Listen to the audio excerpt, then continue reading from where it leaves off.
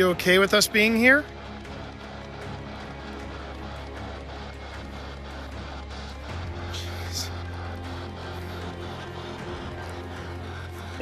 Lady. Lady, oh, yes. Lady, yes. Ashley. Is it a lady Ashley is talking to? Or are you referring to Ashley? It just said Ashley. I'm not kidding. Whoa! Ashley just got her name. She has now ascended. I don't know if you heard that, Pip, but your sister from another mister here, Piper, just said we should put Pip on FaceTime.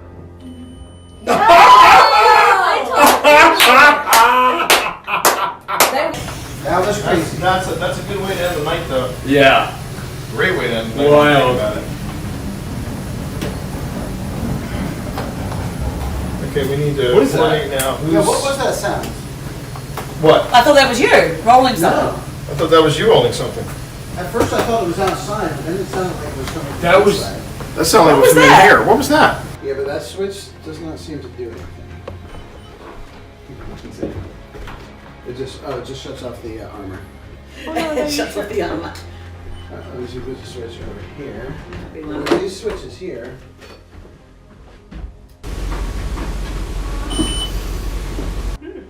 That was not us. Again. All right. I think I heard Sabrina say mom. Huh? What? I thought you were in another room. No, she didn't say anything. Did you not? I heard that. That was, I thought that was. I thought that was Serena. I heard mom. Me too. I heard it too. It wasn't. That was not a real person.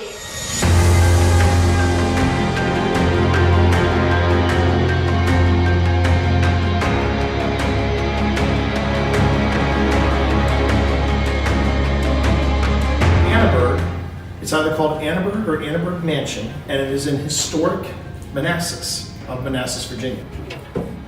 Us short people will be like. Yeah, the short people will be fine. Okay. So welcome everybody to the USS North Carolina. This is the Wildwood Sanatorium. And it looks like we've got really good Wi-Fi for this.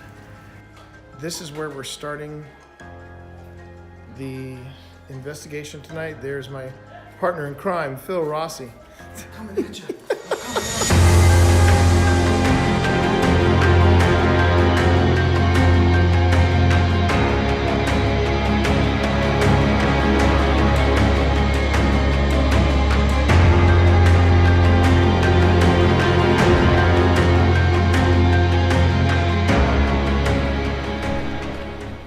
I would like the cat balls. Someone needs some cat balls. What was that? What was that? Yeah, I thought it was something on the floor, but it's not. Someone needs some cat balls. All right, hold on. Hold the phone, everyone. I'm going to isolate this section.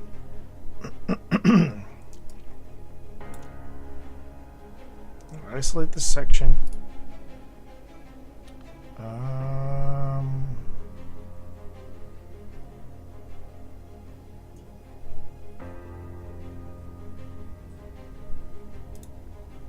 Okay. Is that still going off in there, Tina? I'm going to hand you the cat balls, if that's cool. I would like the cat balls. I'm feeling like something you need to go on the bed. Someone needs some cat balls. It's right there. I'm now slowing it down to 175.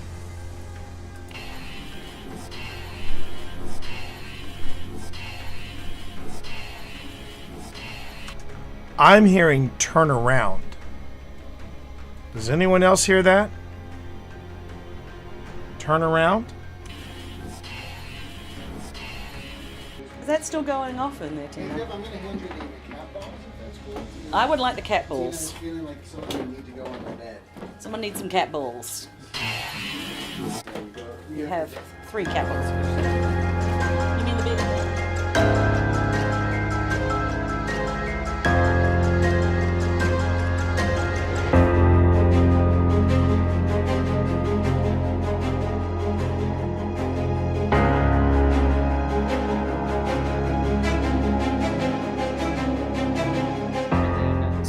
try to 1, 2, and then I will put this one on the bottom. And So I then this see you're one having a lot of fun. on the top.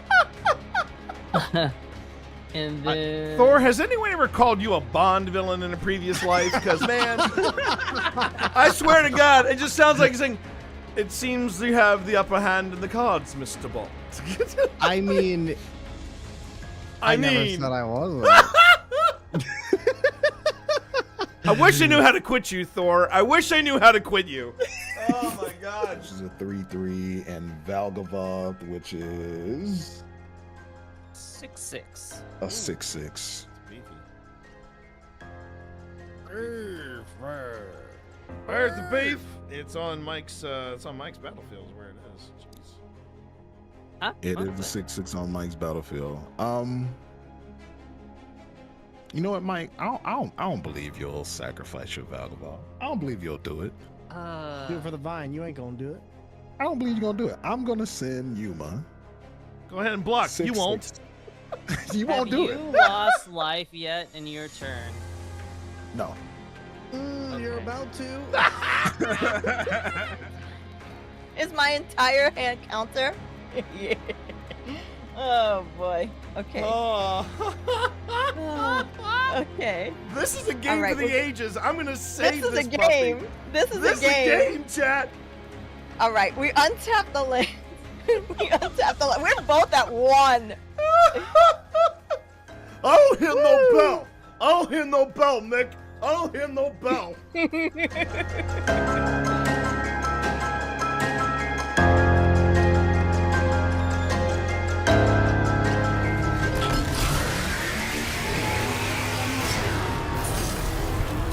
All right, this is it. Yep.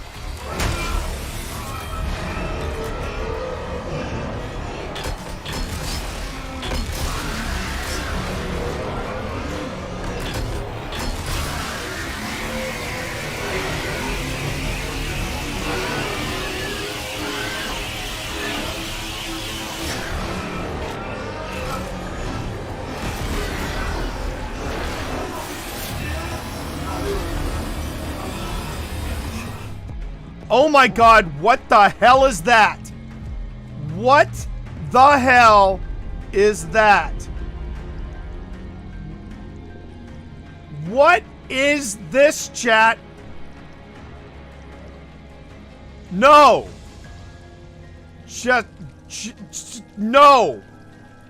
I want to go back to the feel goods. I want to go back to the feel goods with this game. Just no. No. Oh, We already got the candle blowout. And you'll know when it's speaking to you through the parabolic microphone. Yeah. I also put a microphone in the kitchen. Oh! Got it! Got him. Got it! Got it! Like I said, Got it! you'll know. Got it! Yep. Got it!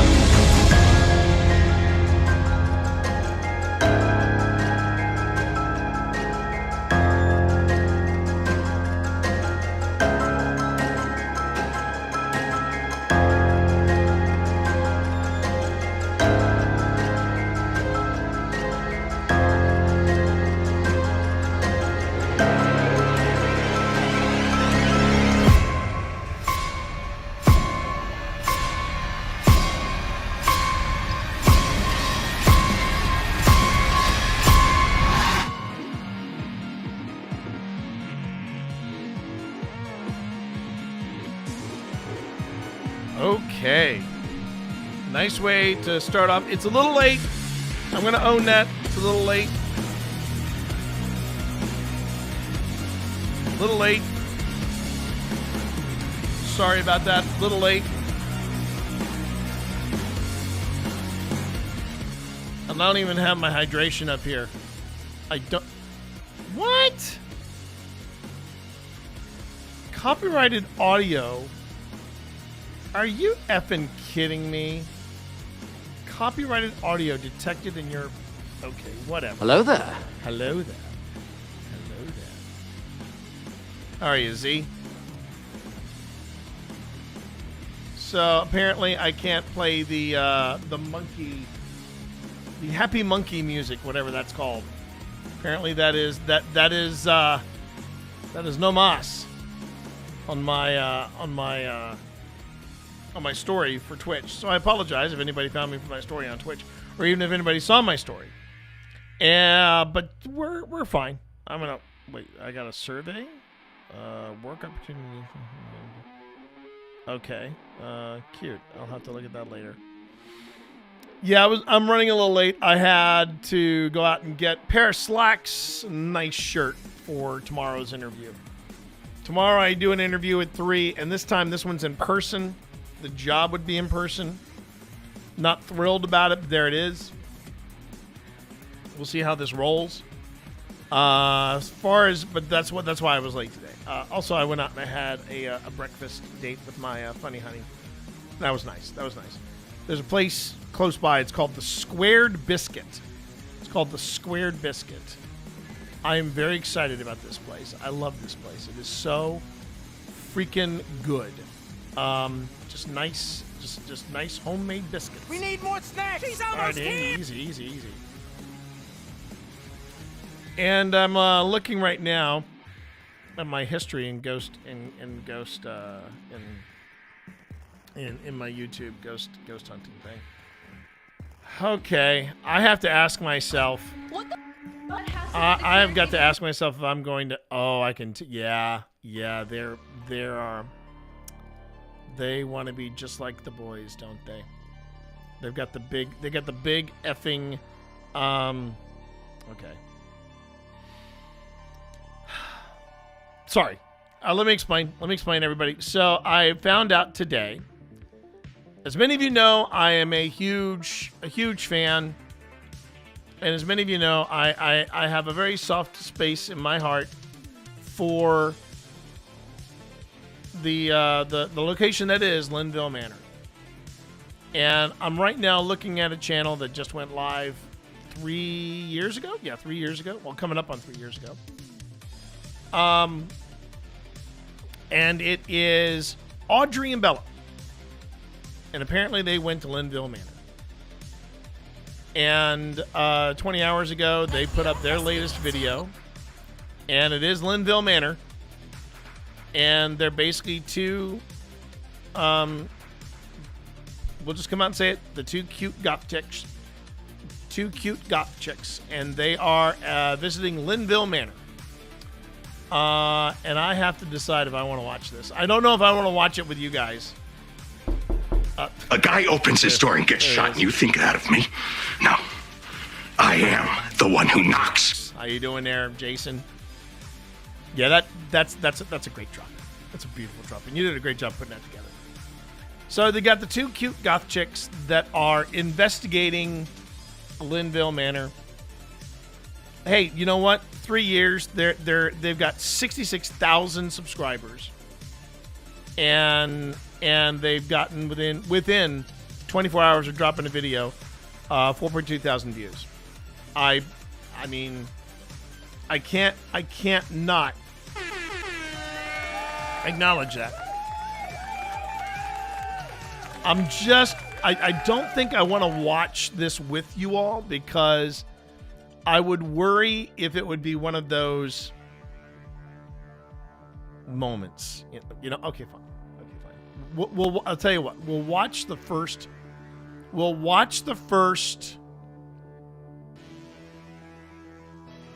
let's say 15 minutes, okay? I owe this to you all because I was late today. All right. I'm willing to take a bullet for the Monster Mash. I'm here for it. I bet you are. All right, here we go. We're gonna watch the first 15 minutes,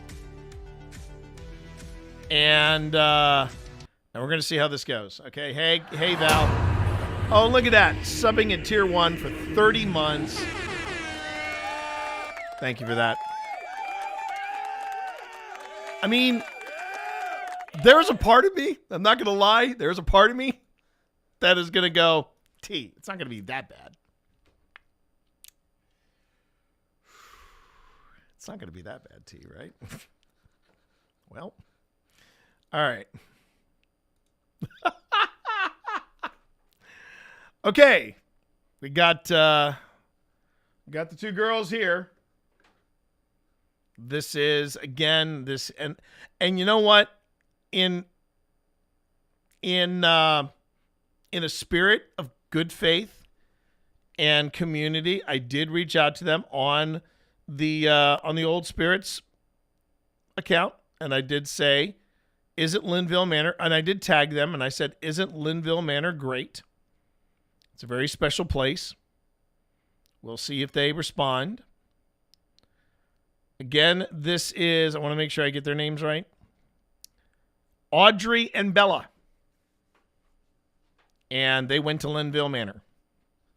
Now, I will say this before we jump into this.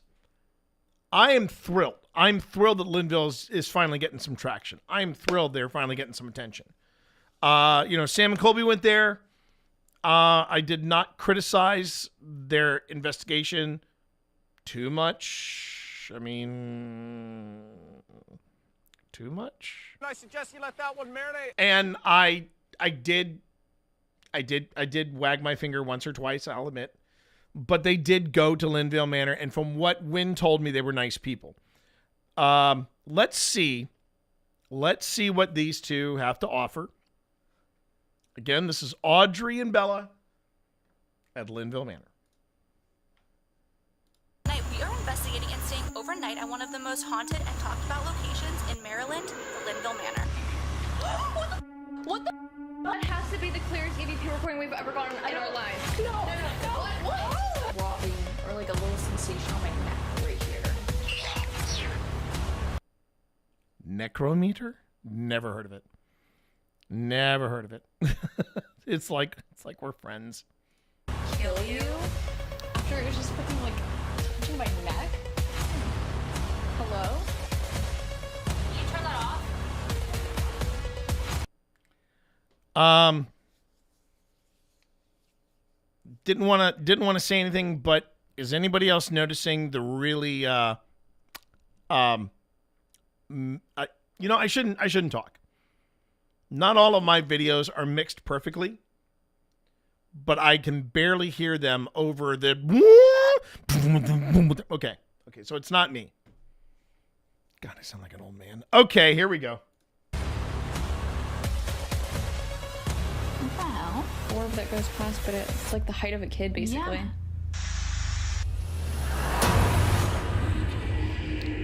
Hey, yo, how you doing here, Marv? And thank you for the sub. It's kind of appropriate that you're here, Marv, because so Audrey and Bella here, they went to visit Linville Manor. They paid a visit to Linville Manor, and because I was late getting to the stream, I'm gonna watch the first 15 minutes of this video. We're gonna see how this goes.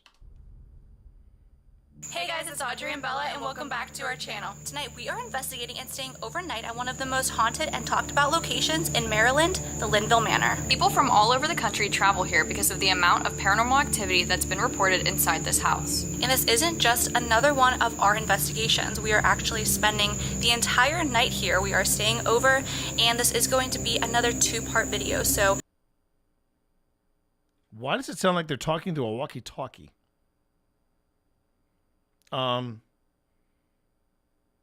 Interesting intro, speaking together. Good on you. Because that's hard to do. But okay. There's so much to this place that we decided we're going to split this up into 2 parts. This first part is going to be our entire investigation of this place, and then part 2 is going to be investigating some spots that we can't fit into part 1, and then also solos. Tonight, part 1, we're going to explore the mansion, learn the history, investigate every major hotspot, and stay awake documenting everything we can before we finally try to get some sleep. Then in part 2, we'll be doing our biggest challenges of the night, including solo investigations, alone challenges, and a full Estes method session. And we'll be investigating some of the hotspots we didn't cover in part 1, and returning to rooms where the activity is reported to be the strongest. But before we get into the video, let's get into the history of this location. Linville Manor was originally built in 1852, making it over 170 years old. Over the years, Linville Manor has become one of the most popular paranormal destinations in Maryland for paranormal investigators. Countless investigators and guests have reported experiences inside the house. Today, it is known for both its historic significance and the stories of unexplained activity that visitors continue to report. Because of the property's age and history, many believe different spirits may still remain inside the home. One of the most well-known spirits here has the creepiest name. It is known as the Lurker, and people don't exactly know what this spirit is. Okay. I told myself I was not going to critique this, but you know what? I'm going to critique it. Can I get a hell yeah? I want to give these ladies props. They have done their homework. So far, everything is correct about Linville Manor. If I want to get nitpicky, yes. It actually goes further back. I believe they said it was built in 1852. I believe that's what they said. I'm going to double check that. I mean, they're coming across sharpest tacks right now, and I mean, I don't even mind saying it. Mad props. I think you kind of did better at research than Sam and Colby's people. So there's that. Guests have as a side year and longest. Didn't alone part hotspot and stay awake documenting everything we can before we they finally said try to get some sleep. 1852. Then in part 2, we'll be doing our biggest challenges of the night, including solo investigations, alone challenges, and a full Estes method session. And we'll be investigating some of the hotspots we didn't cover in part 1 and returning to... Also, mad props, you're not using the frickin' DR60. I just want to say, on behalf of all paranormal investigators, thank you for not using the DR60. Rooms where the activity is reported to be the strongest. I hate that. But before we get into the video, let's get into the history of this location. Okay. Linville Manor was originally built in 1852. Okay, I believe they're talking about this house, which I would say yes, but the property goes back even further. It goes back to Captain John Smith's time, but so far, they're crushing it. They're crushing it. Now, on the wildest of instances that they are watching this in VOD, whether on Twitch or on YouTube, because we are live on both Twitch and YouTube.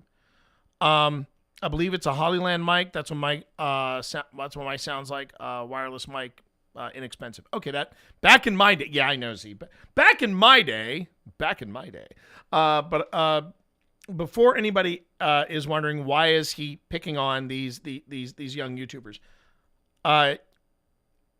point of order. Point of order. I have, and my team has, investigated Linville Manor over 10 times. Over 10 times. Can I get a hell yeah? In no way does that make me like the protector of this property, but it does make me something of an expert. I know this property. I know what resides in this property. I love this property. So maybe I am a little overprotective, I admit. Also, I love me some Win Brewer. And if the ladies happen to be watching, I hope you all give Win a little bit of screen time because he is awesome and we at OSI love him. As a matter of fact, we are making steps right now into offering up in a silent auction where somebody gets like 2 nights in Linville Manor and we go investigating with them. So and it's to help support a local theater, which reminds me, I need to call them today. I also need to call somebody else because somebody wants us to come and investigate their location. They want us to investigate their location and give them street cred so that they can get people in on overnights. That should be interesting. I'll let you know when I have to make that phone call because she's expecting me to call sometime today. Anyway, okay. Bringing it back around. So, Linville Manor. I love this place. I love the owner. Great place. So freaking active. And so far, these ladies are crushing it. And if they happen to be watching, you know, what's your street cred with this place? I'm very proud to say we have done something in Linville that we couldn't find any happening anywhere else. And for the first time at Linville, what we did was we played D&D in this haunted house to see if it kicked up paranormal activity. And if you want to know what happened, you're gonna have to watch the investigation and the game. Thank you. Big shout out to Dungeons and Disableds who joined us for that night. All right, let's get back to this. I promised myself 15 minutes. Making it over 170 years old. Over the years, Linville Manor has become one of the most popular paranormal destinations in Maryland for paranormal investigators. Countless investigators and guests have reported experiences inside the house. Today, it is known for both its historic significance and the stories of unexplained activity that visitors continue to report. Because of the property's age and history, many believe different spirits may still remain inside the home. One of the most well-known spirits here has the creepiest name. It is known as the Lurker, and people don't exactly know what this spirit is. Guests have reported seeing the Lurker standing in the ballroom doorway, watching from the top of the staircase, and appearing inside the conservatory bedroom. Yes. Now, the Lurker rarely interacts, but whenever he does, people report that he just vanishes in front of them. So the library is actually said to be home to a spirit named Lily. People claim they've heard sweeping sounds late at night, and Lily has been described as especially friendly towards dogs. The ballroom has produced some of the strangest reports. Visitors claim they've heard two men arguing, chairs moving on their own, and what sounds like a ball rolling across the ceiling above them. So it's actually one of the rooms that investigators return to again and again because there's so much unexplained activity that happens there. Also, guests frequently describe a strong male presence inside the conservatory. Reports include unexplained pressure in the room, numerous orb photographs, feeling watched, and an overwhelming sensation that someone else is standing nearby. The next hotspot is the pink bathroom, which is also called the non-believer's bathroom. According to the manor, anyone who is a skeptic that visits here automatically changes their views on the paranormal because of experiences in the pink bathroom. The Linville room is another hotspot at this manor. Unlike many of the other darker stories throughout the house, guests often describe the Linville room as peaceful. People have reported feeling calm, comforted, and even waking up unusually refreshed after sleeping in there. So I knew that room as the amethyst room. And that is the room that is the reason they're using amethyst when you're getting into the more woo side of paranormal. We start talking about crystal protections, talismans, things like that. Amethyst is usually involved, and amethyst is considered a protected stone from paranormal activity. Ergo, why this is called the amethyst room. The kids, I remember the first time we ever investigated here. That's probably. I wonder if Wynn rechristened that the Little Linville room, which wouldn't surprise me. There's another room they got, and I hope they're going to cover it. It was the room that I've slept in, and I slept very peacefully there. And it's my favorite room because of its theme and all the good stuff around it. But I'm going to wait. Leading some to believe a protective or angelic presence may reside inside.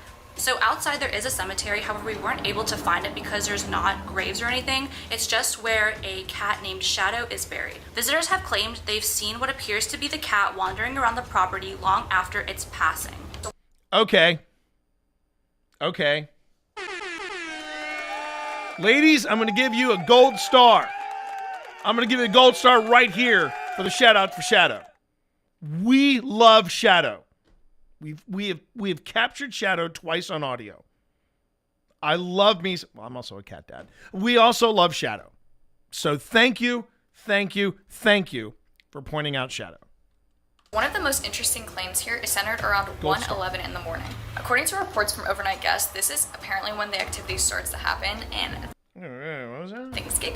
Shadow is buried. Visitors have claimed they've seen what appears to be the cat wandering around the property long after its passing. So one of the most interesting claims here is centered around 1:11 in the morning. According to reports from overnight guests, this is apparently when the activity starts to happen and things get crazy.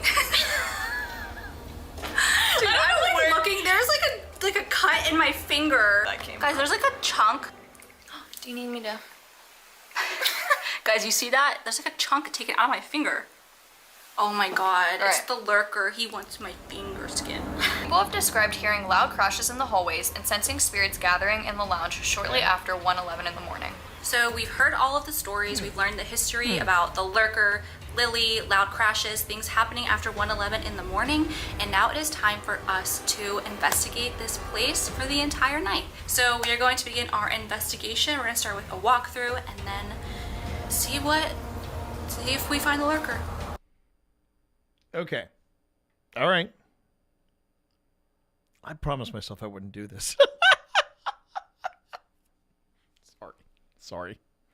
First off, let me apologize to Audrey and Bella for coming across as like a little overprotective of Linville Manor. Hi, Spence. Hope you're well. Hope all is good.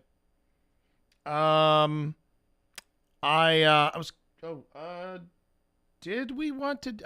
I had a late start to the stream today, and then I found out that these two have just posted part 1 of a video of Linville Manor. Oh, you're being vitchy, are you? You're being vitchy. You're being very vitchy. Do you want to push back our lesson to 3? Because I'm going to go later tonight because of the late start for me and everything. Are you okay with that? Or are you or if being witchy means you can't do okay, cool. Tarot lesson later today. And then more ghosty stuff. But okay, so I want to see if they get into any more details with the walkthrough. Their history spread was solid. Yeah, it covered the basics. But seriously, gold star. Serious gold star for mentioning Shadow, because I don't think Shadow does not get enough love. And we love Shadow. We do. We love Shadow. In fact, if you watch, I believe it's part 1 of our investigation of Linville Manor, our first one, which was season 2. Yeah, you'll hear us catch Shadow. It's pretty cool. Okay. I see him behind us right now. Okay, let's get into the video. Wow, she was chewing gum. She was chewing gum while doing the intro. Okay. That's talent. That's talent. All right, guys, so we are going to start our walkthrough of this place. Necrometer is already saying some weird things. It said, coming for you on the outskirts, just a moment and charge. So I guess we're going to see what that means maybe later on at night. But yeah, so this is the place. It's actually really... It's taxidermy! Okay. All right. Nope.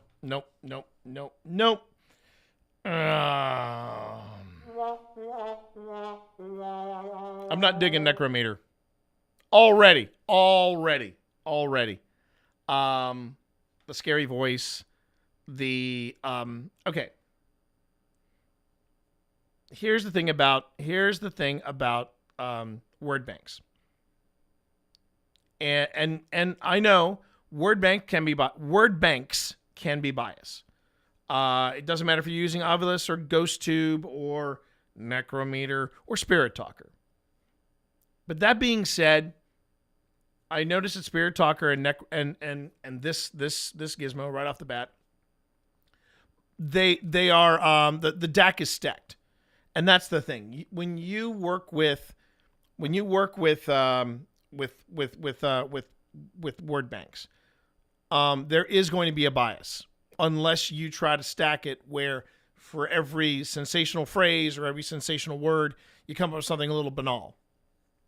You come up with something like chair, bathroom, door, or something along those lines. Spider Queen, how are you? I hit the like button, but I'm in the well, you're at the doctor, so you're lurking. Thank you, Spider Queen. Thank you so much for that. I appreciate that. Oh, you're labeling a new batch of wax melts. Okay, Spence. Very cool. Very cool. Spider Queen, I hope your visit to the doctor goes well. Thank you for the shout out on YouTube and for the like. I'm much appreciated. And Spence, I hope your wax batches go well. If you need a little more time for cleanup, but yeah, 3 o'clock today, we should be fine. I'm not going to be spending a lot of time on this video because if I have to do a reaction video to this, I will. I want to see how the first 15 minutes go. But I am a little put off by the meter. Now, sorry, necrometer. Like I said, spooky voice, taxidermy, and all the other stuff that she's saying. It's basically, it sounds like the deck is stacked against this, which is why I'm a bigger fan of GhostTube and their apps than I would be of something like this. I think that the words in GhostTube are a nice mix of everything. I mean, yes, they have devil, they have murder, they have, phrases like that. Same thing with the Paratech and the Anubis. Both of them, they've got those same kind of thing, but they also have just everyday banal words. And if you're stacking the deck with the spooky voice and the sensational stuff, I would take everything that this thing is saying with a grain of salt. So I'm just starting off with that. Guys, you are going to see how much taxidermy there is here. Dude, that's insane. And to get that out of anything to start off is crazy. I don't even know if we've ever gotten that on there before. I don't know if we have either, but this is where the lurker stands how many words up are at on the that top word of bank. the staircase. So that statue is not him. But oh wait, maybe we should introduce ourselves. Okay. Hi, spirits at Linville Manor. This is Audrey and Bella. I'm Bella. That's Audrey. We're here to film here tonight.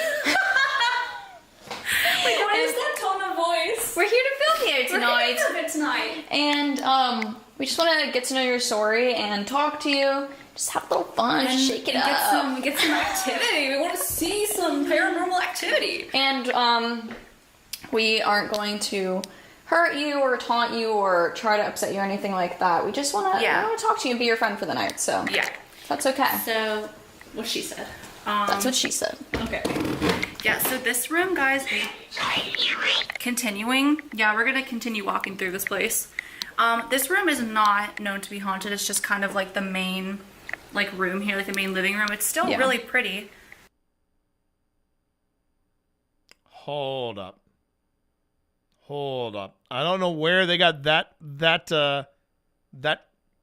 nugget of information, but some of the weirdest stuff that has happened to us happened in there. This was the room where we were doing the toast to the ghost, and Wynn said cheers, I said cheers, Phil says cheers, and a fourth voice said cheers, and nobody else was talking after Phil. It's in this room we have had not one but two light anomalies happen.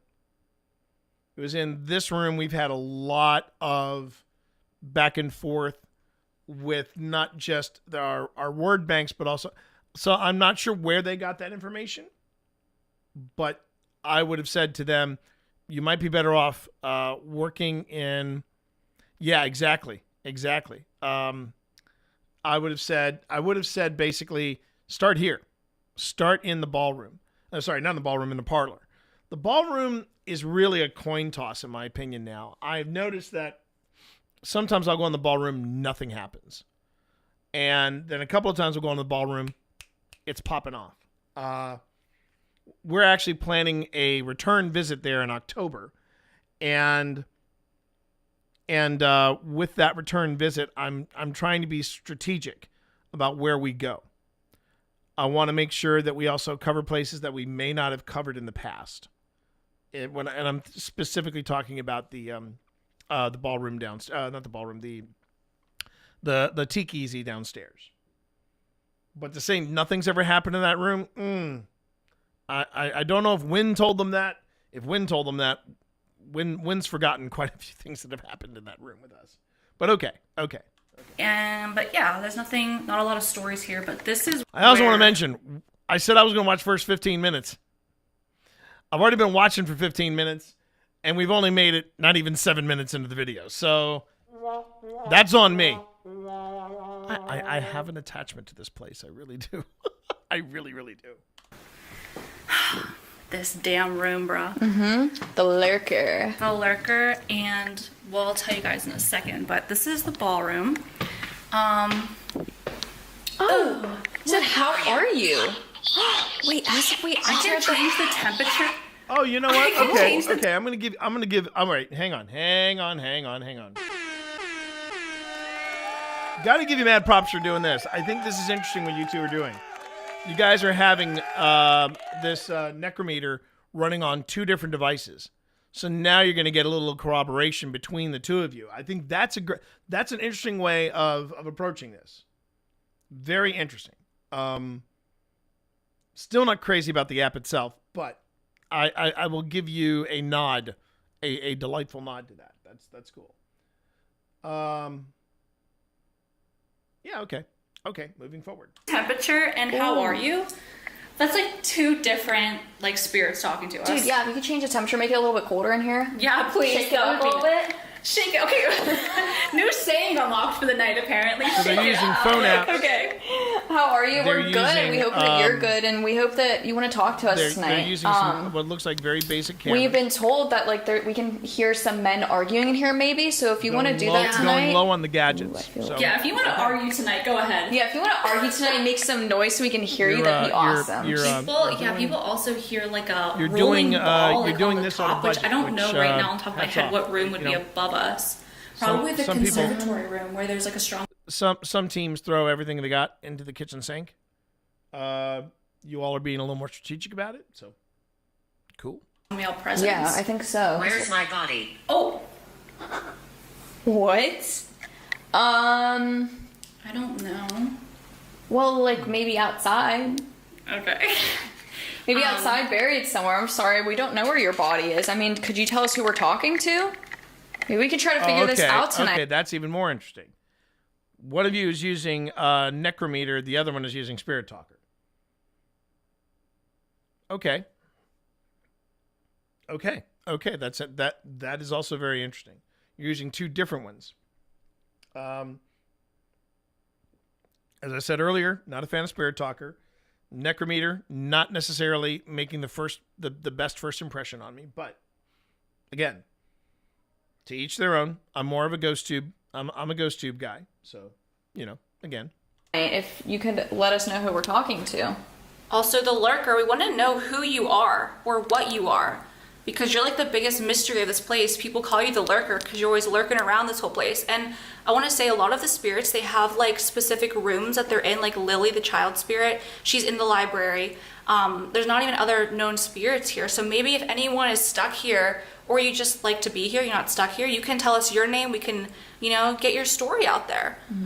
I mean, yeah, we're going to be here all night. We're just walking through right now using our devices. We do have 2 different devices where you can say some words and they'll come through. Shut up. I would have discovered. But we're going to use some stronger equipment and different techniques later if you want to talk to us. But I just want to know who the lurker is because he just lurks. See you, Val. We don't know who he is. I hope we can see him. I hope he shows himself to us. I hope so too. We're going to do... What's that mean?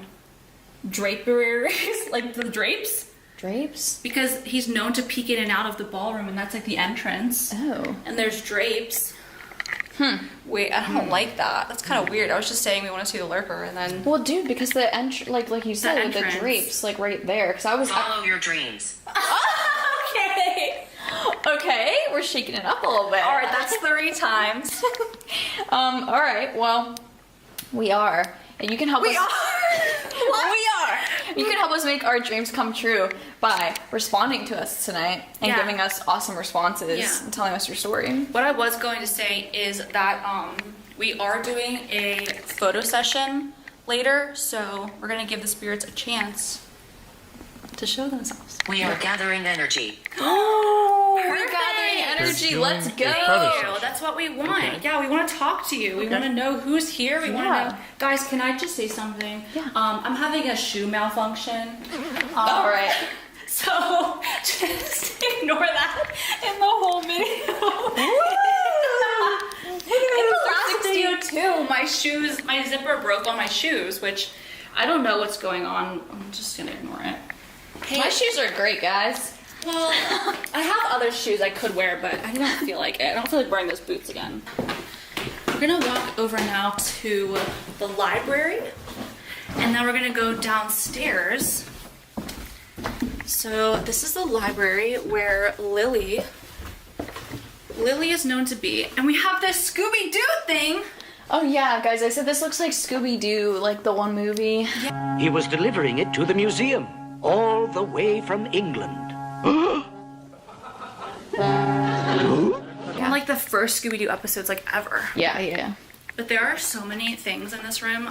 That's probably why a child spirit likes it in here. There's like so many different like fun things to play with and stuff. Wrath. I Oh. thought that's a breath. I was like, yikes. Wrath? That's interesting to get in this room. I mean, unless there's like something. Reminds me, I should bring. Oh yeah, guys, remember we said taxidermy? Taxidermy number 1. Let's keep count. That's number 1. Yeah, number 1. Okay, so yeah, this is the room that we'll be in later doing some talking. Lily, are you in here? I am Ambrose. I am in. Okay, I will say, if you're doing a photo shoot, this is a great place to do it. This would be a great place to do it. So yeah, I am, again, makes sense. Yes, Viola. I hear you, Viola. I hear you. Okay. Ambrose. Holy That's shit, an right old when you name. asked if it was Lily, and it was just like, no, let me tell you my actual name. That's I'm like Ambrose. actually like an old fashioned name. Is there any, Ambrose, are you like an adult or a child spirit, or maybe are you the lurker? Yeah. What was your role here? Why are you here? I'm trying to Cannibal Valley? What? I'm trying to see if there's any books with Ambrose on it. Spirit box. Is that Lily? I wonder. It's like a little I don't girl. know. There's a lot of pictures of like a lot of people around here. Lily that I don't is- know if it was like anyone that was Lily is you know, definitely here one of the confirmed or- spirits. I'm not really sure. Lily, are you that is here with known. us? That is, well, not I know that it might be scary, That is but I known. mean, we're two So, young girls. Ambrose, We're I don't here, know we're about that. nice, we're not scary.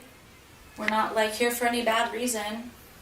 And if you don't want to use our devices, Lily, you can make a noise. People say that they hear shuffling around. Yeah. If you want to make like a noise, like walking or tap on something.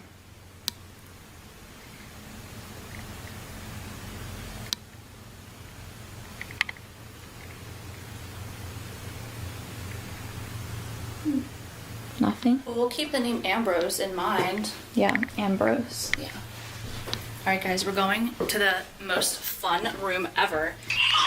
Hate? Hate. Maybe they Oh, hate it down here. Or us. Or atmosphere. Hate the atmosphere. They hate the atmosphere. Dude, can I just say, I was about to say, they positively hate the atmosphere.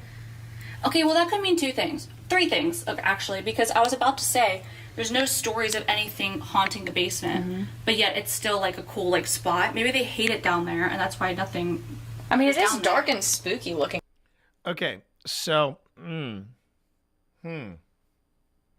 So there's this is why I really want to investigate the T-Keezy. That's where they're at right now. The first time we went down there, and this was before Wynn made it into a T-Keezy. It was his workout space, and I don't know how he could handle it because at the time it was a dirt floor and there was a real hard musty scent. I couldn't stay there for long. I put on a good yes, I know, yes. Viola has arrived. Cow! Cow! I want food now, cow! When she gets mad at me, she calls me Carl. Cow!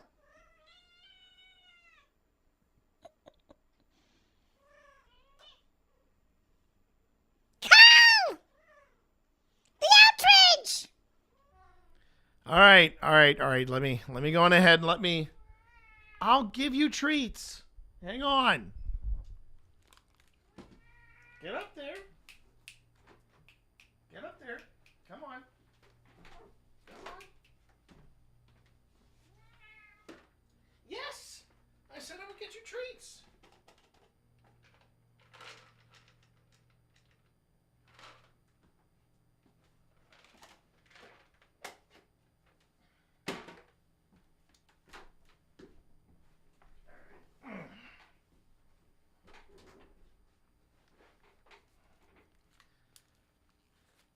So Wynn told us, now early on, Wynn told us that there was something, and he did think that it was probably the lurker.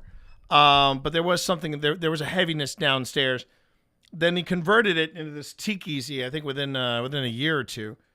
And I love this tiki. I'm going to save the stories for when we investigate it. But it was downstairs in the tiki. We had Liana Rupert down there doing an SD session. And I've talked about this before. In fact, I talked about it in the last episode that we did about Linville Manor. And I talk about it. I talk about it in the investigation of playing D&D in Linville. And there was the investigation we did with Dungeons and Disableds. And they we were doing we were downstairs with Liana Rupert doing an SD session, and Ghost Tube Seer did something I'd never seen it do before. It actually created an image of the person that was sitting in front of me, and to this day I've never seen it do that. So I think there is something. I think there is something down there, and I want to see if we can figure it out, or at least get a hint of it while we're down there. But yeah, this place, I'm anxious to see their reaction to it. Down there, so it's like I don't know if something is like actually down there. There's an old Ouija board down there too. Yeah. But then the other thing I was going to say is they either hate the atmosphere here and they're stuck here, or they hate the atmosphere that we're here talking to them. Maybe. I don't know. I mean, it's right when you said we were going to go down in the basement. True. I was about to say how cool it is, like, set up down here. 4. 4. Okay, whatever that means. There's 4 of them. Whoa.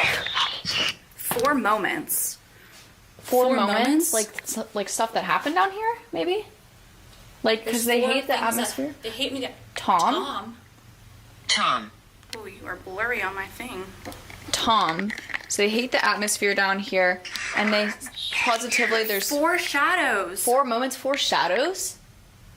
Okay, so maybe there's, I don't know, like 4, I don't know. 4 shadows. What if the lurker isn't just one entity?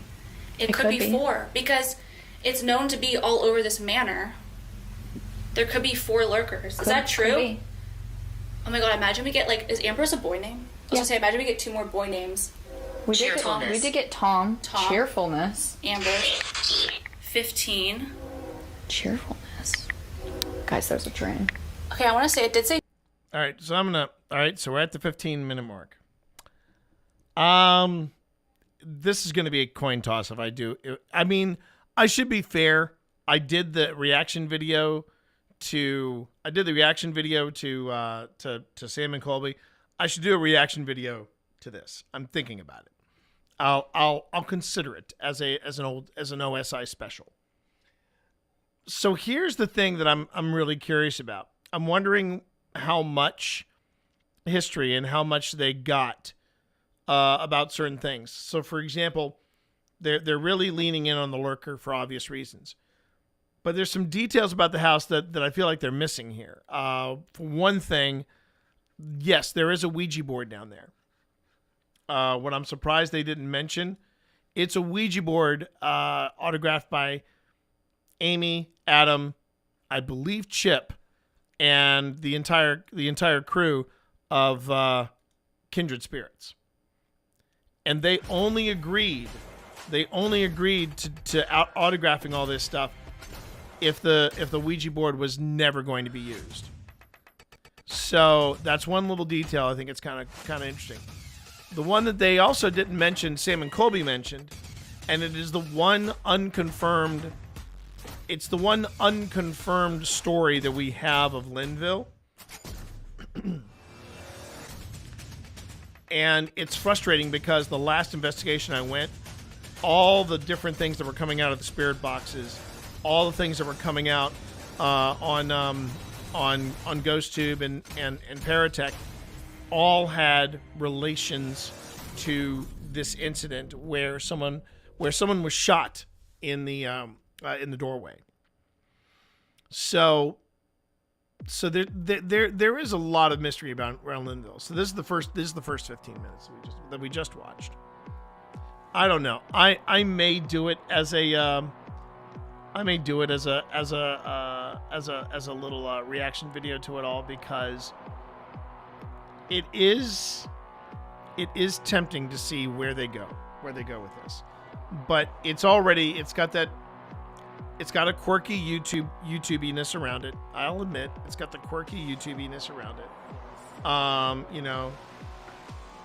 Wardrobe malfunctions and the like. But that I understand. The thing is, that is a characteristic of paranormal entertainment videos, where it's less about the investigation, more about the hosts. And they're obviously working on working on the basics, which I think is that's a smart way to start off. Some people are tech heavy. And I own that. But I also remember when we started off, and when we started off, we kept it very simple. I kept it very, very simple. I had I had a handful of gadgets, that's about it. And I am curious as to where they. I'm very curious as to where they go here. It's all and the other thing is, I'm always interested in what happens when people investigate places that I'm familiar and friendly with. And Linville Manor is one of those places.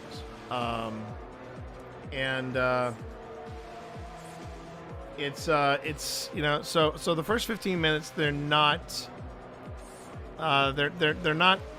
they've obviously gotten a lot of things right, which matters a great deal to me. For whatever that's worth. So I'll give you a quick story as I'm shuffling the cards here for today's tarot lesson. There is so when we first discovered Linville, it was actually Phil and Tina. They first saw this place on Kindred Spirits, and it was in Upper Marlboro, Maryland, and we were like, okay, this looks like fun. This looks like this is close, so we should look into going there. And then we went there for the first weekend, and we knew we were going to be coming back. We just knew, because we just fell in love with the place. We fell in love with Wynn, and we just had a great time. Just getting to know the place. And I don't know how it happened, but we wound up investigating Linville. I want to say when we did the investigation with Dungeons and Disableds, that was our 10th investigation at that place. And that was the 10th investigation within 2 years. It was one of those what's not to like about Linville.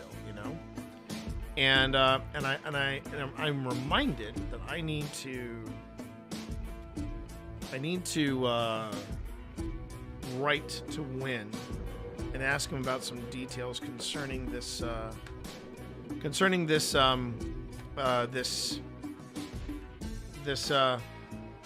auction that I'm getting him involved in.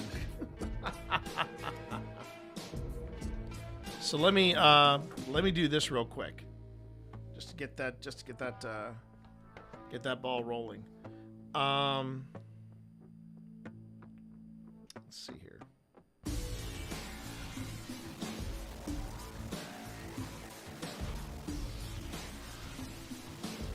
Get that ball rolling.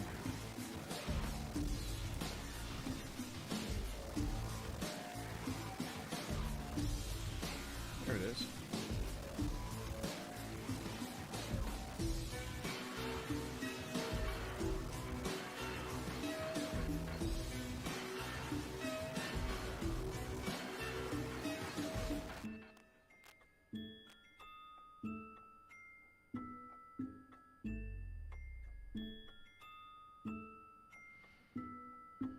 this opportunity.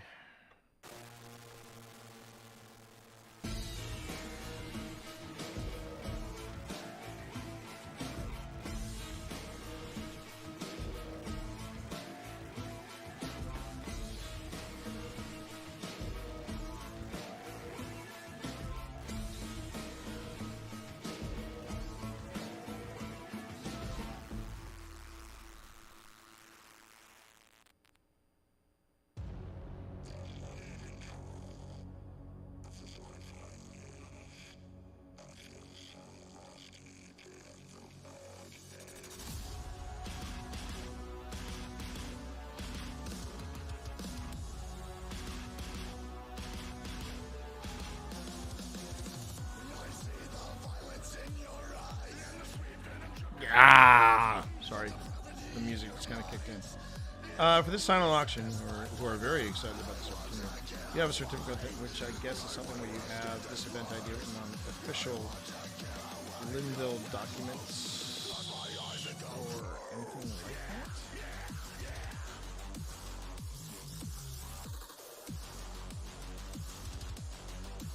that. Okay.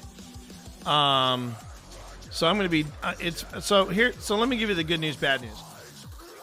Good news is I'm going to be doing a lot of stuff on this stream today, and we're going to be, we're going to be doing the spooky. I promise we are. We're going to get to that straight away. I think I am going to take a quick little break to, I know it's only 1 hour into the stream, and I apologize, but I kind of, because I was running late, I jumped in, and I don't even have hydration, and I desperately need some hydration right now. But along with hydration, I'm also going to be doing some business stuff during this stream. And that's the bad news. This is all the bad news, right? The good news is, because I started late, and because because our usual Tuesday plans are not happening, I am just going to go on ahead and stream a little later tonight. So I'm not going to be wrapping up at 5, so I can grab something to eat and then head off for D&D. I'm actually going to go on ahead. I'm gonna do the thing here. I'm gonna do some stuff because as you saw on the schedule, it's a very light schedule of streams this week. Got to get the kiddo back to college, and once we get the kiddo back to college, I've also got a family event this week. So I have the interview tomorrow. So there's just a lot happening this week. Hopefully things will be a little more on even keel next week, but I know I'm going to be kind of under pressure because we still have the latter half of the historic jail to look through, and I have no idea if we've got anything happening there. So yeah, lots of stuff is happening right now. Lots of stuff is happening right now. And I should say to win. If the answer is no, I could probably make something.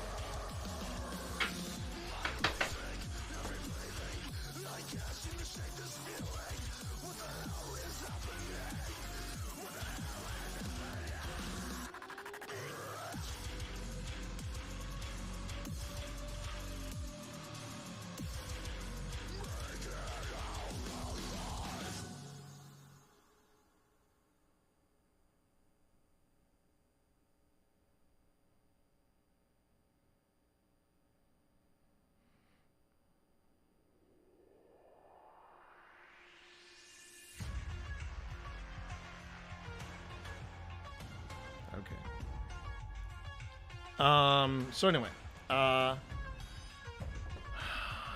see here. I'm trying to think. Got to upload the last episode. Well, that's done now. It's okay.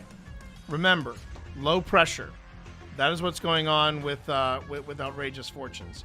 It is a low pressure project. Okay. So it will go live at 5 p.m. That's fine. That's fine. We are good to go. And I think I'm going to stop my shuffling there. No, I'm not. I'm going to do one more random shuffle because I looked at the deck and I'm like, the card's inverted. Does not necessarily mean it's a bad thing, but I want to do it, After the past couple of weeks, I did not reset. I did not reset the. I was going to do that over the weekend. I have not reset the Wonderland deck. This is the Crooked Moon deck we're working with. So I just, but I have not reset Wonderland. I have not reset it yet. Now it did say something. I wanted to let you know. They did say something about how to reset it. That would be a great topic for today, Spence. In fact, I'll tell you about what the Wonderland deck. In fact, I'll get the Wonderland deck while I take this break. Okay, I have now blindly shuffled all of these.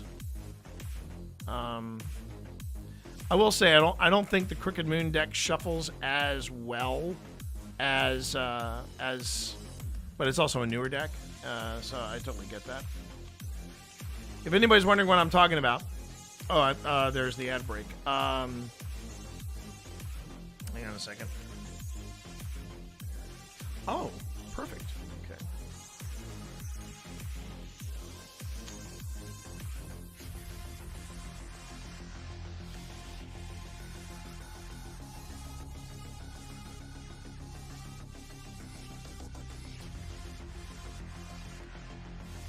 Oh, wow.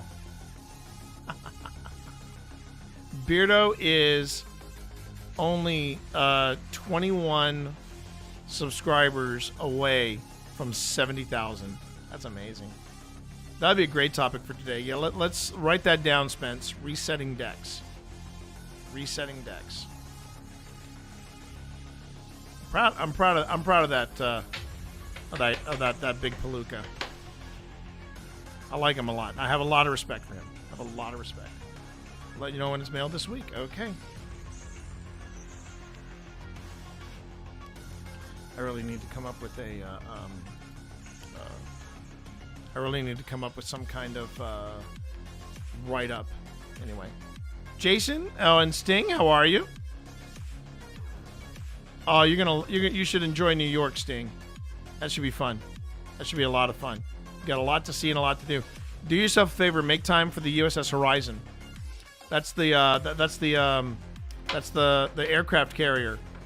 That's the aircraft carrier, Sting, out in the Hudson, and they got some really cool stuff. There. Okay. Deck is ready. It is still an inverted card. F it. I've shuffled it. I'm gonna let it go.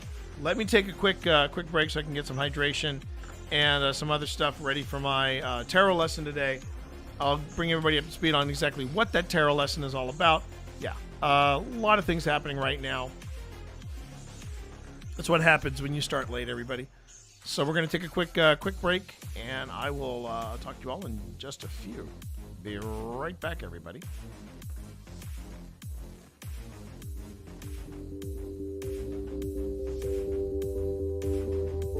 So, Jack, you are upset that Wesley fought for Virginia, fought against his own people from Gettysburg.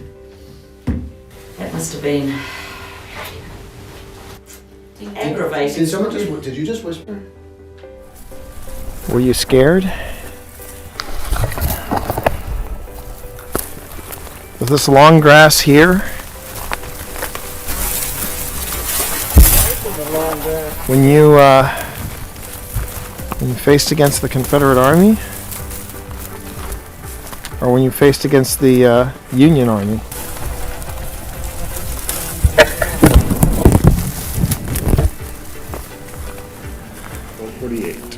Only 1 a.m. Almost 1. Hasn't felt like 6.5 hours. No, it has not. It has not. Now I know. Heard that too, babe. Yeah. Hello? We're just going to introduce ourselves, and then we are going to sit in silence to give you a chance to introduce yourself. My name is T. My name is Pip. My name is Val. Hi, I'm John Walker to my friends, and hopefully we can count you as those. Well, you just got a yes from here, or at least you got the candle lit here. Oh, Nice to meet you. I think that's a good sign. Yes. Yep. Did you all hear that? I did hear that. That was, yeah. It sounded like a, It sounded like, well, I thought it sounded like movement over there. No, I heard a voice. I heard a voice like a, is that you, Mary? Okay, did you all just hear that? Yeah. Yes. Did you all hear that? Yes. We're not any type of organization. You're okay. You're gonna be okay. You can talk to us. We're here friendly and respectful. We're not an organization in any way. Yeah, Exactly. we're very friendly and we come with full respect. Are you scared? Nervous maybe? A lot of people, huh? Yeah. So I tell you what. Yeah? If you're good with us going back to the mess hall and having somebody else try to talk to you. Okay. All right. Cool. Okay, well then, all right, calm down. In the words of Ted, calm down. But let us grab our gear, and then we're gonna go and we're gonna go. No, we're not going.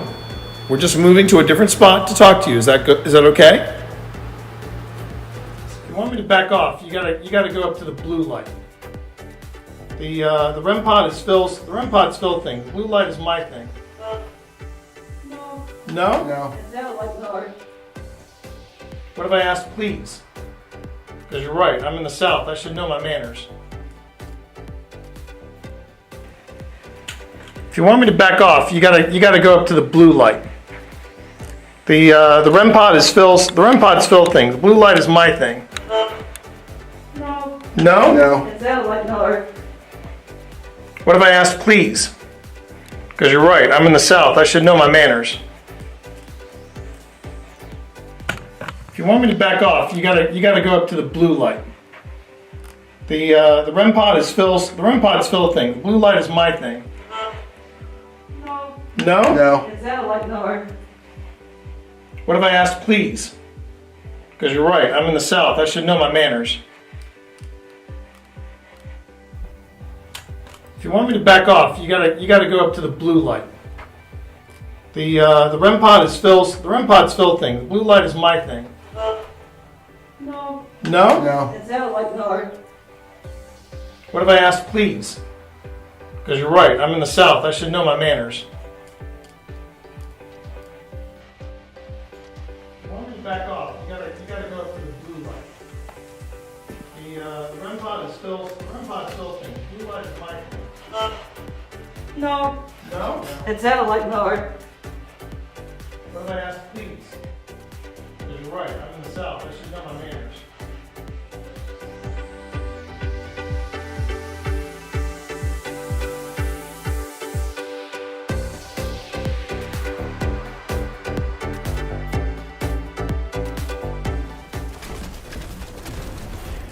Did you shoot my friend?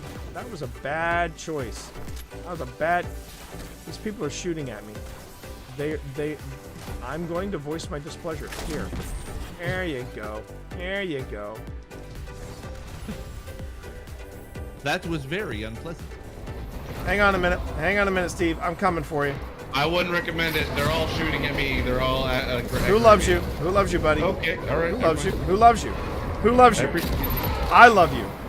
My family does. I love you. I love you too.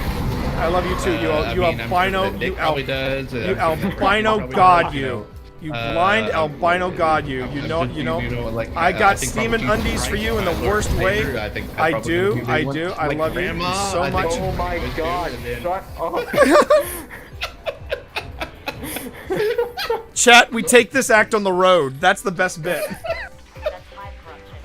Well, I have ascending dots on my PKE meter here, so. Yeah, that's what I was burning up. What is the? Still says it's ascending. Oh, Steve! It's over there. It's done. Let's blast it. Trap's going out. Oh, look at this. Oh, I found a. Hey, wait. Where'd that rift come from? I think we knocked it out of Steve's hands. No, it was in that room. I saw it. It was like, ah. Bye, Steve. Get him in there. Get him in there. Okay. All right. Get this rift. Concentrate on the rift. Pack's about to overheat. That's fine. That's fine. Take the rift. Take I don't like the way he says that. I don't like the way he says that. Is he sneaking up behind us? I'm just excited that I found it. What is my name? Yeah. My name is Sabotage Your Backpack is what my name is. Uh-huh. My name is Sabotage Your Backpack. Uh-huh. Right.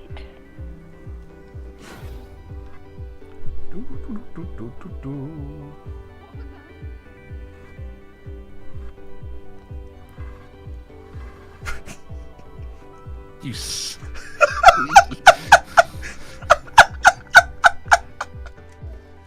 All right. All right, my friend. Okay. Going back in. Going back in. All right. All right.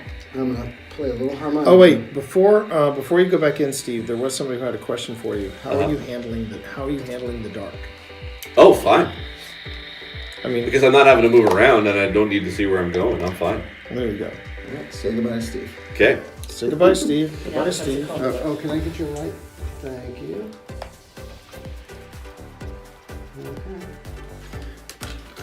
Let's see if we can talk to Jack again, because last time we were here.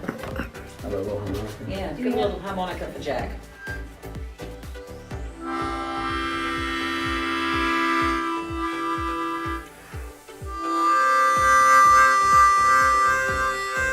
You can. You can. Chords. I am playing chords. Chords, yeah.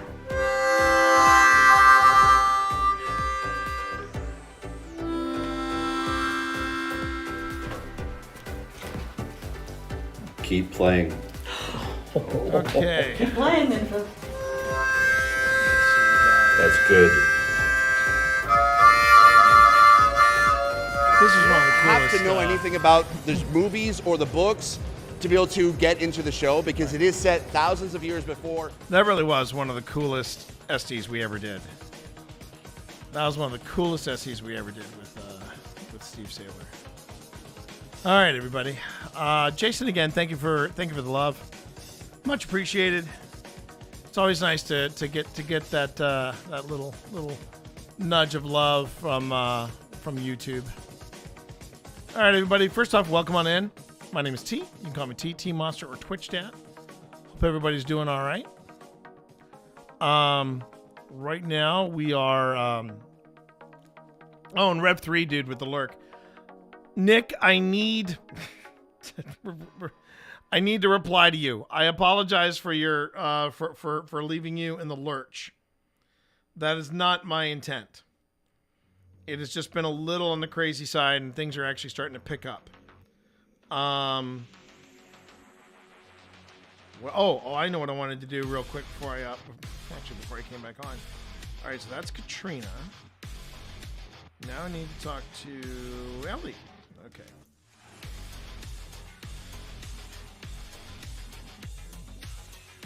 Okay.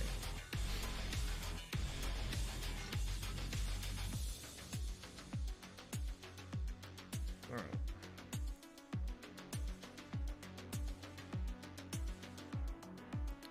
right. Boop. Yes, hello. Hello there. Thank you for the boops.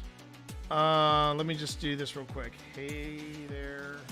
Give me a minute. I'm just gonna mute everybody while whenever I write emails, I tend to do this where I will talk the email out as I'm doing this. So let me just mute myself for just a moment.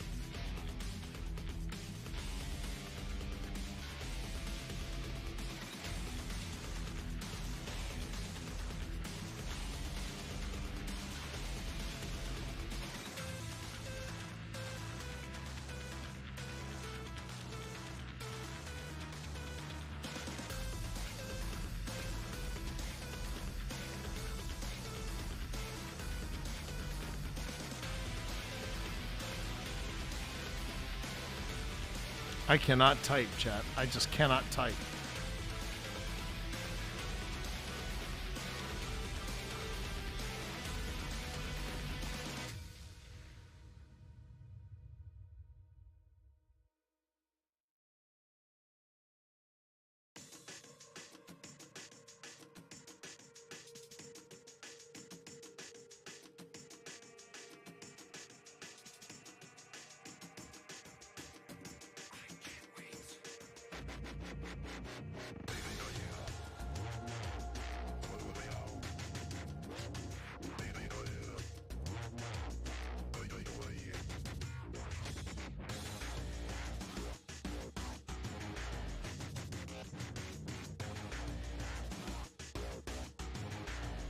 All right. So let me just make sure.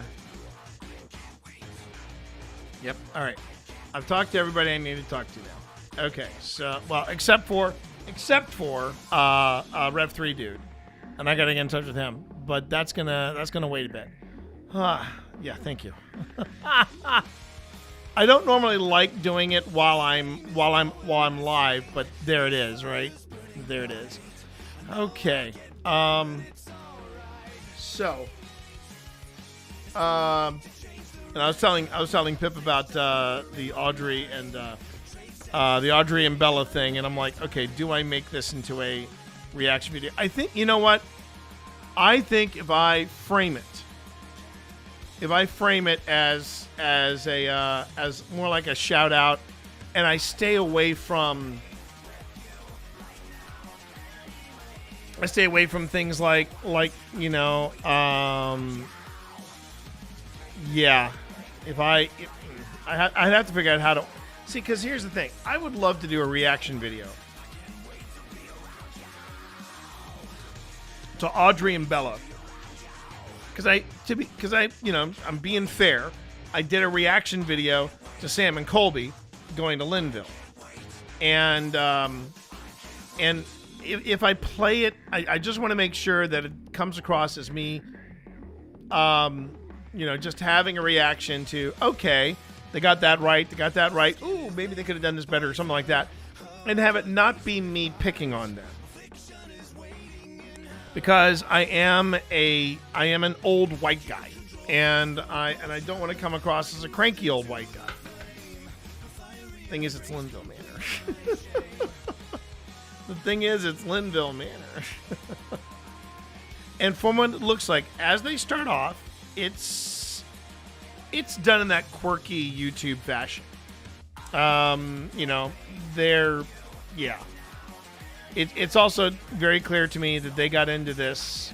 It feels like I'm watching what they're doing, and it feels like, okay, we got into this because we're fans of Sam and Colby. And I could be wrong about that. But I want to try to... I'd like to do something. I just want to navigate it carefully, because I don't want to come across as that guy. You know what I mean? Let me also get this set up. We still have plenty of time until it's time for the outrageous fortunes. But I want to at least get the camera set up.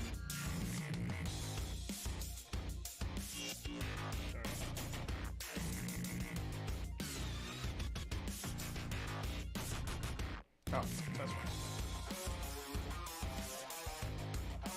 But hey, chat, I hope everybody's having a good day. For anybody that does not know, my name is T. You can call me TT Monster or Twitch Dad or Padre de Gatos.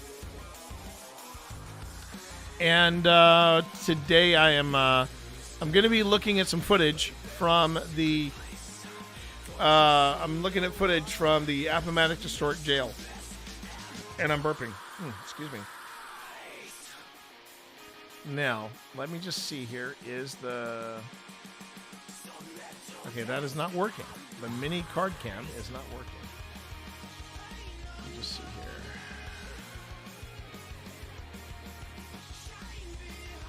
Card cam. Let's see. Yeah. Link over here, and then there we are. Okay.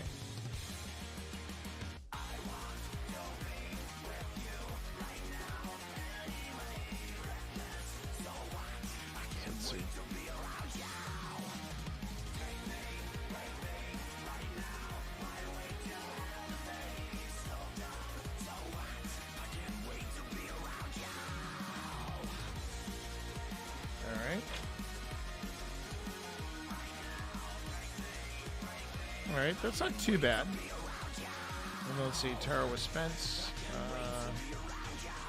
Yeah, okay. All right, looks like we're all good to go. Looks like we're all good to go. All right, so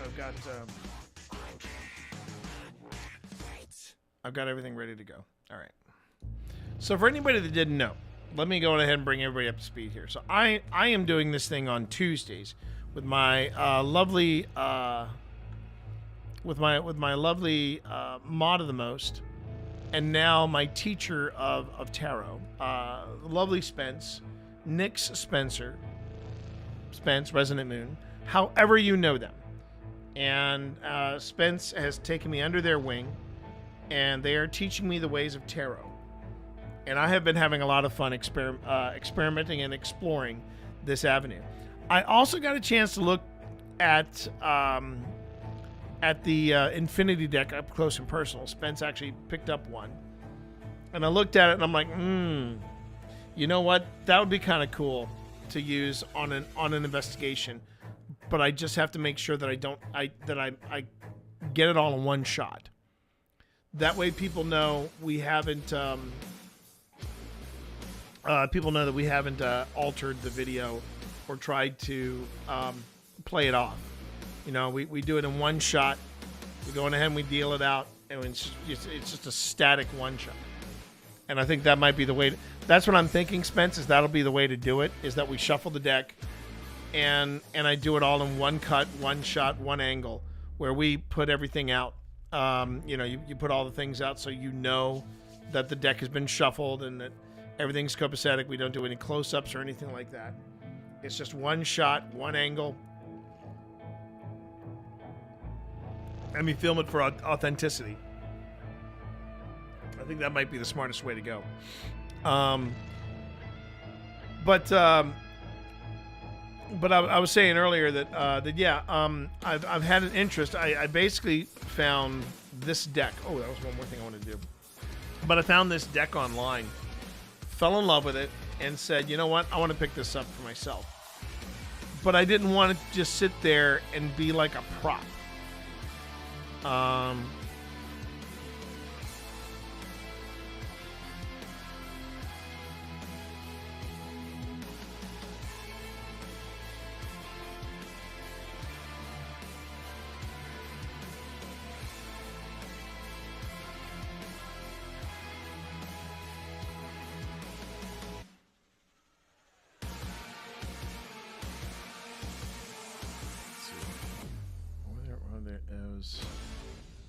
Hang on. Oh, Steve is stepping out of his comfort zone, everybody. Wonder what he's getting up to. Is that 100? Okay, 179 views. For the ghost stuff, that's not bad. For the ghost stuff, that is not bad. Okay, 179. I'll take that. Okay, meanwhile, what is Steve doing? I'll look at it later. All right.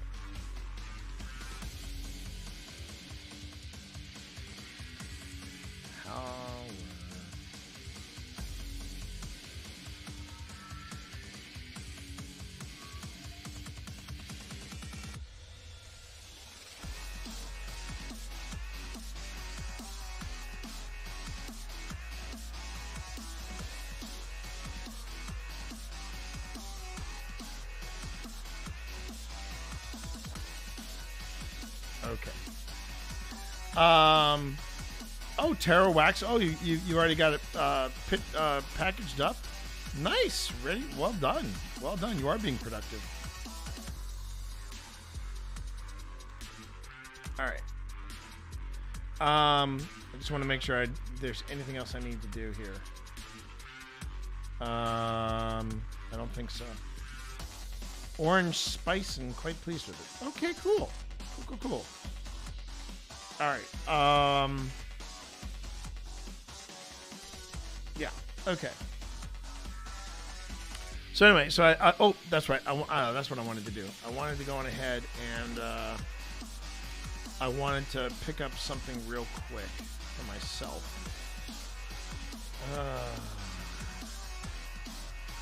Okay. Can I look at past orders? I can. Okay, I can look at past orders and see what I have picked up.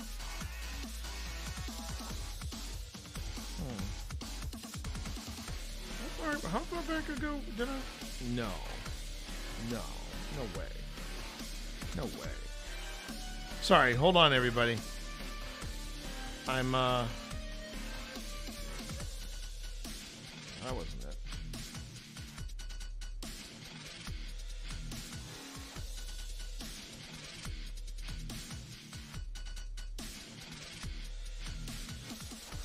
Huh. Okay, so that one, okay. Alright.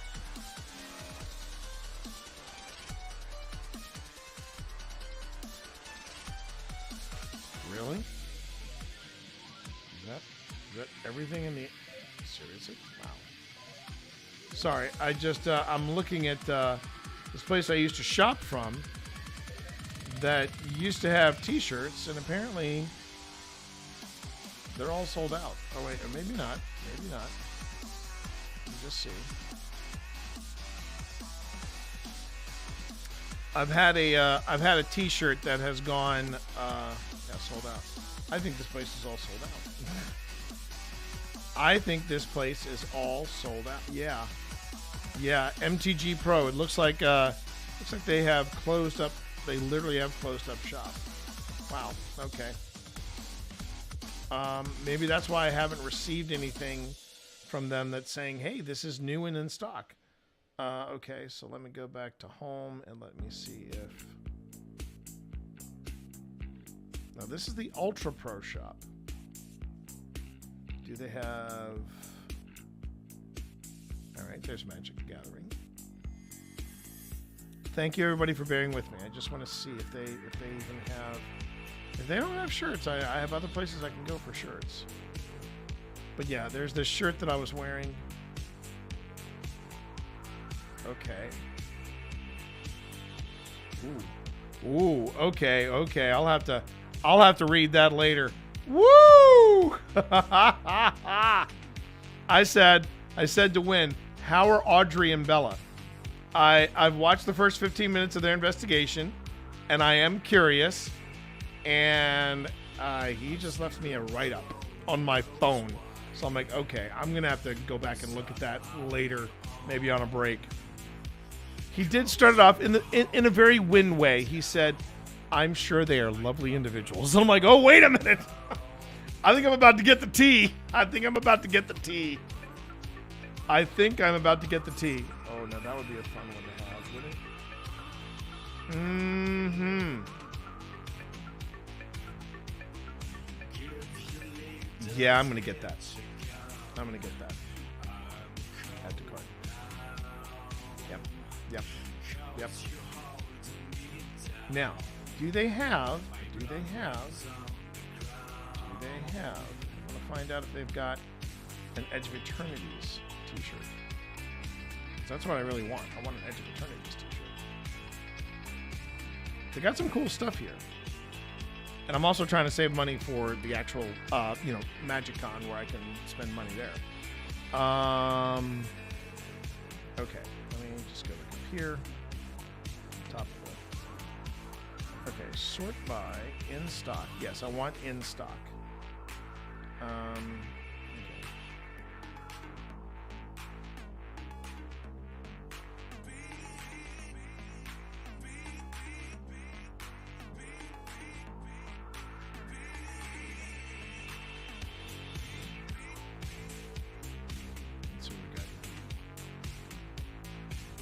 Oh, and there it is. Oh, and that's the one I wanted to replace.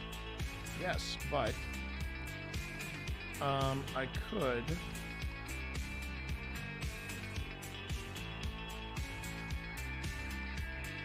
Ooh. I think I'm actually going to.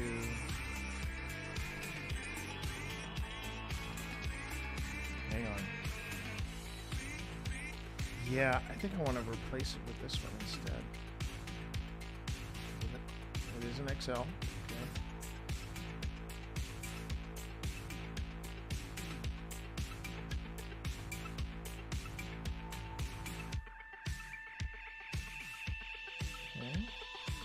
Please hold, everyone. Oh, and they're on sale. They're on sale, everybody. All right. I had to retire a shirt, and I'm replacing it with two that are on sale. In fact, I think these two shirts together are cheaper than the shirt that I originally got.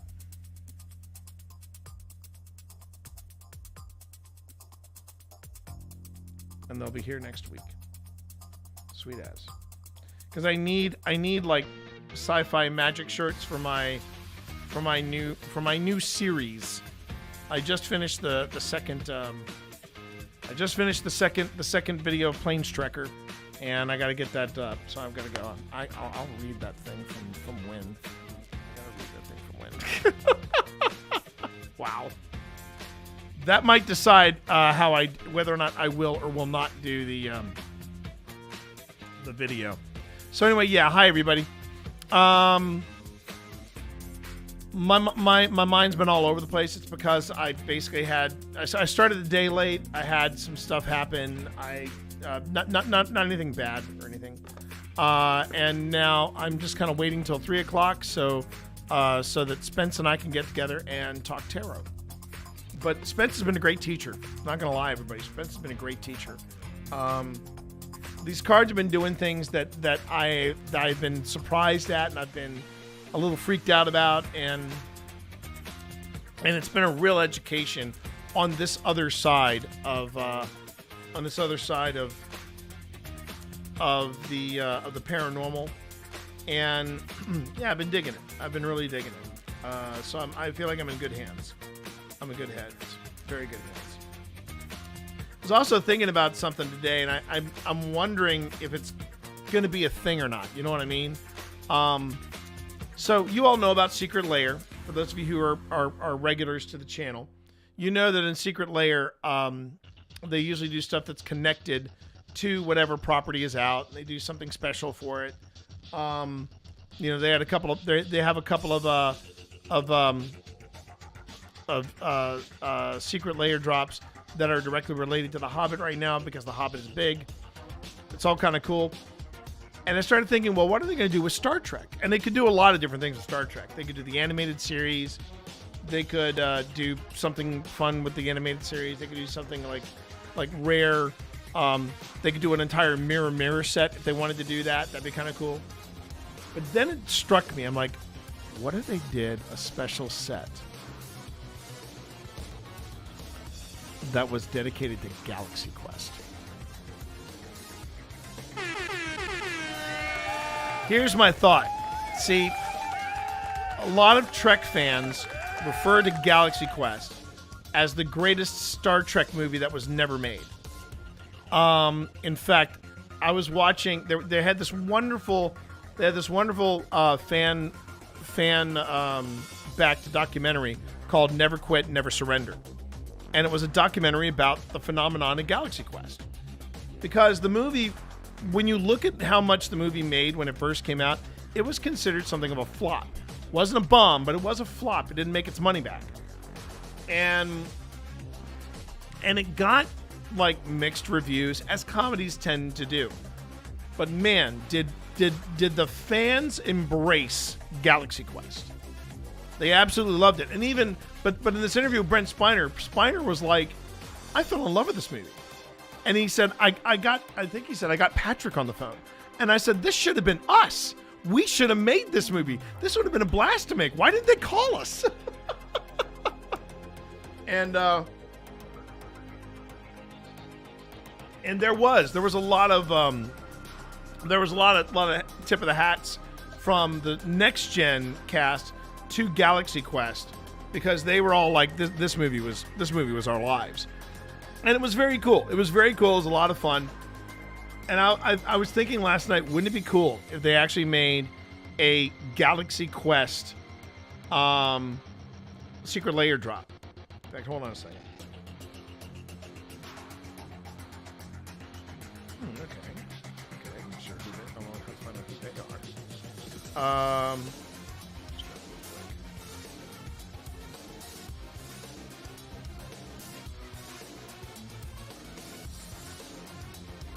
Oh my God.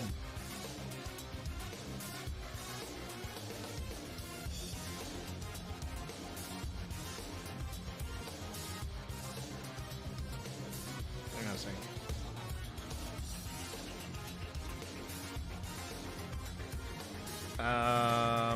Okay, I need to respond to this with give it to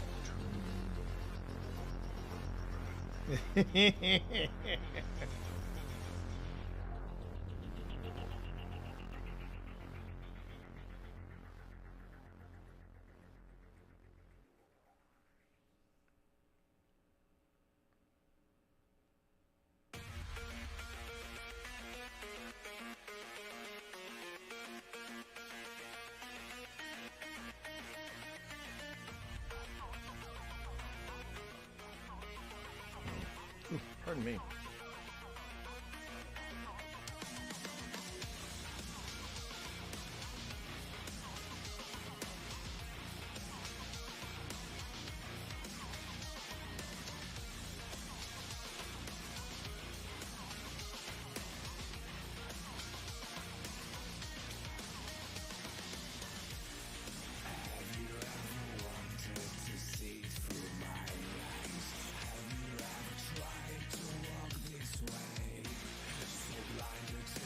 So, I just found out apparently there is a playmat of a Pip-Boy.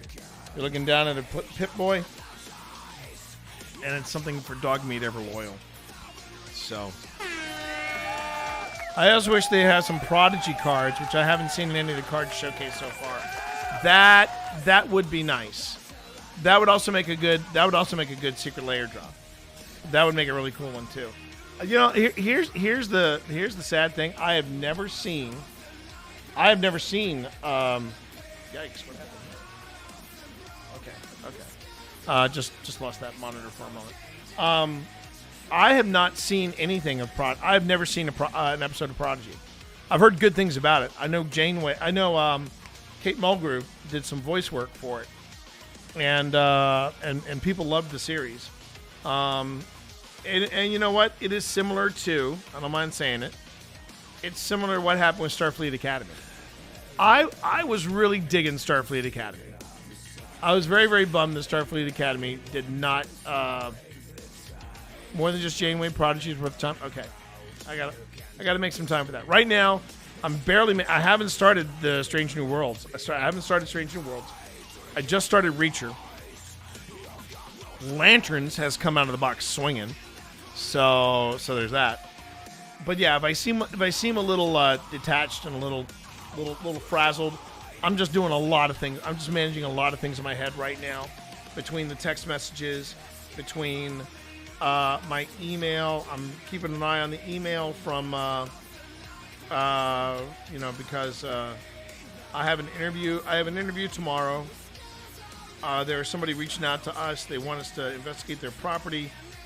Obviously, they want to do something with people off season, which I figured.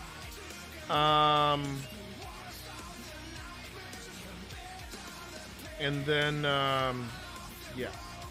just a lot of stuff is hitting the market. Is hitting the fan right now, and I'm just trying to stay on top of it all. And I think I'm at a good. I think I'm at a hood. Good hood. I think I'm at a good spot where I can take a breath, and I think I'll be okay. Doing all right now. Doing all right. Blind Blonde, I hope you're doing well too. I hope you're doing well. Thanks for popping in, saying hi, hanging out. We're gonna get to the spooky. I promise. We're gonna get to the spooky. We're gonna get spooky in a bit. Right now, though, I'm getting ready for my tarot lesson. We're going to be using the deck from the Crooked Moon, and then we're going to be talking about recharging decks, which should be that's our topic du jour of today's podcast. So that was the thing. So Spence and I started doing lessons, and I said, this would make a fun podcast. After a couple of lessons, I said, this would be a fun podcast. We just keep it really low. We just keep it low, low demands on editing and things like that. And we could call it Outrageous Fortunes. And you wanted to do the podcast first? Oh, that's right. And I said I didn't want to do it because I was kind of nervous about it. But now we're doing it. And I should say, when I say we, I mean you. You're doing all the heavy lifting, Spence, and I appreciate you for it, and I love you for it. But yeah, we're gonna be talking about recharging decks. So we'll see how it goes. If you're ready to go, Spence, I can meet up with you now if you're ready. I think it's having the shuffled deck here, sitting here, looking at me with beady little eyes, and just, I figured, okay, maybe we can get, maybe I could, and I'm like, no, I can't do my draw until Spence gets here, until teacher gets here. But anyway, that is our podcast. If you're curious about the podcast, give me a second. I'll pull it up for you. Yeah, we've been turning these little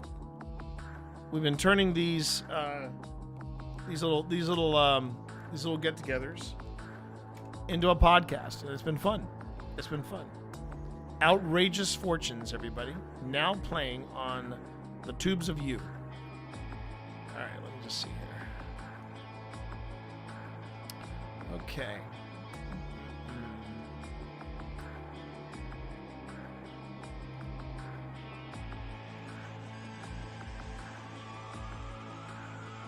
All right, let's invite the lovely Miss Spence. Invite guest. Rosalind Moon. That tower card came from the moon. Okay. I'm acting a little slap happy right now, and I don't know why. I got plenty of sleep, so it shouldn't be that. Should not be that at all. But thanks for hanging out, everybody. Thanks for being here. Much appreciated. Whoa, what is that? I have a red something behind some. Maybe it's telling me, oh, I need to set up my it might be something like I need to set up my all right, why am I? It says I have hello, Spence. Yes. Let me turn on my virtual camera, and then I can get that turned on for you. There you go. All right. Excellent. Okay, and now I'm going to come over here. Oh, wait, no, I'm not going to make sure you do this shared chat thingy. Oh, that's right. Shared chat. Yes. All right. So, everybody, this is my co-host, the Tea Monster. Hi, everybody. Give me a second. I'm going to get... He's my little ingenue that I am teaching the ways of tarot to. I'm a little ingenue now. Yes. Oh, my God. I get to make you feel young. Calm down. I'm an ingenue, everyone. I'm an ingenue. Okay, going back to... All right, well, where... Yeah, apparently I accidentally shuffled this deck, so I had to actually sort it out ahead of today's today's thing. La-di-da. Yeah. All right, stream together. Okay. Ah, there it is. Okay, so we got that. Yeah, I've been getting a little slap happy. I don't know what's going on. I guess I'm just. Have you eaten lunch yet? Well,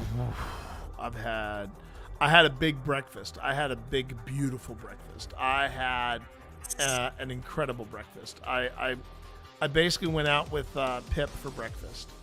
We had a little impromptu grown-up date, and our impromptu grown-up date was a place called the Squared Biscuit, which it's really good. It's really, really good. And I had a nice country fried hot honey chicken biscuit. And it was what Daddy needed. It was what Daddy needed. Because I get very... I'm not calling you that. Yeah, I know. Don't please don't. I always get a little antsy whenever I'm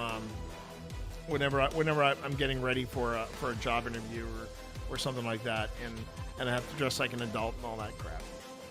Hate it. Dress like an adult? What's that? In a nutshell, it's a pair of slacks, a button-up shirt, and nice shoes. So there's that. Delicious. And that interview is tomorrow. I'm not necessarily stressed out about it, and it's because it's weird. Yeah, I have thoughts. I have thoughts about the job that I'm interviewing for. It would mean that I would have to be in the office, which I don't necessarily want to do. It is a panel interview, which I hate. I prefer one-on-one interviews. Interviews are nerve-wracking enough. It sucks when you have a panel interview where you have 4 or 5 people staring back at you. And I'm just crossing my fingers that it's not a panel/group interview. The panel group interview is even worse. That's where it's like, it's almost like gladiatorial. I'm sitting there with the other candidates, flanking me, and I'm sitting there going, okay, cool. Let's whip them out and then, compare and contrast. So I'm not enjoying this, but I'm getting through it, and I'm gonna be nicely dressed when it happens. Taco Bell, how are you? Taco is one of my IRL besties from back up north. Nice. And we'll give shout out after the recording, but she does late night mini painting. Oh, neat. Okay, very cool. Very cool. She used to be my DM. Okay. In ye old COVID times. And that reminds me, I need to do a follow-up with the group that wants to get together and do something investigation-wise. So we'll do that around. We'll sort. Oh yeah, you need to let me know when we have dates for the other thing. Yeah, the super secret thing. Yep. Right now, everything is up in the air. I just wrote back to the people at Wolfbane about the investigation at Linville for their silent auction, as well as possibly doing something for the holidays. But I'm gonna wait, chat, and tell you all when that happens. Spence, it was lovely seeing you. I'm sorry we didn't get a chance to do the tour, but don't worry, I'll be doing the tour more and more as the months progress. Yeah. I felt so stupid because I'm just like, where are my glasses? I need my glasses. And so the last hour or the last half hour of me driving home that night were a little bit white knuckling it. Yeah. Because I was watching out for deer. I hear you. It was great seeing you. Yay! And I'm glad that we got down there at the very least. Yeah. And I got a shiny new die. So my little top spinner die. So I should tell you about what happened if I seemed a little off. I wanted to. You did tell me what happened. You told me over dinner. Oh, I did. Yes, that's right. I did. I haven't made it public knowledge. So don't worry about it. But then we won't make it public knowledge here. But you're right. Yeah, that happened. The good news is I did have a chat. Everything's copacetic. We're all good. And excellent. I'm glad to hear that. And we have options. And I'm feeling better. Yeah, because I was. I won't say much, but I was worried, and I'm glad that your concerns were taken seriously. Oh, they were very. I even heard from Ashley, who is the lovely young lady that I am doing the Lynchburg haunted tours with. So yeah, everything's good. Excellent. Okay. By the way, folks, if you are in the Lynchburg area, you should go get a haunted tour because you can also go see Ghost Stop. Yep. And we're still selling stuff too. So so here's the thing that Ashley would eventually like to see happen is that we actually have a instead of it being just a hour and a half in and out kind of thing. Ash and this is the grand plan. Eventually, we would like to do something where you go in the haunted ghost tour, and then if you pay a little extra, you stick around for like an hour, 2 hours. You go up to higher unoccupied floors of the building, and we do a paranormal investigation, like a proper paranormal investigation. That's the game plan. Whether or not it happens, that's an entirely different story altogether. So we just have to wait and see. By the way, I'm gonna message you this, but if you want to send me the details for the silent auction, I can give a tarot reading for that. Oh, I bet that'd be fun. That'd be fun. Yeah, I'll let them know, and you can designate however many tarot readings you want to give, whether it's a package of 5 or 5 separate ones or what have you. So there's that. Yeah. Okay. Cool. All right. Are we ready to begin? I am ready to roll. All right. I need to get into your chat and put the marker thing in. I will mute text. I'll pull up the script. It is my turn.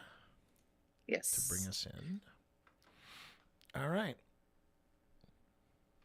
All right. Marker has been placed. Okay. You ready to roll? Ready? Ready. Countdown? Okay. All right. All right. We're going in 3, 2. Welcome to Outrageous Fortunes. I'm T, the T Monster, Twitch Dad, or Padre de Gatos. And I'm Spence, or Resonant Moon, or Nyx, or whatever other names that you want to add on there so that I can be equal with T. How are ya? You can use the phrase teacher of the teacher of the great universe. How about that? Teacher of the greater universe. Oh no, that's too heavy. Teacher. I get Mama Moon from my chat, so no.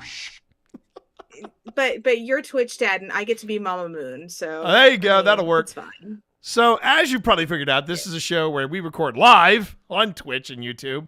That's where I'm not Monster. any of that out. Don't you dare. And I'm learning, T, Padre de Gatos, Twitch Dad. I am learning the ways of tarot with guidance from Spence, who is a 20-year veteran tarot reader. And during our time together, we turn the cards, read the definitions, see what patterns reveal themselves, and as we have already done, go down a tangent or two along the way. So grab your deck. That's DECK, deck. Grab your deck. An adult beverage of choice. I know it's kind of boring. It's just my water. I'm just staying hydrated because it's the summer. I have orange water. There we go. And as I've done with ASMR with the cats, take a deep breath. And let's turn our attention to the cards. The modulated You voice stole is my gonna line. I know, How but dare you? Well, it was. You needed to. I did. I have a reel. It's you can find the reel, but it's me with Dorito, and and I'm doing his voice, and I've got a voice changer here, so you should have it on. You should have it on the clip when you pull it down. But for Dorito, he sounds like this because of his one brain cell, and he wanted to do ASMR, so I said, take a deep breath. And the funny thing is, as I'm holding him up to the microphone, he's doing like, Dad, I hate this. All right, so everybody, I'm about to do my daily read, and this is from the Crooked Moon deck.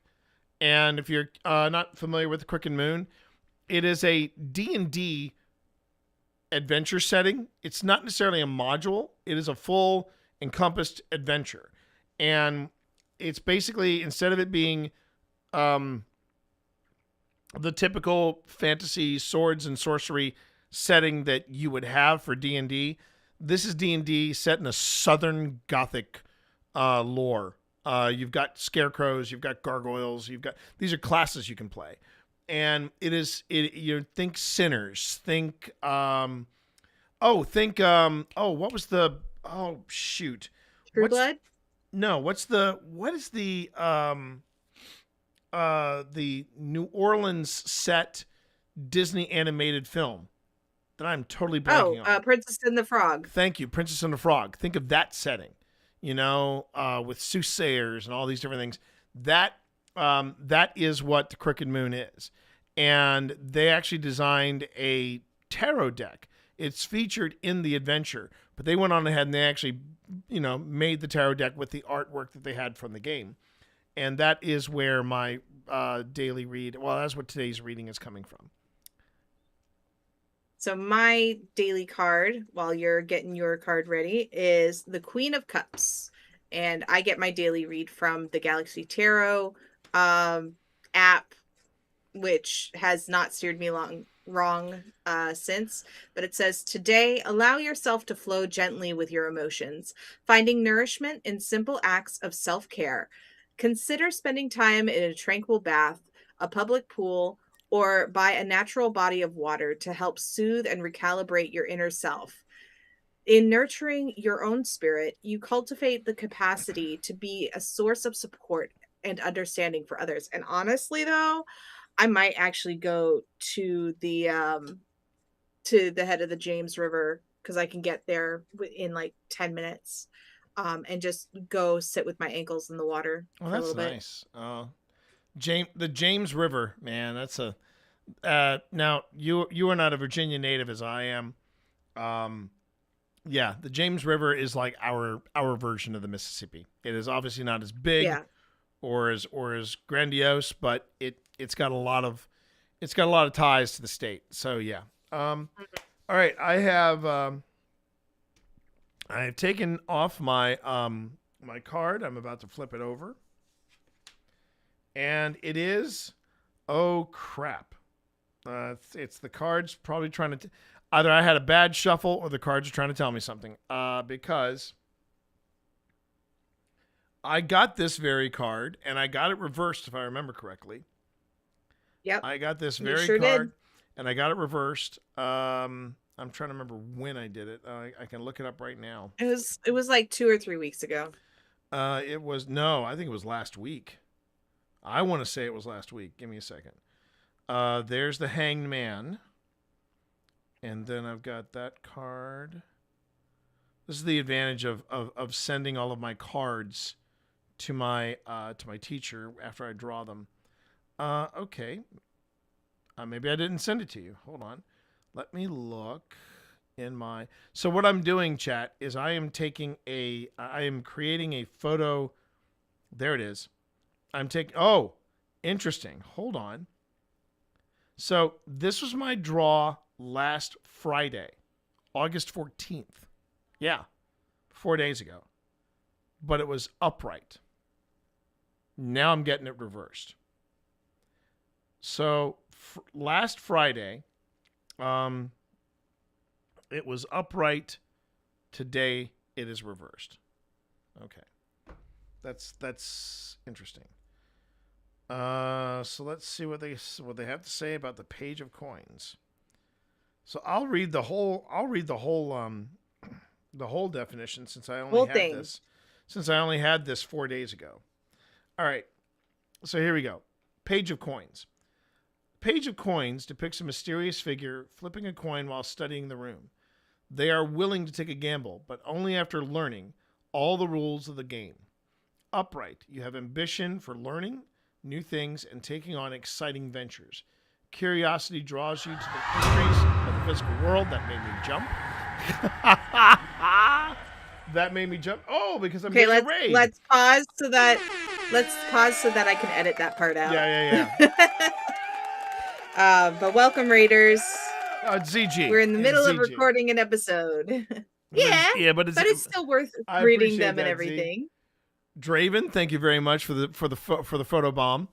Man, I haven't been photo bombed in a long time, Z. In a long time. Thanks for that, buddy. Give my love to Molly and the fam. Thanks for that. I'll start the read over again. That might help it. I'll put a marker in right here. Cryohazard, thank you for that, for the shout out. Yeah, much love to you as well. You are coming in right now on my tarot lesson, which we are turning into a podcast called Outrageous Fortunes. You can find that on Command Podcast. That'll give you the definition of the podcast and where to find it. It is a YouTube exclusive podcast, just so you know. And this is where I, the Southern Christian kid, gets tarot lessons because I was curious, and I'm about to get into my daily read. Now, what's interesting about this daily read is I got this card 4 days ago, but it was flipped upright. So today's reading, it is reversed, and I'm about to find out what it is. So I'm going to start that over again. Okay, so I'll pick this up. Let's see. Okay. I'll pick this up from the reading so we can go on ahead and you can pick it up from where I start reading. Okay, so here we go. Page of Coins. The Page of Coins depicts a mysterious figure flipping a coin while studying the room. They are willing to take a gamble, but only after learning all the rules of the game. Upright, which it was 4 days ago. 4 days ago. You have ambition for learning new things and taking on exciting ventures. Curiosity draws you to the mysteries of the physical world, and you aren't afraid to take new chances once you've learned how to beat the odds. Now, on a Monday, it's reversed. Your natural proclivity towards gambling makes you reckless, and you are tempted to leap before you look. Lack of research ties to a resistance to commitment and study, leading to missed opportunities and financial irresponsibility. And from the Crow Tarot, which is my go-to deck by MJ Cullinan, when reversed, the Page of Pentacles may manifest in the form of a blockage. That take the Page of Pentacles in the reverse position as a warning. It's time to ask yourself if your enthusiasm has waned, or does your desire to require more dedication or does your desire to require more dedication? That does not make sense as a sentence. Basically, are you being asked to give more dedication to a project than you're willing to give? Right.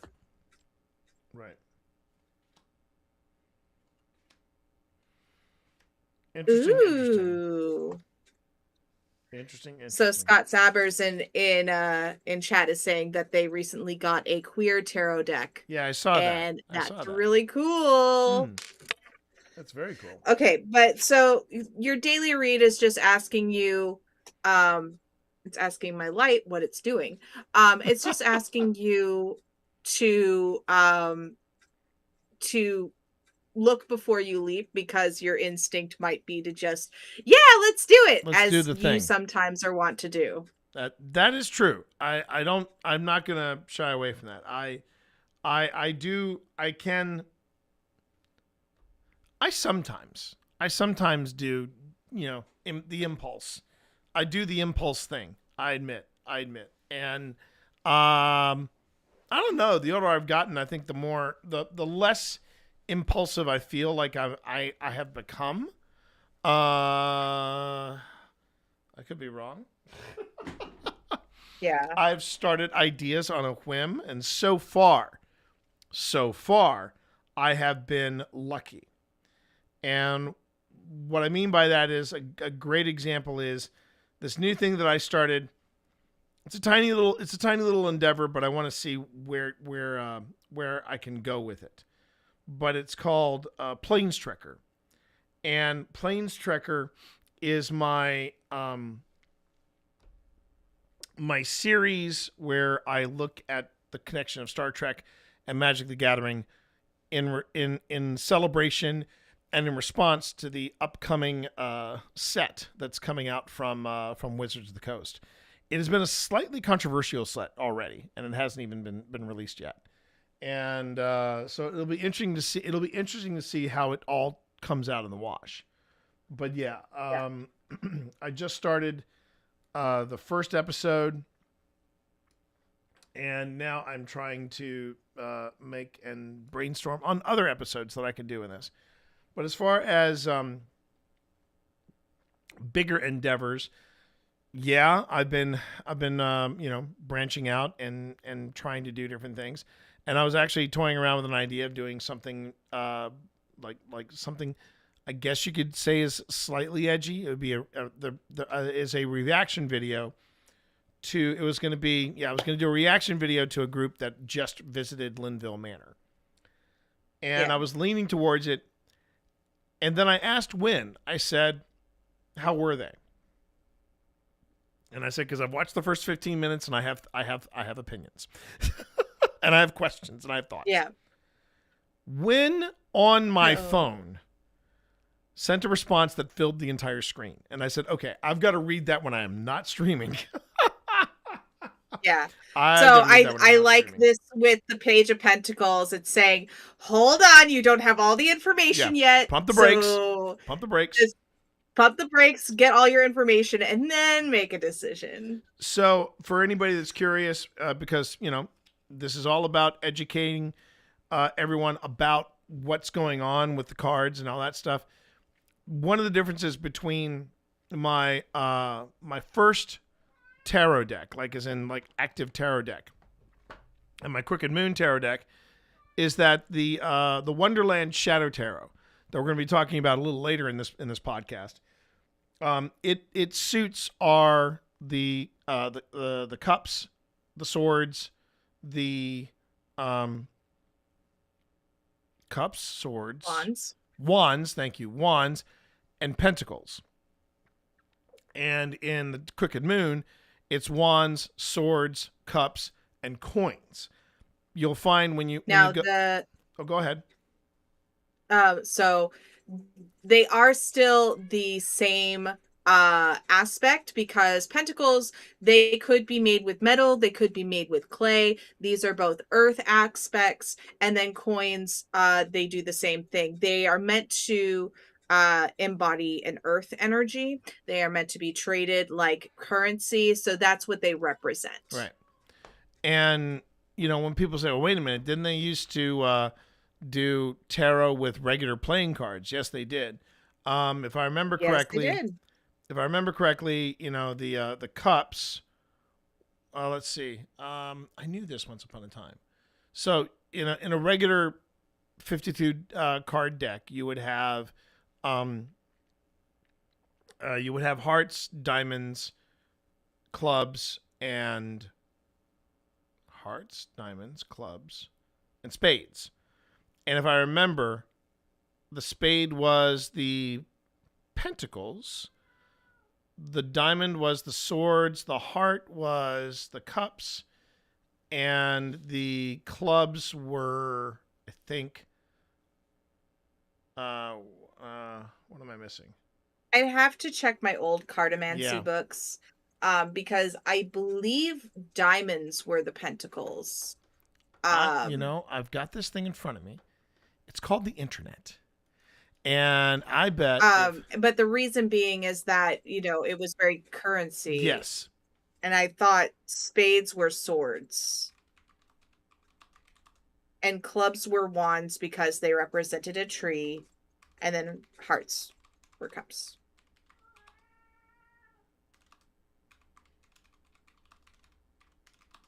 I could be wrong. Well, I'm about to find out. Hang on. I just realized my music is real loud. Good thing we're using your recording and not mine. Okay, so here we go.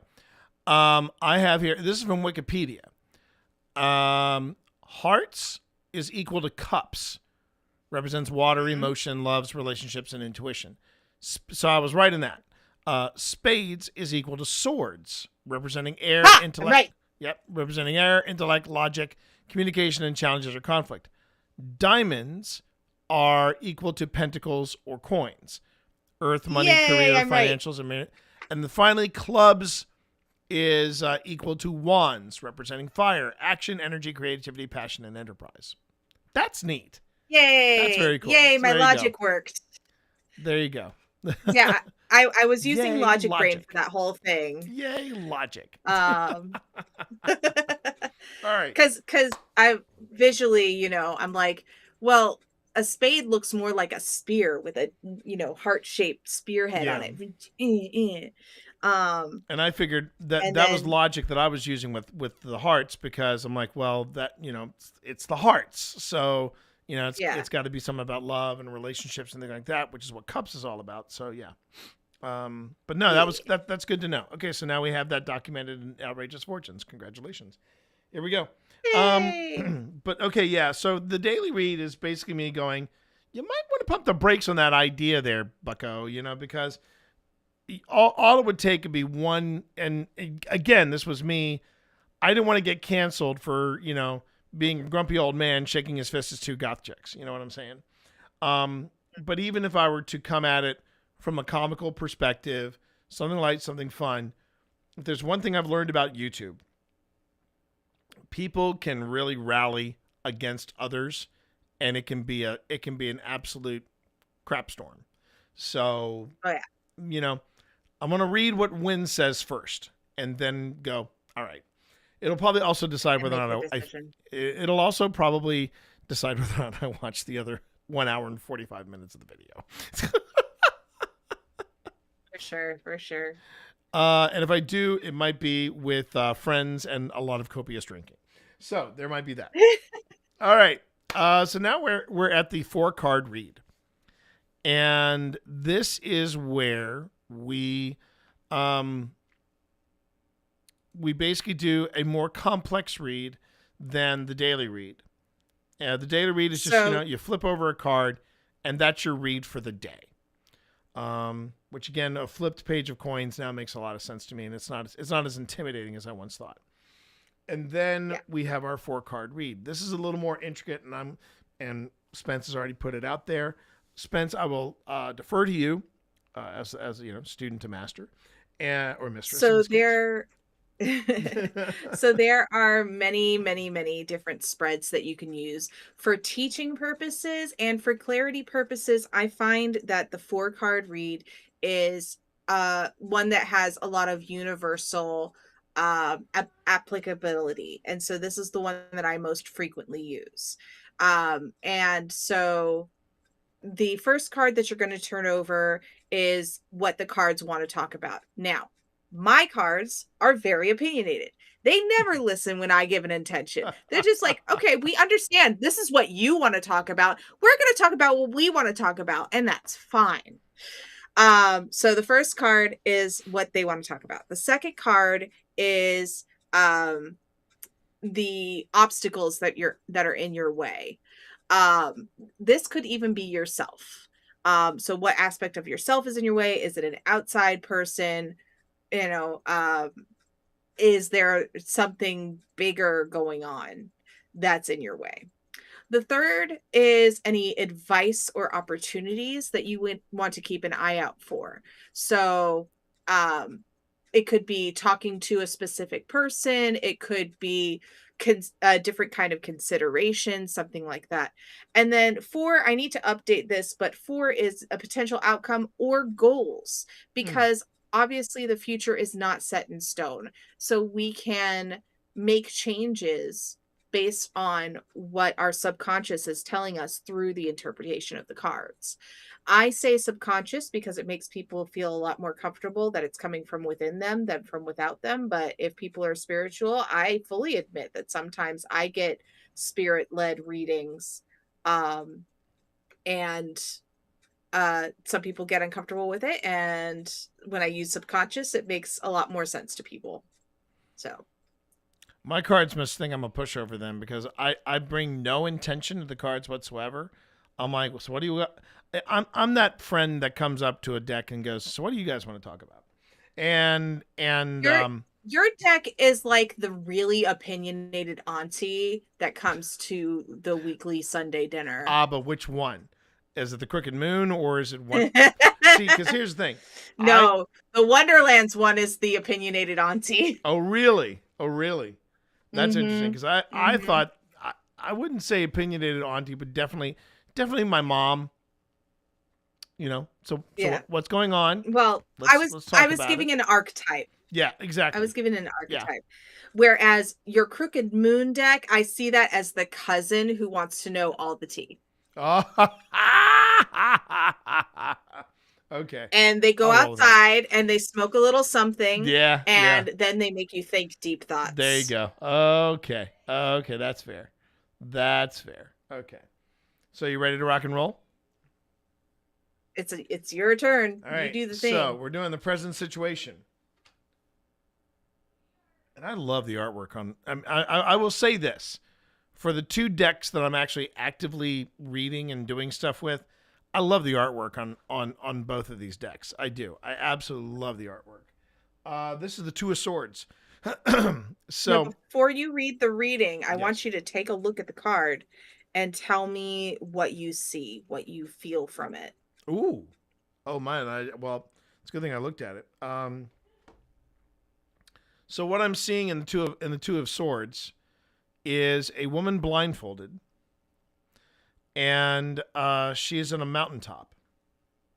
She's definitely like on a mountaintop or a valley of some kind. And while she is surrounded by this impressive vista, she is blinded. I'm looking to see. There's a lot of detail in these cards, so I want to make sure I don't miss anything. I thought that was a dead turtle next to her, but I don't think it is. So it's a 2 of Swords. So, but like, if this is a scene that's being set, what is she doing? What is the action that she is doing with the 2 swords? Well, the action looks like she is presenting them. Like since you're former military, you know, when you're presenting arms to, for inspection, that's what it looks like. The only difference To is who? that, No one's there. What? No one's there. That's Who's what she I'm saying. presenting them to? I don't know. She's presenting them to the world. She is presenting them to, or she could be holding them. She could just be holding the swords for someone. But the fact that she is blindfolded, the first thing I thought of was Lady Justice. But there is already a Justice card, but that is one of the things I'm thinking of. Okay, give me just a moment. We have to pause 1 second. Okay. So, for editing purposes, will you place the card down so that people know we didn't futz with it? Yes. And welcome, Raiders. Thank you, Kuro, for the raid. We are in the middle of recording our oh my god, no, it's a double raid. Double raid. It's a double raid. It's double raid. What is happening? Okay, friends, Hi, everyone. countrymen, lend me your ear. Everybody remain calm. Remain calm. Mostly that's all is well. That's mostly for me. Everything's fine. Everything's fine here. We're all Hi, fine friends. here now. Thank you. How are you? How are you? We are in the middle of recording Outrageous Oh, and I just got a Fortune, follow from where... Oh, welcome. Welcome on in. So let's see here. Goats and Kuro, thank you both for the raid. Thank you for the follows. We are in the middle of recording Outrageous Fortunes. I need to place another marker for another edit. Raid 2 and 3. And Kiro, Okay. thank you very much for that follow. So I will do shout outs after the recording is over and everything, but thank you all so much for being here. We're learning tarot, and T has just pulled. I'm learning tarot. The You're teaching it to me. I'm teaching tarot.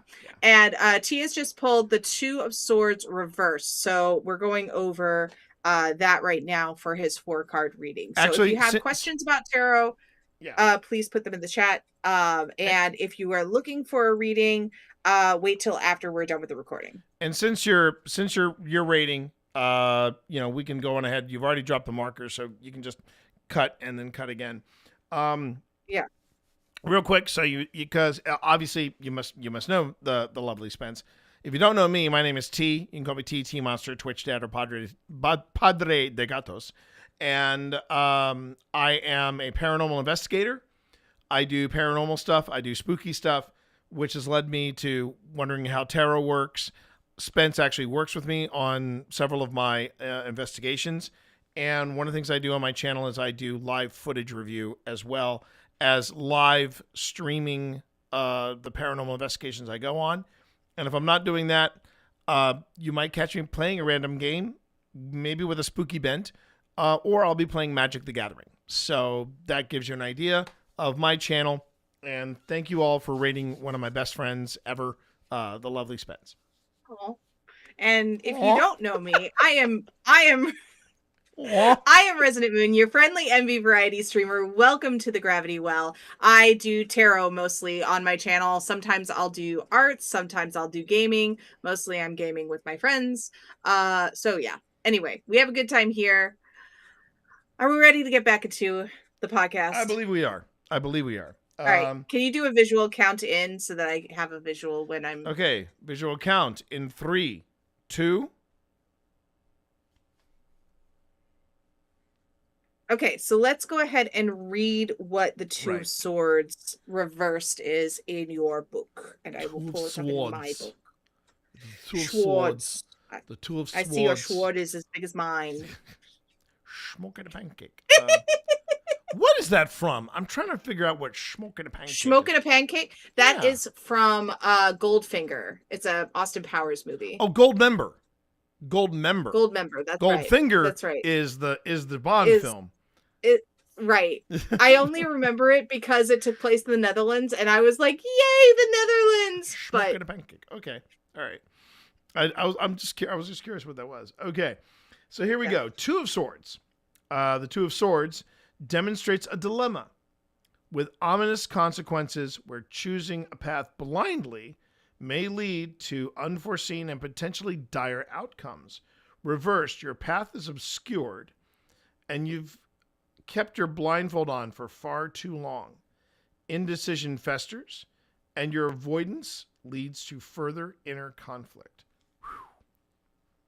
From the Crow Tarot, the Two of Wands reversed is a message to look at the areas in your life where you are reluctant to make a decision or cannot prioritize your goals.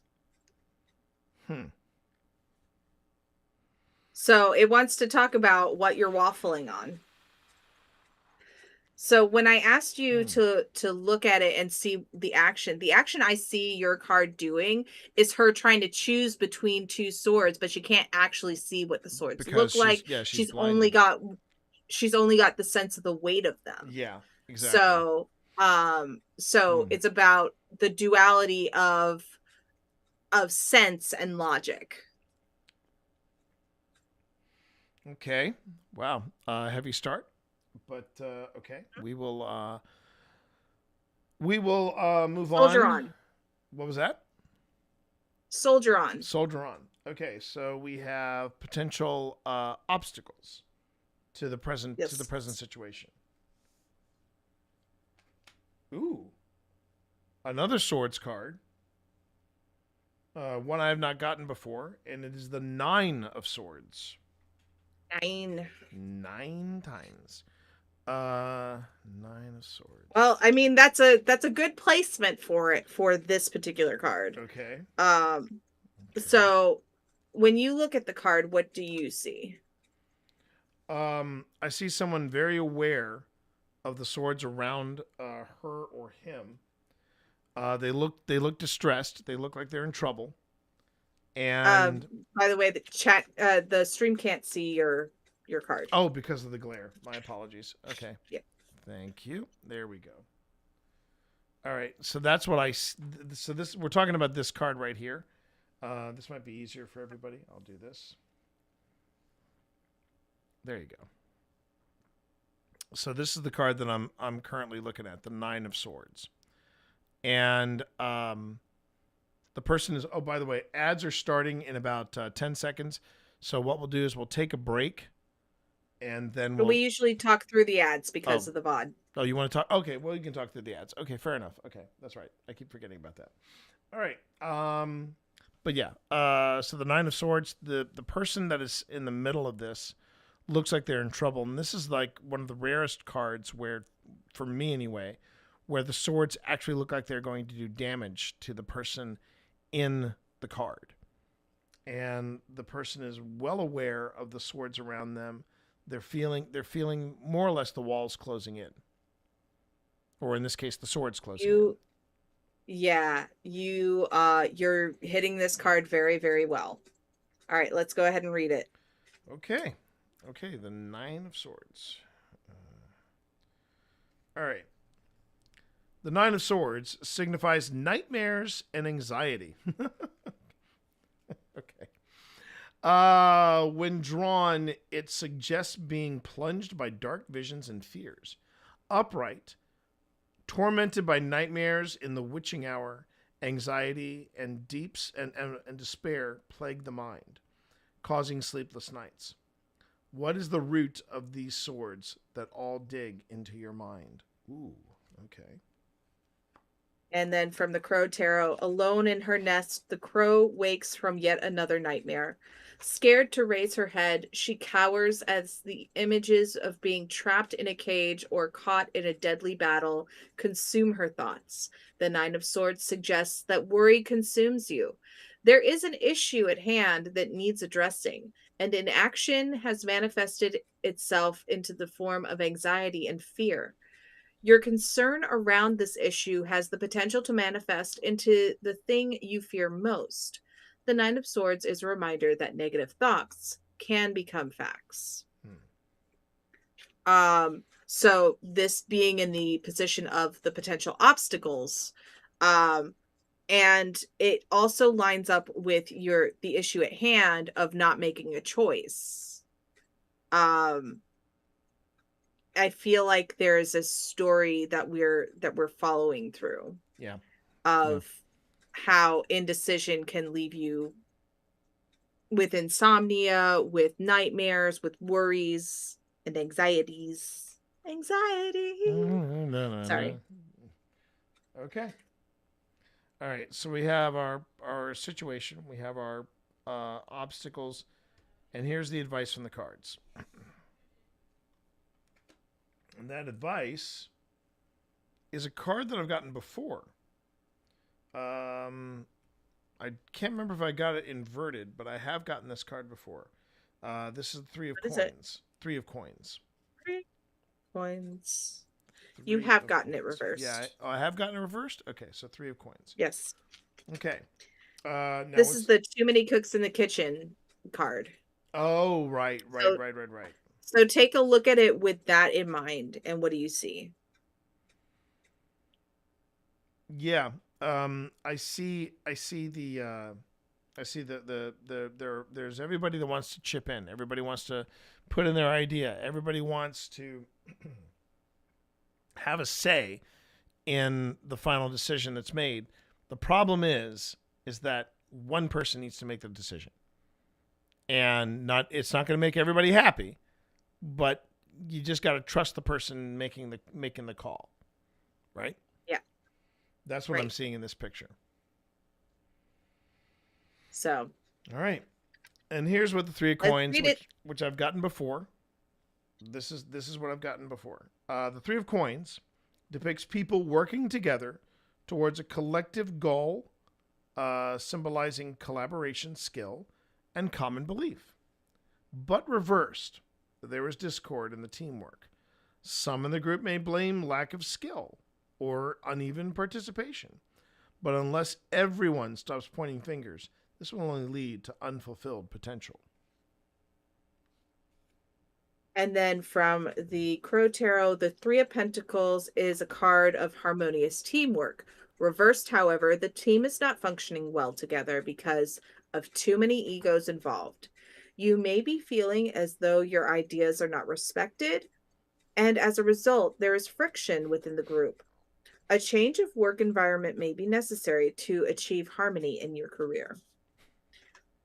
I'm immediately thinking of a song from Flight of the Conchords.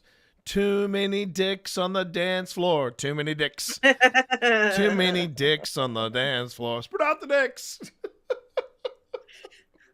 Sorry, everyone. So well, that escalated quickly. That did escalate quickly, and I'm glad that I make sure to mark that this is not for children. No, it is not marked for children. This is a PG-13 stream. My stream is 18 plus, but PG-13 for teas. We meet in the middle there. We meet in the middle there, chat. Pardon the pun. Nervous laugh. Nervous laugh. Okay. What were we talking about? Oh yeah, we're talking about the 3 of coins. So yeah, that's pretty self-explanatory right there. Yeah. So the advice is to honestly, what I'm seeing is if indecision plus anxiety equals not being heard in a collaborative um in a collaborative setting. Thank you, Will. Yeah.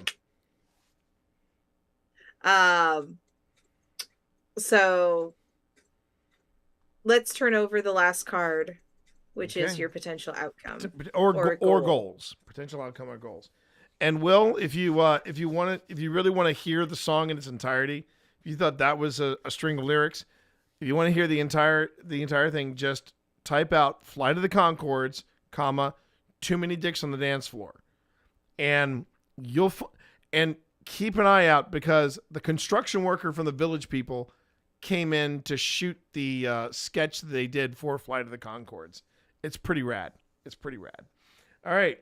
So for potential outcomes and goals, we have, wow, isn't that an interesting ending? 2 of Cups, upright.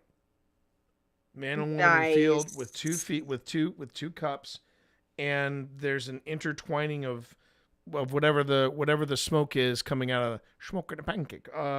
Whatever is coming out of the cups, it's intertwining.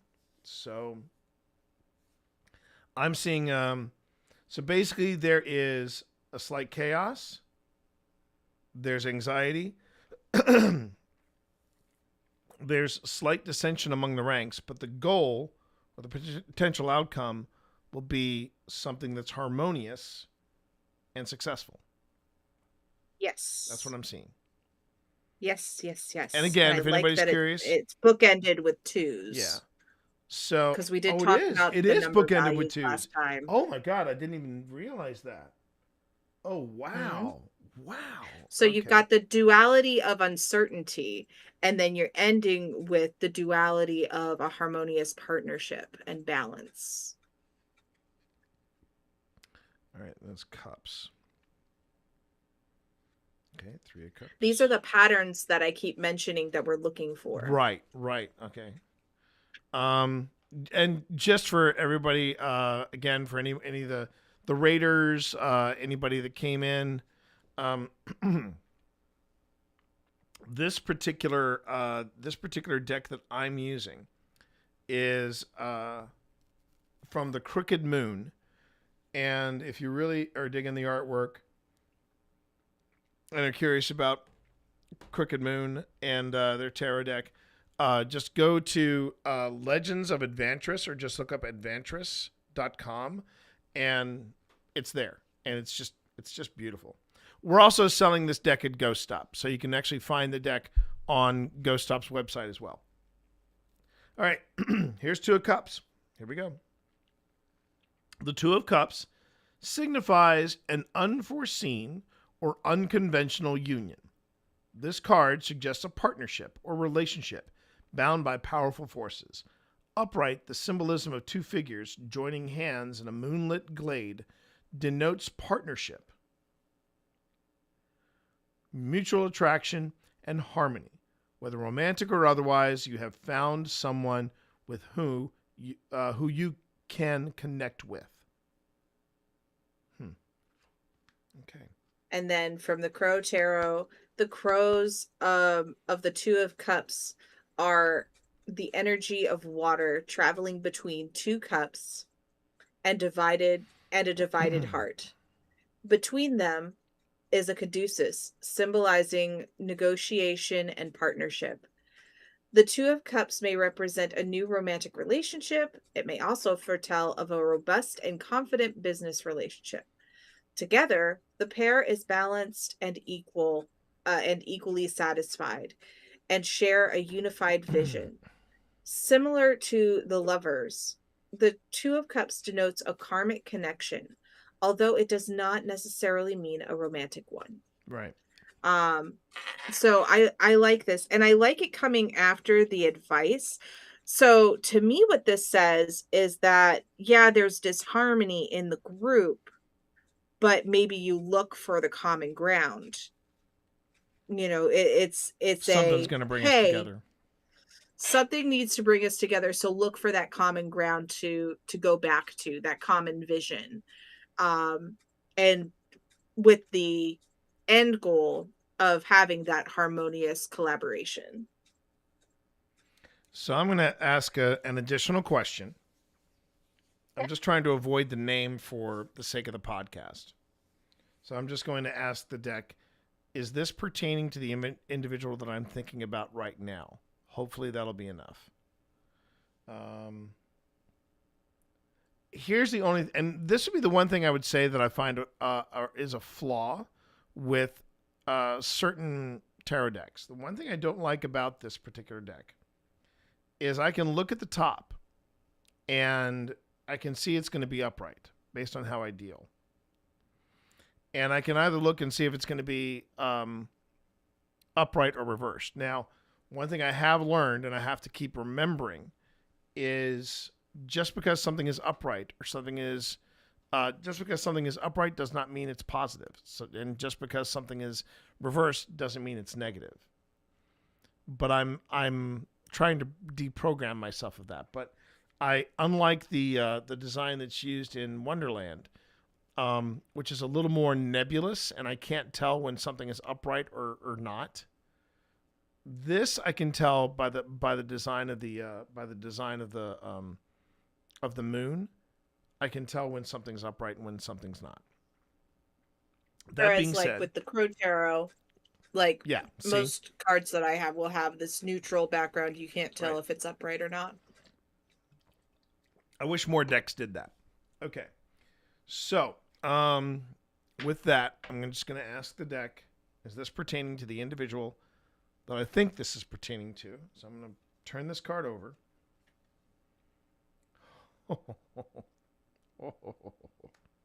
Yeah. It's the Tower. Upright. Okay. And you know how people... So you've got a couple of ways to interpret that? Yeah. But does this ring true for the person you were thinking of? For the individual, yes. As in a firebrand, as in someone that is a force of nature, is someone that kicks up a lot of trouble, sometimes unknowingly, sometimes more than willingly. Someone that I have... I've been finding out more details about certain things that have made this relationship a bit,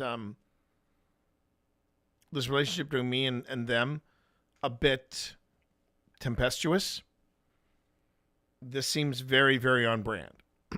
And the Tower, if anybody is curious, it's a major arcana card. And we'll talk a little bit more after I tell you the meaning of the tarot card, but it's a 16. Okay, so XVI. But you know how when people go, oh, what if you get the death card? Oh, the card you really want to avoid, at least from what I have seen, has been the Tower. That's a pretty intense card. That's a pretty intense card. So this is the Tower, according to the Crooked Moon. And the character that they have using to describe what the Tower is the Wicker Man. The Tower signifies sudden and violent upheaval. This card indicates the shattering of reality by extenuating circumstances or the exposure of horrifying truths. Leading to destruction and chaos that cannot be easily repaired. Man, yes. Now, given that information, now if you were just doing this on a yes or no basis, do you think this card would be a yes or would it be a no? Oh, this would be a scream of yes. It'd be a scream. It is a of no. Yes.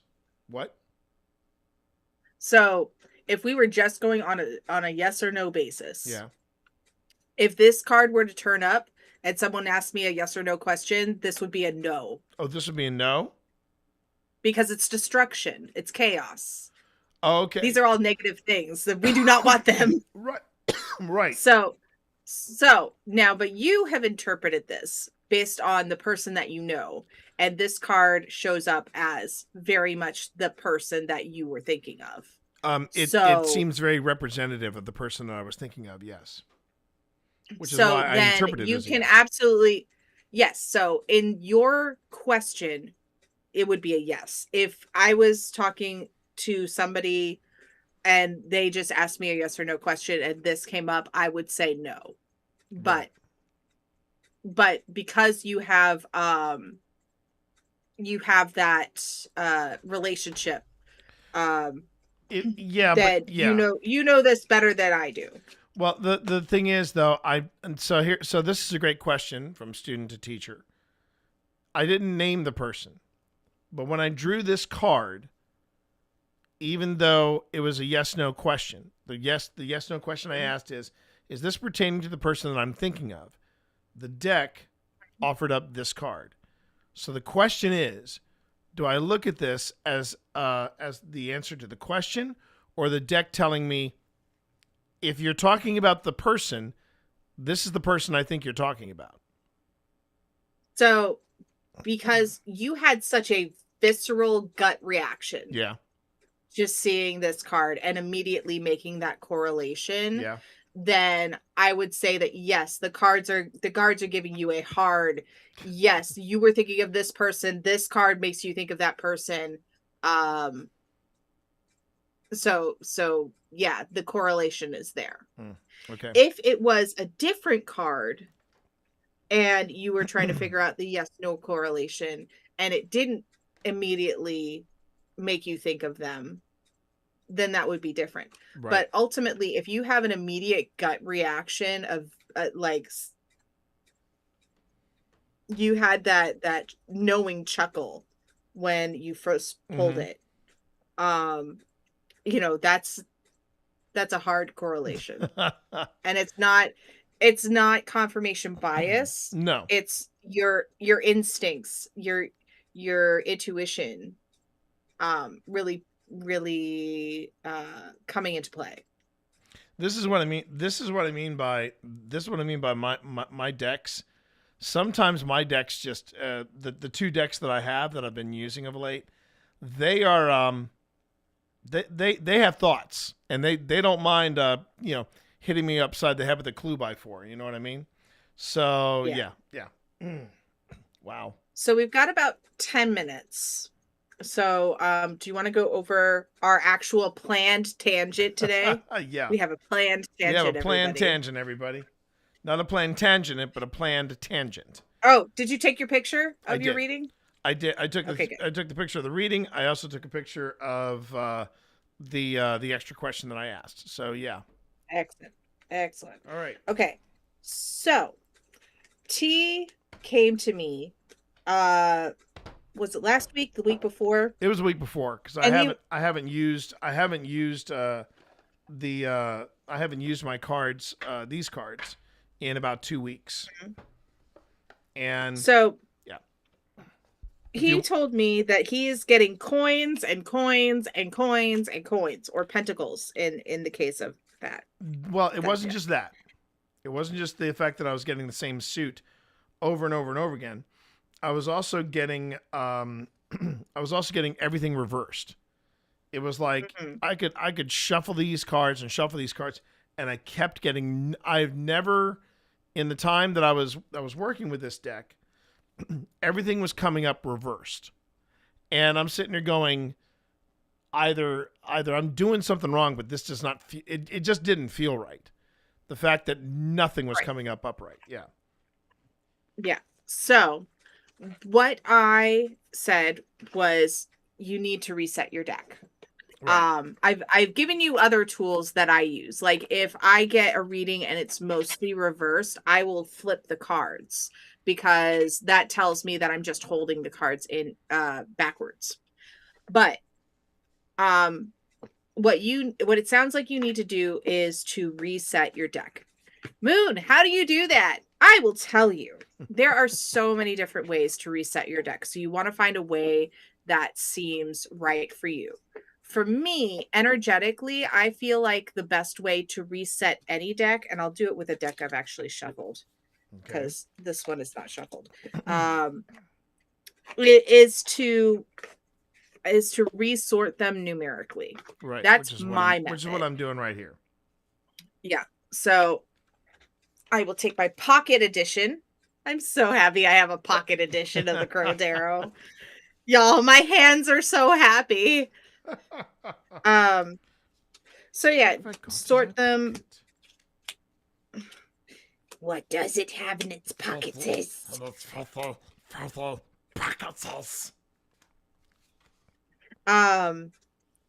So sorting them is one way to kind of just get the energy off. Now I went to Discord because I figured Discord's tarot community is very interesting. Or not Discord, Reddit. Reddit's tarot community is interesting.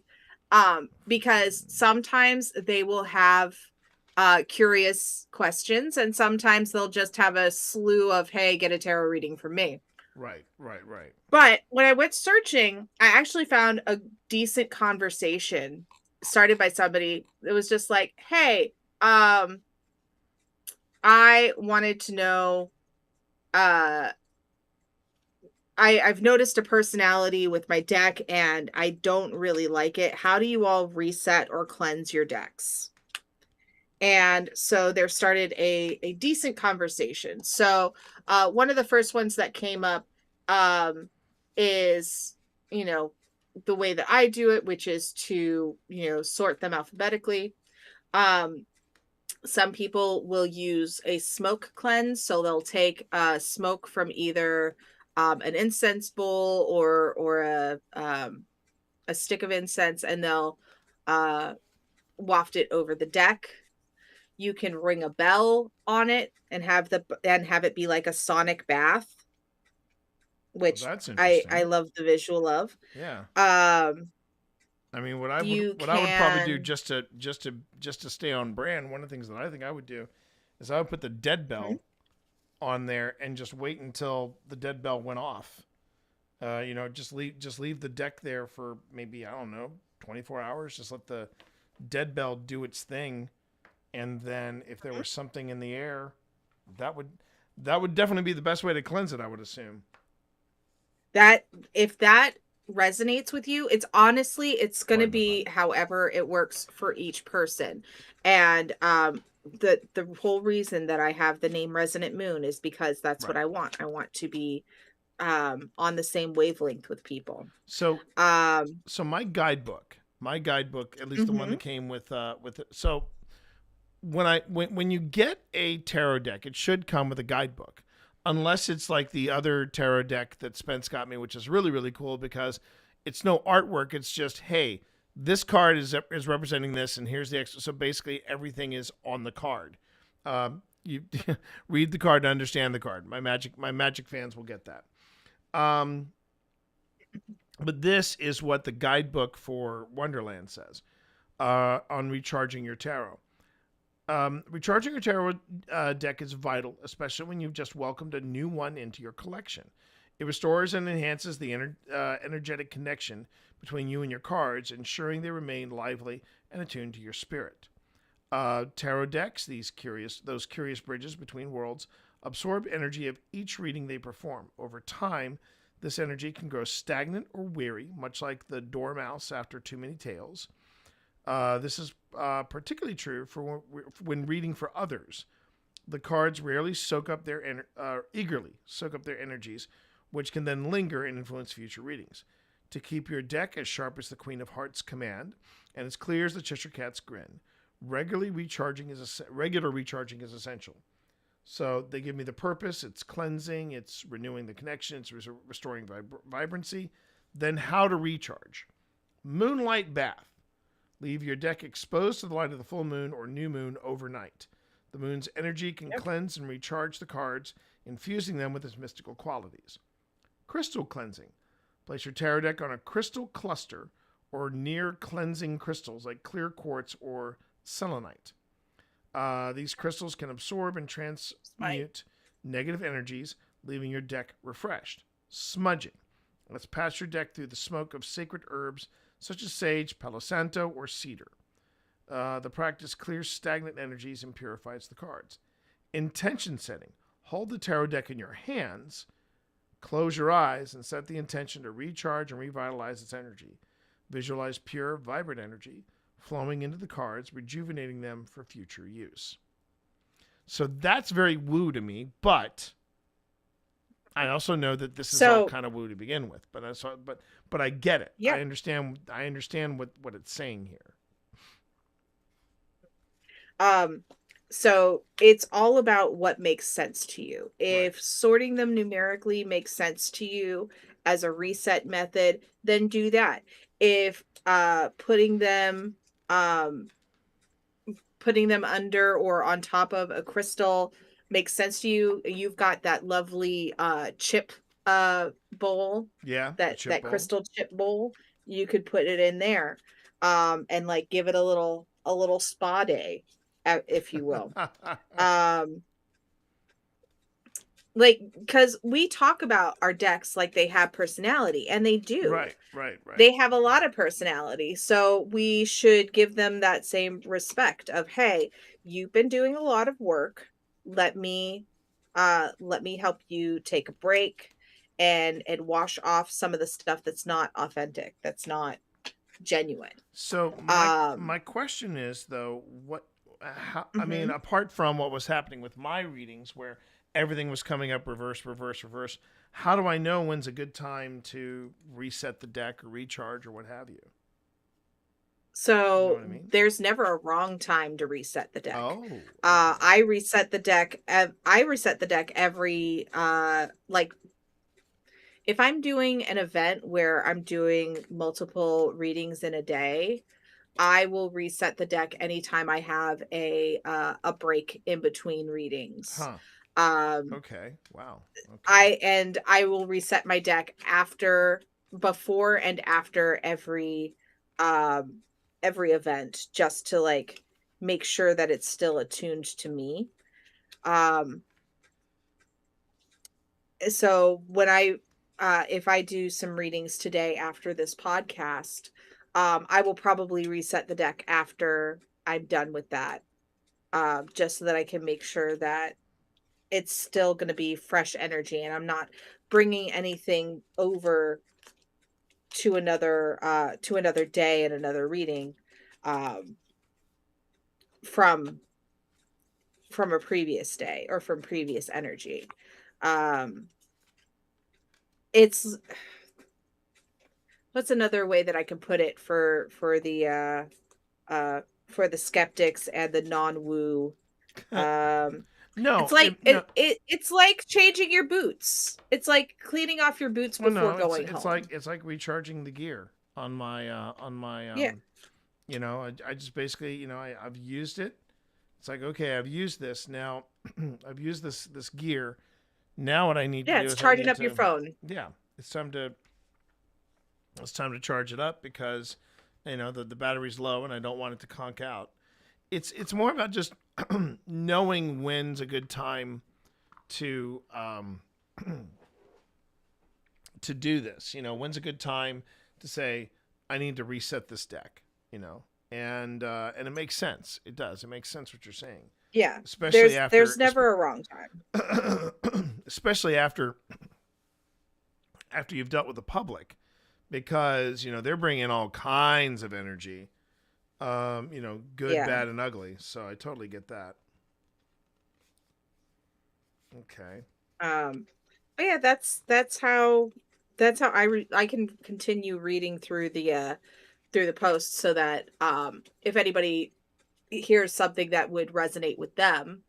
Let's see here. So you can knock on the deck. So you have the deck and you just kind of shaking it loose. It's almost like the knock on wood thing, right. Except instead of making sure that spirits don't hear you while you're hoping for something, what you're doing is shaking loose anything that that might be stuck. Leave it with a cleansing crystal overnight. You can use clear quartz. I have a rose quartz heart that I'll sometimes put, or actually it's a worry stone. It's right here. This is my rose quartz worry stone that I'll Okay. sometimes use. Let's see here. Leave it overnight by the light of the moon. If you're cleansing within your house, open a window and maybe turn on a fan after. You can also shuffle the deck as you're cleansing. And you can use more than one method. Let's see here. I mean, the A reason lot of people say put it by the windowsill. well, that was the thing that I didn't want to do anything too outlandish, like like what I was saying about I could put if there's such thing as a sonic bath, I could always put the dead bell on it because I'm trying to use this for paranormal or I eventually am going to use this for paranormal investigations. So why don't I do that? But then I really like the thought of putting it over the dead bell, but you can also put it over the I was dead thinking, bell and then I was gonna if it put goes off, it's like, hey, I'm ready. Yeah, I guess so. It's like baking a cake. It's like a tarot cake. It's a tarot cake. I love it. All that cake. But now resetting the deck, I have to. I'm assuming I'm going to use the guide to tell me about the numbers or what the order of the major arcana is, because unlike the Crooked Moon deck, this major arcana isn't in Wonderland is not numbered. It's just the Chariot, Justice, and so on and so forth. I didn't realize how steampunk these things were. They're like gears and all kinds of little doodads. You're just now picking that up? I'm just picking that up. Yeah, I know. Wow. Well, I'm glad that you're finding one more thing to enjoy about it. I'm coming naturally to my blondness. My blondness is still there. It's just buried. It's just buried. I try to reframe things because, reasons.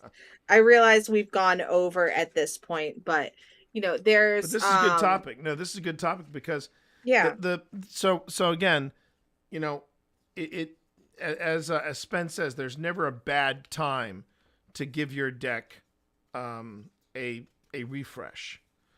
But it's never a bad time to take a shower. Right. But the thing about this is that for me the hey, this is not right was that so when I shuffle my deck, when I shuffle my tarot deck, I don't just shuffle it, like the fan shuffle. I will actually cut the deck, and then as I cut the deck, I'll turn I'll turn some of the cuts around so that they are reversed, and then I'll go back and I'll start shuffling again. And the idea is that way I know that not all the cards that are getting shuffled, they're all upright. There's going to be some type of mix, because with these particular cards, I can't do the fan shuffle. They're just too wide. But what I noticed was that while I was doing readings for myself, I just noticed that I was just getting again and again, everything's reversed, and I'm like, that okay, there's got to be a randomness to this, and then it eventually was like, okay, apparently I need to reset. So I kind of like what Spence is saying here, whereas to manually reset the cards and then go back and then do one of these suggested things. I'm not sure if the Crooked Moon, let me just double check. The Crooked Moon book goes into tarot in Druskenwald. Druskenwald is the world created by the Crooked Moon. Getting to know your tarot. They have Getting to Know Your Tarot. And they have Major Arcana, Minor Arcana card suits. And that's it. So they don't have really anything. I don't think they have anything even in the back. Suggestions for, hey, if your tarot deck is acting weird, here's what you do. So maybe not all decks have that. But that's why I went to Spence, because I'm like, okay, can a deck just suddenly stop working, or does it tell you something? You know what it reminds me of? Okay, this is a nerdy reference, but track with me.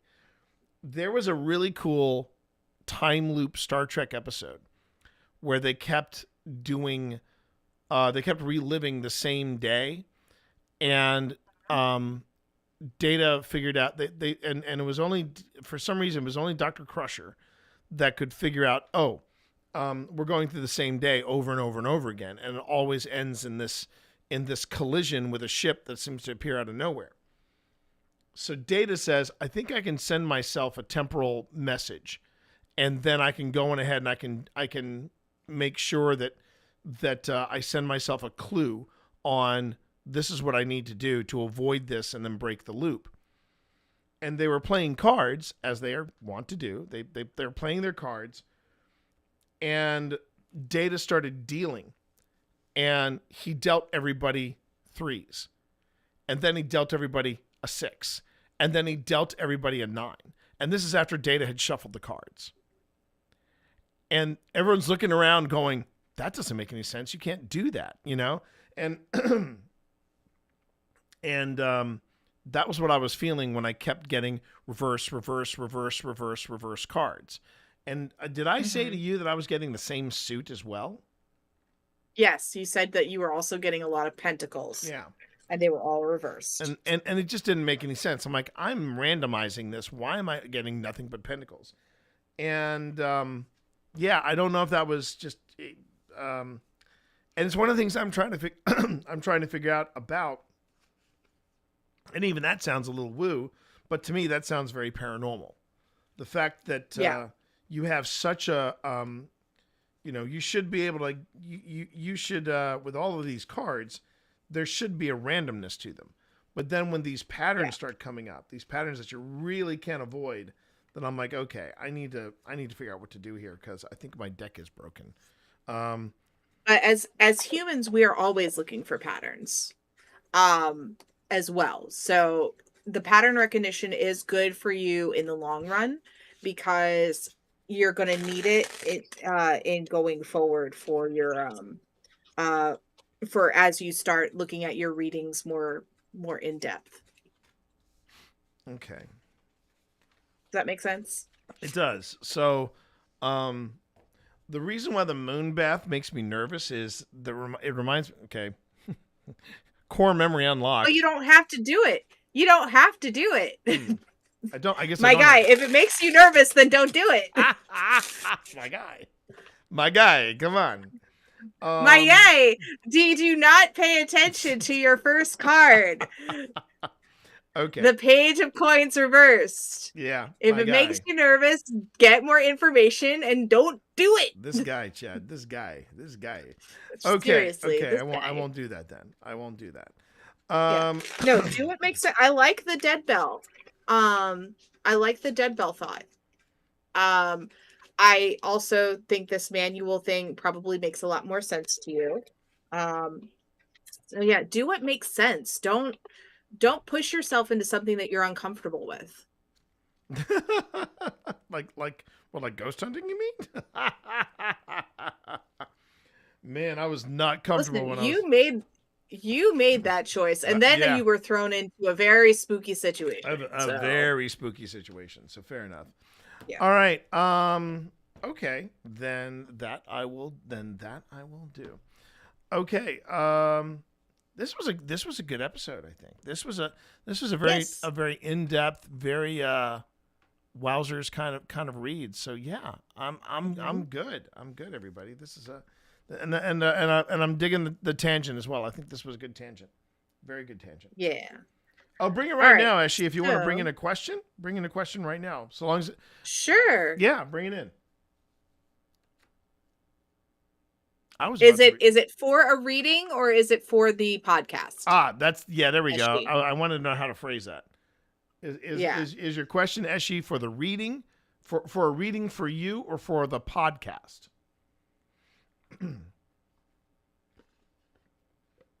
While we get an answer on that, T, you got anything to promote? Because it's going out next week. For reading. Okay, that is between you and Spence, so not for the podcast. I will change the scene when I'm ready to start doing readings. The tarot reading is a channel point redeem, so take a look at that. Okay, you got anything to promote, T? So we have a lot of stuff coming. Okay. We just got a phone call from somebody, or rather, we just got an email from somebody who wants to sit down with a phone call, and they want us, as an OSI, to come down and investigate their historic hotel in Abington. Is it Abington? I think it's Abington, or in Bristol. Yeah, it's Bristol, Virginia. Excuse me. Yeah. Where when you were called in on an emergency call. That place. Got it. Area. And they want us to do so I have to wait to get some details on it, but that may be coming soon. Some other stuff that's going to be coming soon. We may be doing a live holiday themed investigation. Again, coming soon. We are offering a weekend with OSI at Linville Manor, and that is coming. That is going to be part of a silent auction happening at Wolfbane Productions here in Lynchburg, Virginia. Pretty excited about that. We have our guest from Latinos Against Spooky Shit. The guy's name is Jonathan, the guy that you see doing all the Latinos Against Spooky Shit videos on Instagram and TikTok. He's going to go on some investigations with us, and we're pretty excited about that. That's coming in October. There may be another collaboration happening in November. All this stuff is in motion right now. On top of all that, I am giving tours of Haunted Lynchburg, and that might also include something because I'm currently co-writing the script with one of the other tour guides of a new route. So there's a lot of things happening right now, and I'm kind of in a fog, but I'm getting through it. Nice. That's what I have to promote. How about you? Right now, please request readings from me. You can request them either through my website or on Ko-fi. I do have the Tarot Tuesday special, but your moon is hurting for work this month. So hit me up if you got something. I will be doing 2 shows at the end of the month of August. I have the Friday in the Forge event, and then I have an event in Lexington, Virginia, which is I think it's the Rockbridge Festival. So there's that. All right. So that's all for us today, but you can catch us online. You can catch us over on Twitch. You can under Resonant Moon, or you can catch us on the Tea Monster, both on Twitch, for more fun, whimsy, and of course, friendship. Until next time, may the cards ever be in your favor. Yeah, do the like and subscribe thing too. Oh, like and subscribe like your mama taught you. Yeah. All right. And there's my cut podcast and scene. Cut scene. All right, we're good. Print. We're good. Whew. Okay. All right. It looks like I got people chomping at the bit to do some tarot. So I'm gonna go ahead and let you go, my friend. No, you bet. Go and do that voodoo that you do so well. Or as Evie would say, that hoodoo voodoo hoop and joop. You'd go on ahead and do that. I do neither of those, but that's okay. I know. It was only recently I learned that hoodoo was an actual thing. I did not know that. Oh, we'll have to have an offline conversation because that's a religion. Yeah. So anyway. All right. I am ending shared chat. Bye, everybody. It was a pleasure to have you. Nice job on the raids. I'll see everybody later. Take care.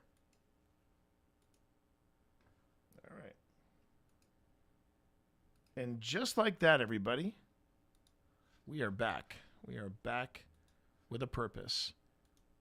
And what I need to do is I need to just do a quick check. Oh, I got to do this just for it's the completionist in me, so bear with me. But I want to do I want to finish sorting the deck before I, do anything. I like the idea of the dead bell. So let's so let me just see first. I got to sort out the major arcana.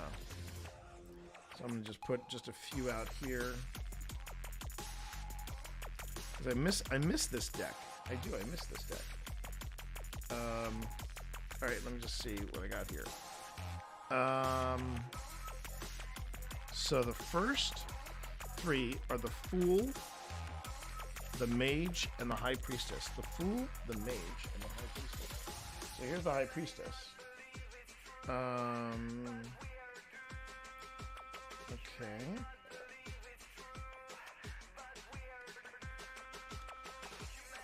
There's the Mage.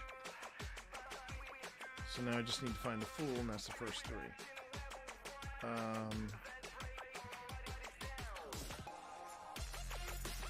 And here's the Fool. Okay. Okay, so there's the... if you want to see it, here you go. This is the Fool. That's the Fool. Right? Here's the Mage. And then here's the High Priestess. That's the Cheshire Cat you see. That's the Cheshire Cat, right? The Fool, the Mage, and the High Priestess. Okay. And let's see, so the next three. So that was the Fool, the Mage, and the High Priestess. Now we have the Empress, the Emperor, the Chariot, and Justice. The Empress, the Emperor. I thought I just saw it. Okay, there's the Chariot, and there's Justice. There's the Emperor. Alright. And, the Empress. There you go. Yeah, I may have to buy this deck a second time and make this like a travel deck, because the sides are starting to chip a bit. The Empress, the Emperor, the Chariot, Justice. Okay.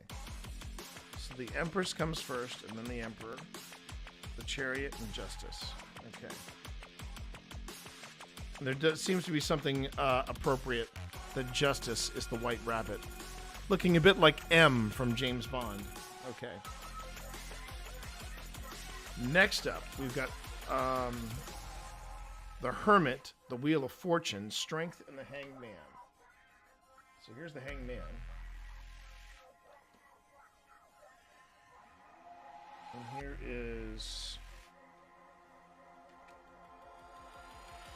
Strength. Strength? I just saw it. Strength, there you go. So the Hanged Man, Strength, the Hermit, and the Wheel of Fortune. Here's the Wheel of Fortune. And then I just need the Hermit. Oh, right here. That is a weird card, the Wheel of Fortune, but there it is. Strength, the Hanged Man. Oh, the Hermit, the Wheel of Fortune, Strength, and the Hanged Man. So the Hermit, the Wheel of Fortune, Strength, and the Hanged Man. Okay. Strength, and the Hanged Man. So, hi everybody. Welcome on in. Welcome back. Thanks for hanging out with me today. We're still going strong. We're still going strong, everybody. My name is T. You can call me T Monster, Twitch Dad, or Padre de Gatos. And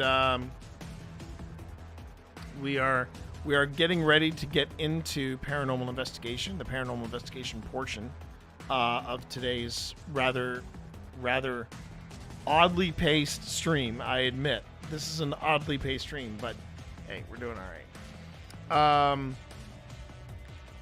Death, Temperance, the Devil, and the Tower. That's easy to remember. Death, Temperance, the Devil, and the Tower. So it's Death.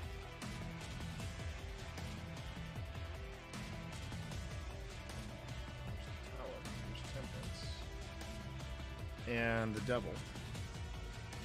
So yeah, you want to take a look at the tower. That's the tower as depicted by the Alice in Wonderland set I have. And the thing about the thing to know about the death card, because everyone likes to say to me, "Well, what if you draw the death card?" I'm like, "Well, then that means that something is coming up that is a change in my life." That's what the death card actually means. But the thing is, when people talk about, what's a card that you really want to avoid? The Tower. The Tower is one of those cards that when you get it, you take a moment. Oh, here we go. People are getting. Okay. I may be taking a break very soon because the person from the hotel wants to chat with me. Chat with me. All right, so we've got the star, the moon, the sun, and judgment. Let's see. So I just saw that. I just saw the star and the moon. The star, the moon, the sun, and judgment. Is that it? The star, the moon. Let's see here. The star, the moon, the sun, judgment. Star, moon, sun, judgment. So, star, moon, sun, judgment. That means 3 cards remain. And those 3 cards are... There's the World. Did I miss the Lovers and the Hierophant? Hold on. Ah, I did. That has to go. That goes after the Emperor. Okay, the Hierophant. Okay. So, Strength, Wheel of Fortune, the Chariot, the Emperor, Hierophant, Lovers. Okay.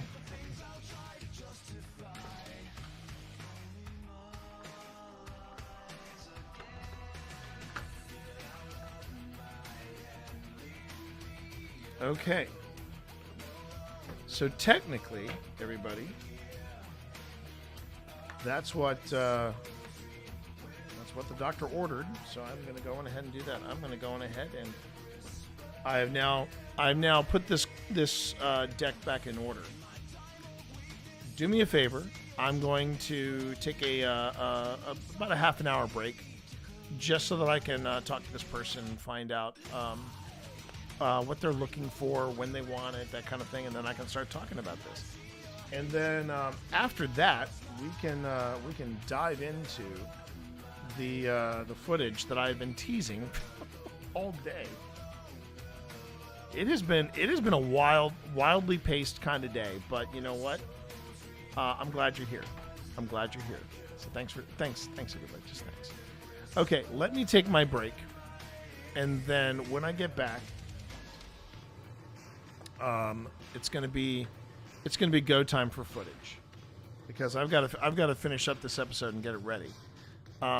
Which means we may be looking at our intro today. We may edit that together. All right. So again, slightly extended break this time, and yeah, we'll talk. Okay. Be right back, everybody.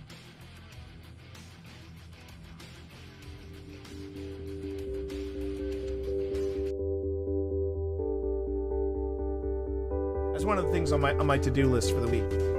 What was that, honey, baby? Today? You say that just as I launch the stream. Just as I launch the stream, and you really let the drop in play. Let the drop in play, woman. You are on my territory right now.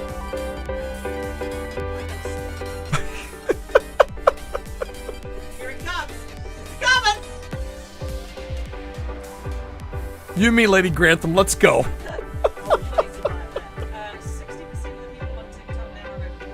Yeah. And that's really pissing off the Zennials. I think that's what they're calling. Isn't that what Sonny's generation is called? The Zennials? What? Yeah. I don't know what you call it. Yeah. I figured out why I came in here. You figured it out? I figured it out. I can't work out how to plug my headphones into the PS5.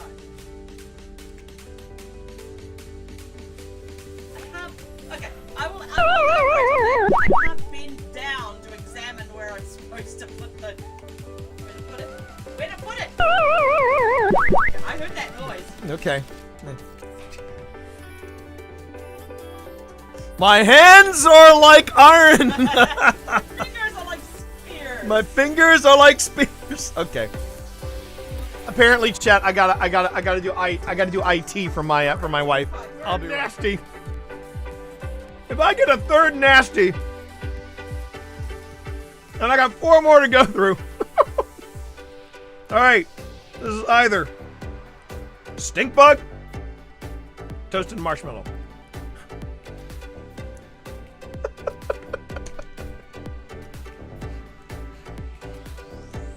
Do a subathon, they said. It'll be fun, they said. Oh, thank Christ. Toasted marshmallow. Oh, thank Christ. Toasted marshmallow. You want me to say well done? That you did good? That patience level of waiting to where everything is dry. There's a level of zen to painting. There is.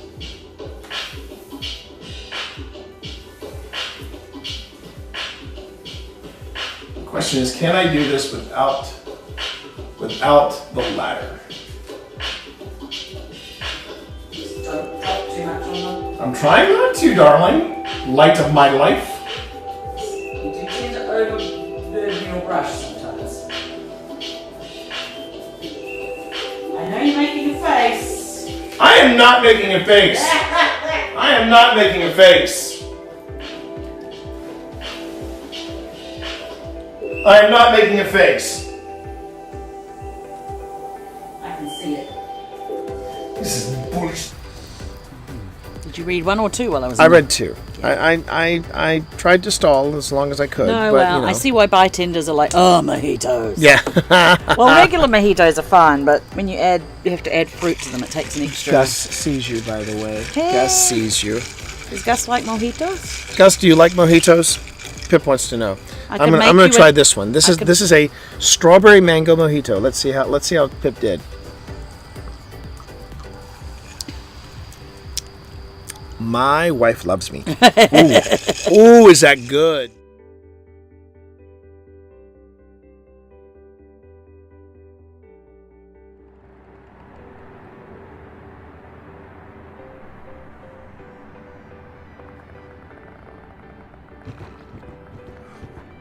Okay. This game can F right off into the sun. Easy does it. You got it.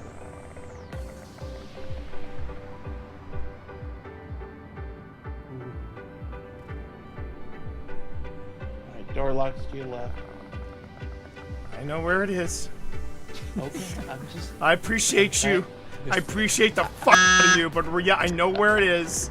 I'm cheering you on, T. You said it was to the. No, it's to the right. It's to the right. On the right No, side it's- of the door. It's on the right side of the Oh, door, but to your left. As you were looking at it. There you go. Yeah, right there. You got it.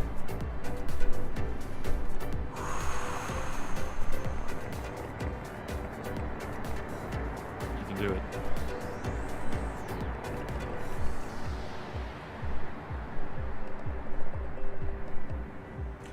Phil Rossi, do this damn tutorial. I'm just saying. Oh no! Let's let Phil. It feels. I'm gonna Secure look. vulnerable positions. Close the door. Ooh. So they can't hear the door opening or closing. I know. So, Yeah, yeah.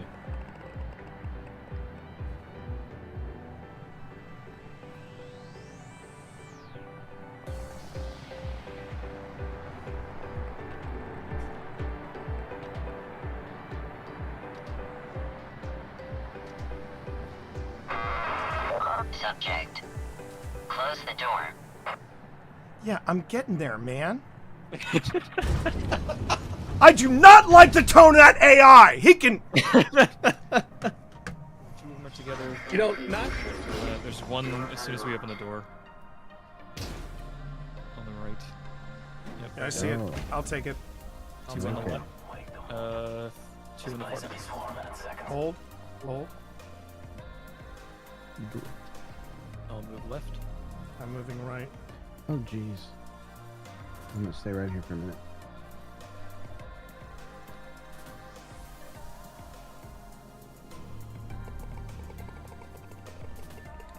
Should I just take him out, or do you need this to be Yep. coordinated? Okay, 3, Should be far 2. enough.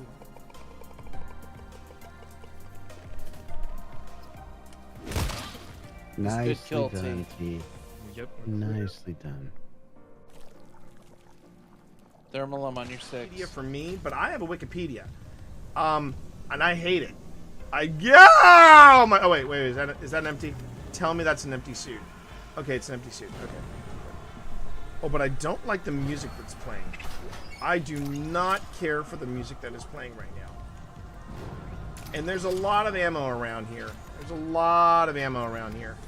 I could have swore that was somebody hanging there. I could have swore that was somebody hanging there.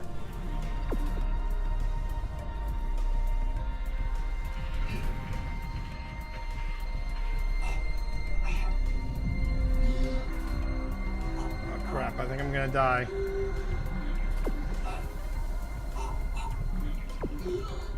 Jeez. Yeah, I think I'm gonna die, everybody.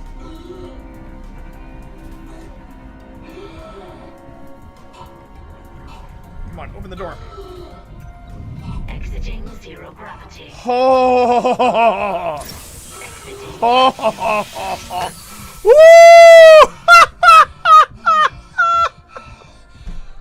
If anyone would care to clip that, I would be forever in your debt. Wow. Oh my god. I hear him.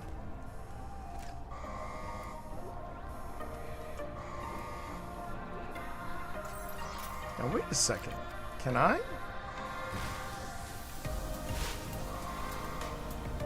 Wait a minute. Wait a minute. Wait a minute. Can I do what I think I can do?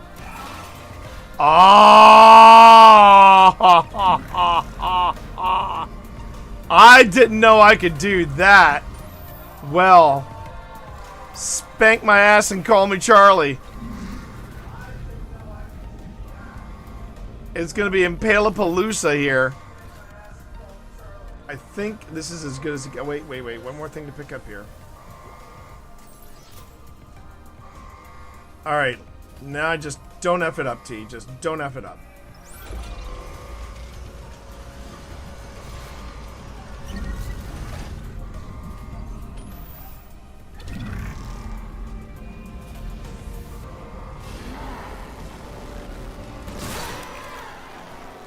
Okay. Hello? Hello? Hello?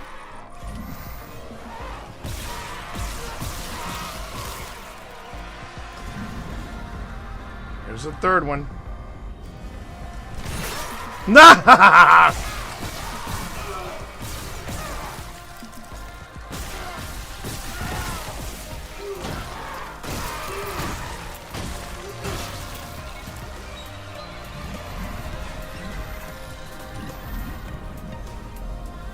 I wonder if I can do this.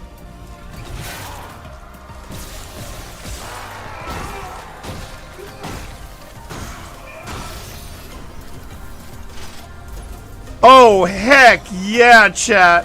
Oh my god, that was fun. I didn't get to impale as many as I wanted to, but man, that was very satisfying.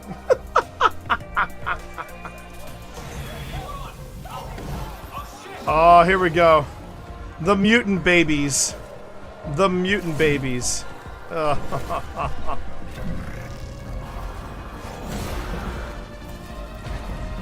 Yeah. Yeah. Because, you know, it's scary enough being a parent. We need to make these things scarier.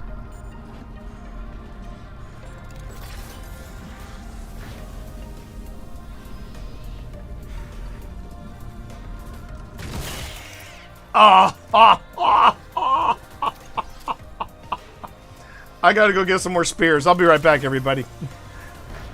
I gotta go back and get some more spears, everybody. I hope you don't mind.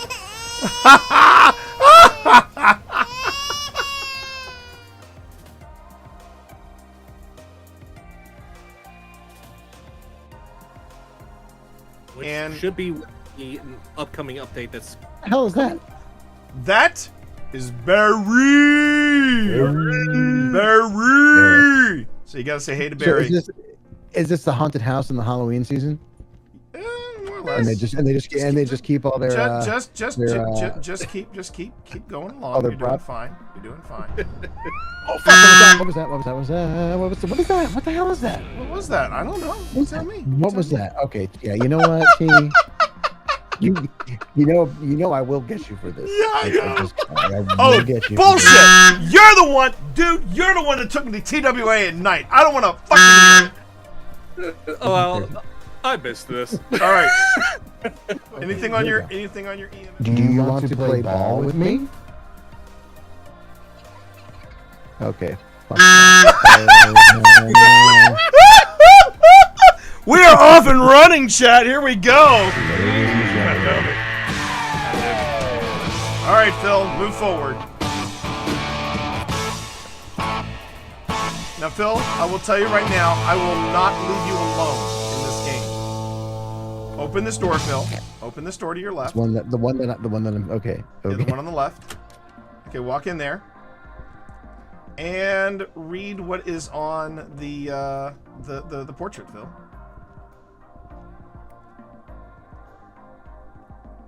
How was that? Was that you?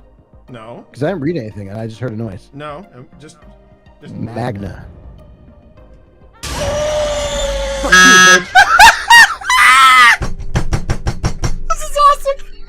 She threw the tarot cards at me. No, I put those on the floor. Oh, thank God. I thought she threw the tarot cards You know at what? me like... I want to be sure. brave. I want to be brave. Oh, no. Oh, yes. Oh, boy. Oh, yeah. Oh, I'm no. stepping out. Oh, yeah. I'm doing saying... this. I'm saying over near Oh, the I TV. really don't like the look on the cards, but okay. Wait, I'm gonna get a picture of you moments before your death. Okay. Okay. All right. How do I read the cards? Do I just click once? Yep. Go. It said aggressive. Oh boy. And then it just burned in my hand. Should I leave? Should I leave? Aggressive just makes the ghost more aggressive. I'm gonna leave now. Yeah. I don't think we need it with a ghost like this. Ah! Okay.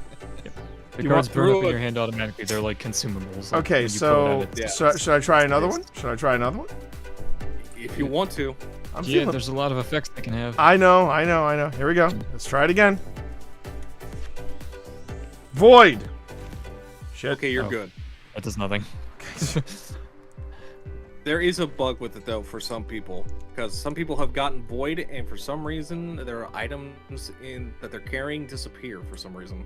Okay. Oh, that's not good. Should I go three? Yeah. Should I go 3 for 3? 3 for 3, go for it. Here, let me take a picture of you doing this. All right, here we go. Ready? Oh, do it. Do it. Here we go. Moon. I think Moon is good. I think it's. I'm not going to push it after 3. Is that he said he was loving how Bethesda's RPGs are by playing that game. Because he never could get into, the others. He couldn't That's get true. Fall. That's true. Couldn't get into Speaking of which, has this always been here? Yeah, it's always been. Okay. First time I've noticed it. Likely story. Ha! Ha! Ha! Ha! Ha! Ha! Ha! Ha!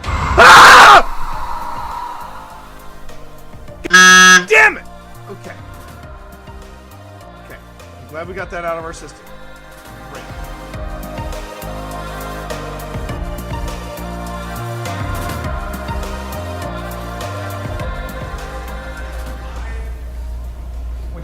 is ironic when you think about it because usually people say, oh, all theaters are haunted. I don't think all theaters are haunted. Well, this one's definitely, definitely. I mean, something's... Yes, yeah.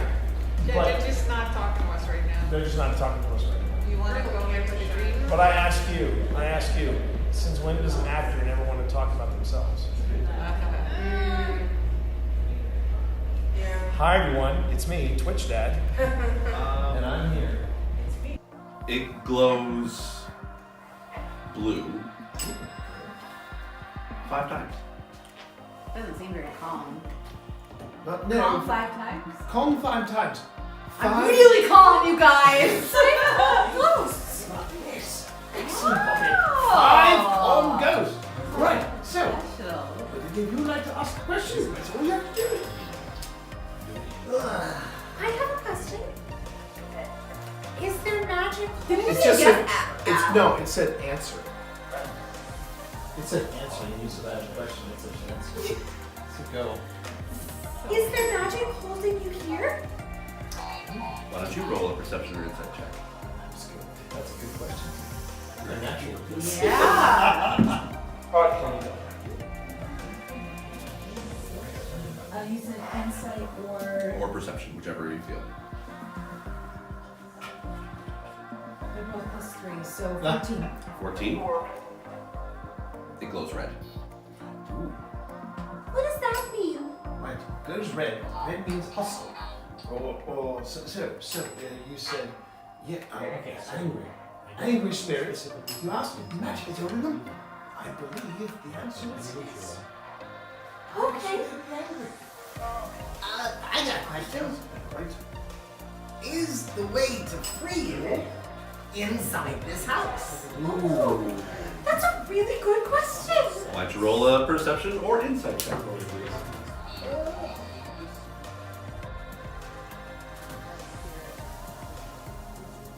Okay, so I think it can be very, it can be really hard to distinguish. I mean, I do think, so I lump like demonics into just non-human entities. So it could be an elemental spirit, it could be a nature spirit, but I lump it into this categorization. It could be a thought form, a tulpa, an egregore, which is basically these energies and forms that are said to be created by our consciousness. I have my own response. I'm going to wait. But you watch yourself. Yeah. I think it's hard. I just think ultimately it's hard to make that distinction. I think part of it is your gut. It is your intuition. I think absolutely. Yeah, but Yeah, I think absolutely. here's my take on the D word. One, it gets really abused by paranormal entertainers. Yes. That's my first big problem. Yeah. Secondly, and I've said this before on in between our investigations, we do this thing called the 5-minute paranormal, and it's just this quick little 5-minute-ish, piece of content that we talk about certain subjects. We talked about in one time we talked about demons specifically, and the biggest problem I have with demons is you're not going to know that they're demons because it's hard. Being Christian, I was grown up to be led to believe that a demon does not come up to you and go, "Hello, pleased to meet you. I'm a demon." Unless it's Lucifer, with the high cheekbones and the Vish abs. But but as far as demons, they're all about deception. They're all about deception. Which is why I can't believe I'm about to say this and I'll punch you in the nads. Talk to me. What did I do? You made me watch Talk to Me, and here's the thing: when you watch, I loved the film The Others. Now it's one of the scariest films I've seen because I've gotten into when you get into paranormal investigation, you watch any ghost movies, they all land very differently. They do. And Talk to Me answers your question straight away because it's all about deception. It's all about. I mean, she was no spoiler. Well, kind of spoiler. No spoilers. No spoilers. Anyway, it's about deception. I gotta keep an eye on it. It's about deception, and that's what demons, true demons, excel in. And which is why when you hear a kid's voice or you hear a child's voice, or if you hear a loved one's voice, you've got to be super critical about that. Yeah. Because again, it is about deception. Yeah. And I will go back to what we talked about really at the beginning is, this is our most critical piece of gear. And trust your intuition. Trust your intuition. Trust your fear. You know, we don't often feel fear on investigations, but when we do, it's telling us something. And I'll back it up to when we went to the TWA Flight 514 crash site. We went back at night, and there was a very powerful energy at this location. It was very powerful. It was very dark, and I truly believe that it was non-human when we were back. I would dare say that would be demonic. Yeah, and I'm We're hearing kids' my voices. hair is completely on end, but we felt not just fear, we felt unwelcome. absolute dread. And we knew it was time to leave because it was just this exponentially ramping up emotion. And yeah, you're getting the chills too, aren't you? That I would say that still ranks as my most terrifying. That was the most. That was the place I was the most. Yeah, we were not welcome there. We were not. So and we've been to some terrifying places. I mean, we've been to Old Hospital. We've been to Crescent. We have been to St. Albans. We've been to different places with darker histories. Yeah. But TWA caught us off guard. Yeah. And I hope that answers your question. Yeah. That's a fantastic question. That No, really it's is a great question. My thing is that I just feel like that the word is bandied about too much, which, and like I said, I know I keep going back to the top. But the thing is, that is really, this movie really had an impact. It rattled it. I did a good job. The thing, and I think the reason why it resonated with me so much is because I feel like that was for me an accurate depiction of what a true demonic spirit would do. Yeah. Because it is, from beginning to end, it is about deception. Mm-hmm. And we had a pretty interesting talk at Trinity Episcopal with our priest about that. My priest, the Reverend Gail Goldsmith, and she had a few words about, we don't really call it demonic anymore because we look at the scriptures and we realize it's about that. It's about not appearing as you really are, versus your a mental medical affliction or something like that. But yeah, great question. Great question. Other questions? One of these is a No freaking way, dude! No way! This is the first time this has ever come up on the Sam and Colby channel. That's amazing. Oh, I'm kind of embarrassed about it. Okay, that's a clarinet right there. Dude, it's an actual clarinet! Bro, my dad made me do marching band with a clarinet. And so like in high school, I'm just like... I can see You know what I'm saying? Yeah. Okay. I'm gonna just come out and say it. Mad props. I mean, he's a band nerd. Now, granted, I was a trombone player, so unlike Colby here, you could hear me when I was on the when I was on the field. But hey, look, we both marched. The fact that he is a marching band geek, something that I didn't realize was a thing, and he has worn the polyester uniforms. He has suffered through the heat. Man, you don't know misery until you have worn a marching band outfit and it is like 90 degrees after the sun sets. It's just not what I would call the best of times, okay? But I appreciate that. Well done, Colby. Well done. Like, check that out. All the marching kids out there, you know what I'm saying? There you go. Oh, he did the heel toe. Represent. Well done. We're only going to be down here for a few more minutes. Please. Oh, did you see that? It moved. And she's Yeah, shoot. Wow. Okay. It moved right to where it should jerk back. Are you asking us to leave? If you want us to leave, you just let us know.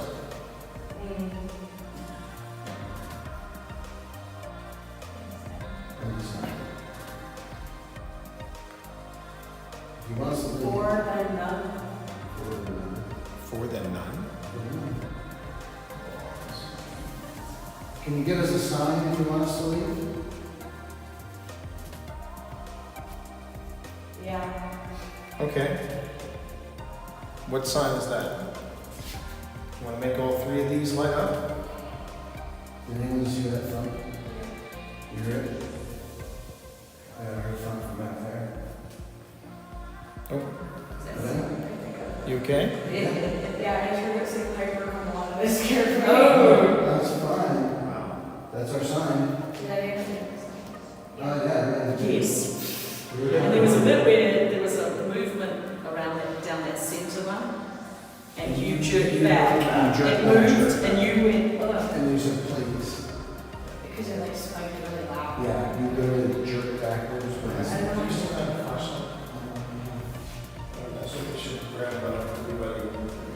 That's like the first time I've ever felt like that. Like it's like the entire time I felt like my head was spinning and I was like floating. Like you know, like after you're gonna beach and you go to bed, you feel like you can feel the waves. Yes. That's how it felt.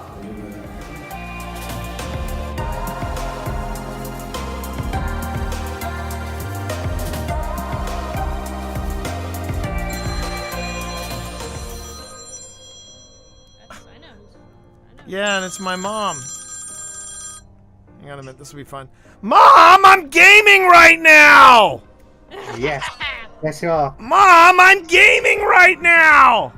With my friends, Mom! Hey, don't do me! Hey, I'm here too! Mom! I'm gaming with my friends! What do you want? Hey, and I'm streaming, Mom! Mom! I'm hanging up. I love you, Mom. Join Sunny and tell me how many wallets we've got. We'll call you tonight. Love you. Bye. All right. After 7? After 7. Okay. Okay. You're awesome, Mom. Bye. She's shaking her head at me, everybody. She's shaking her head at me. She's shaking her head at me.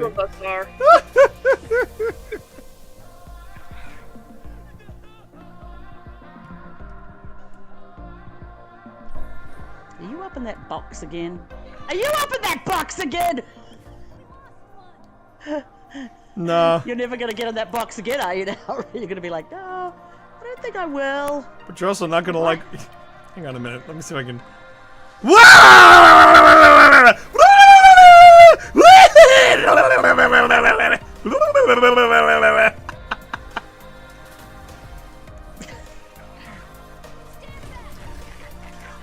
Oh, you're kidding me!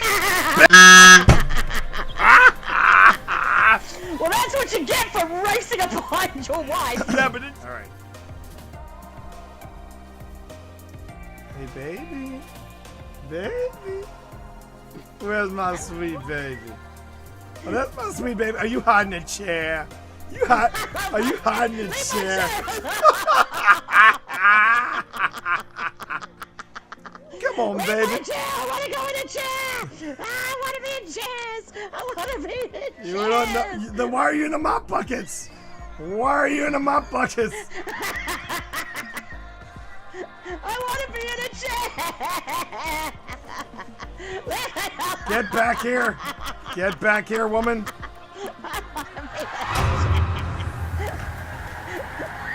My wife, everybody, my wife. Leave me in this chair.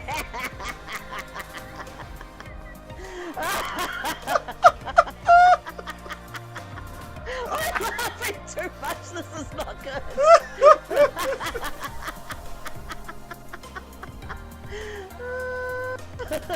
Oh, my wife is in box. My wife is in box.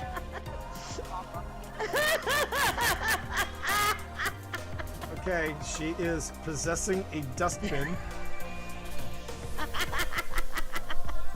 I'm possessing this bear because I love. No, you're not. No, you're not. Red bear. Red bear.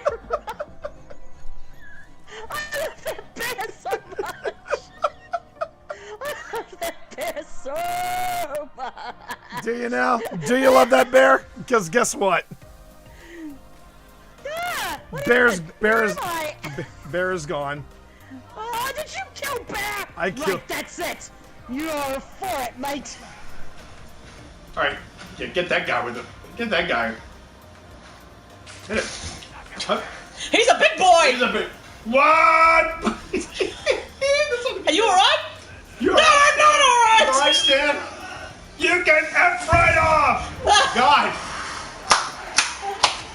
Oh my god, that's awesome. That is. That's my new favorite thing to do. Stan, sit down. Sit down. Calm your ass down. Calm your Stan. tits down. No, he's not. Calm your tits, Stan. Calm your tits. Stan is not in his right mind. Wow. Wow. That was a good boy to hit. Does that go all the way down? It goes all the way down the next floor, yeah. Does it? I think it goes down to a No, it doesn't. No, it goes down to the next floor. Okay, so I should just shimmy down there and. Or you could do that. Hold the phone. Oh wait. Hold the phone. Oh, chat. Come on, give me the prompt. Give me the prompt. Oh wait. Can you get on the beam? Okay, if you miss the beam this time, Ghost dance it. Go for it. Oh. 1, 2, 3. Yes, bitches. Oh. And this poor guy's like, oh, it was a backhand kill. It was a backhand kill. Booyah! Woo! Personal accomplishment. Oh my god! That is a personal best.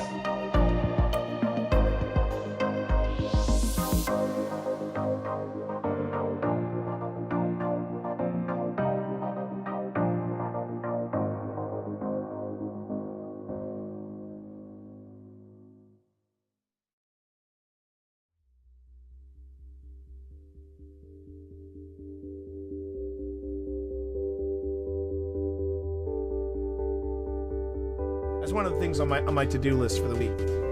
What was that, honey, baby? Today? You say that just as I launch the stream. Just as I launch the stream, and you really let the drop in play. Let the drop in play, woman. You are on my territory right now.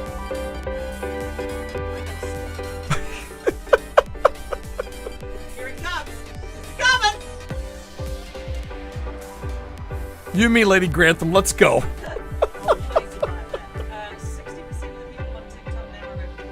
Yeah, and that's really pissing off the Zennials. I think that's what they're calling. Isn't that what Sonny's generation is called? The Zennials. But yeah. I don't know what you call it. Yeah. I figured out why I came in here. You figured it out? I figured it out. I can't work out how to plug my headphones into the PS5. I can't. Okay, I will. I can't bend down to examine where I'm supposed to put the. Where to put it? I heard that noise. Okay. My hands are like iron. Fingers are like spears. My fingers are like spears. Okay. Apparently, chat. I gotta do IT for my wife. I'll be nasty. If I get a third nasty, and I got 4 more to go through. All right. This is either stink bug, toasted marshmallow.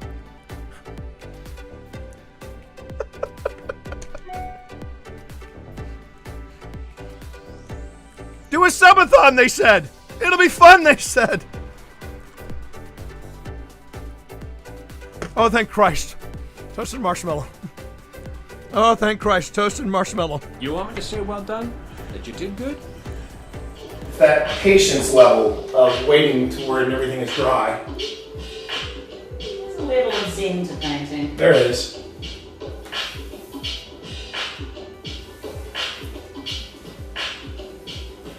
The question is, can I do this without the ladder?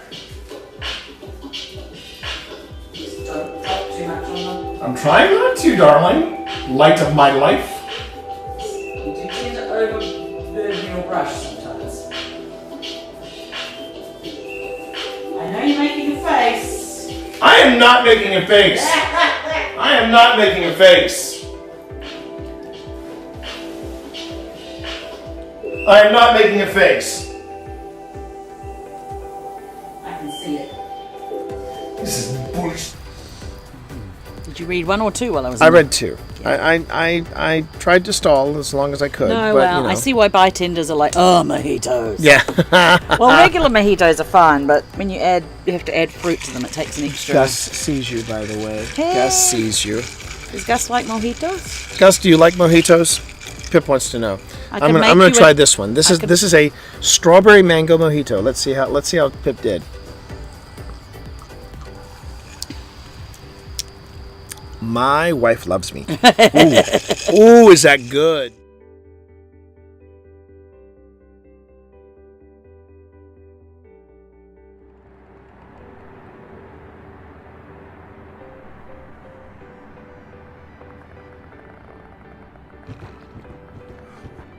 Okay. This game can F right off into the sun. Easy does it. You got it.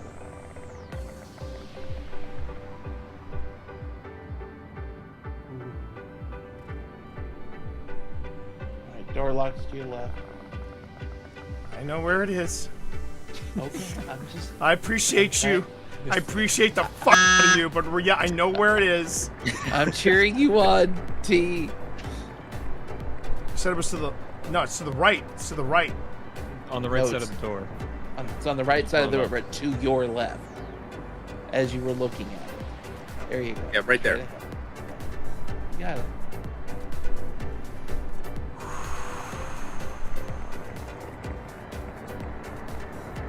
You can do it.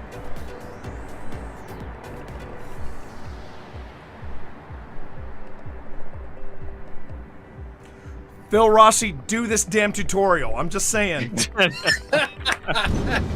Oh no! Let's let Phil. It feels. I'm gonna your vulnerable positions. Close the door. Ooh. So they can't hear the door opening or closing. I know. So, Yeah.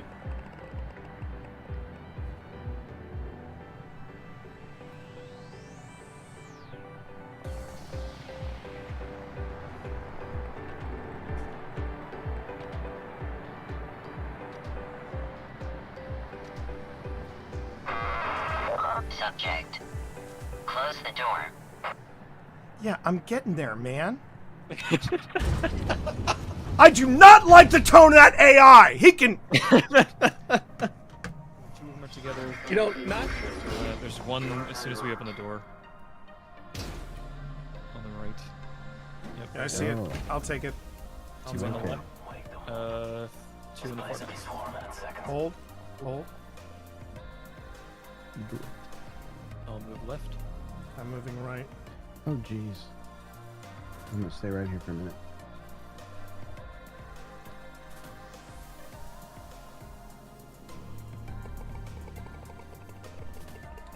Should I just take him out, or do you need this to be Yep. coordinated? Okay, 3, Should be far 2. enough.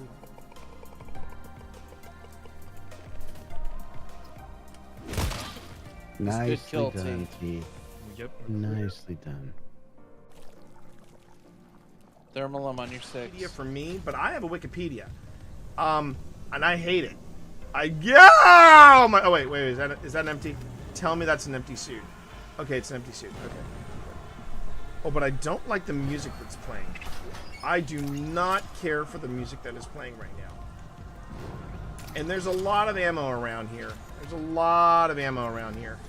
I could have swore that was somebody hanging there.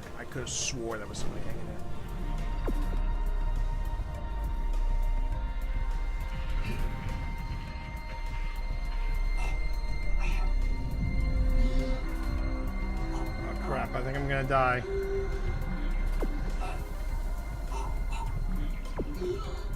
Jeez. Yeah, I think I'm gonna die, everybody.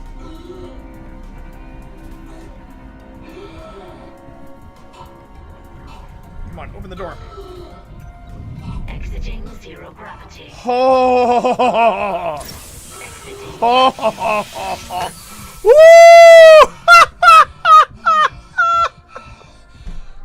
If anyone would care to clip that, I would be forever in your debt. Wow. Oh my god. I hear him.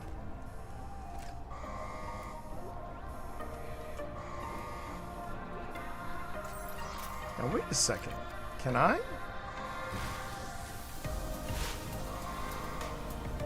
Wait a minute. Wait a minute. Wait a minute. Can I do what I think I can do? Ah! I didn't know I could do that. Well, spank my ass and call me Charlie. It's gonna be Impalapalooza here. I think this is as good as it gets. Wait. One more thing to pick up here. Alright. Now just don't F it up, T. Just don't F it up.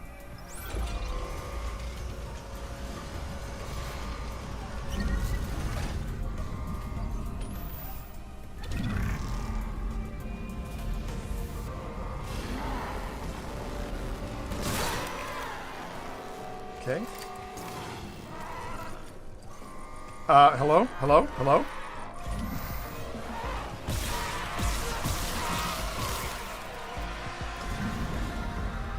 There's a third one.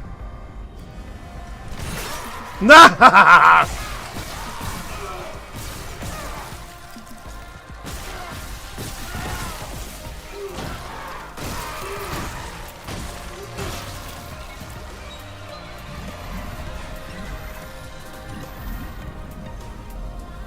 I wonder if I can do this.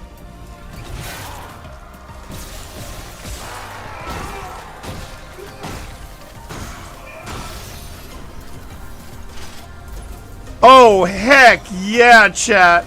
Oh my god, that was fun. I didn't get to impale as many as I wanted to, but man, that was very satisfying.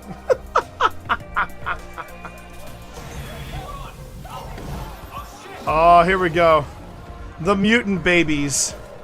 The mutant babies.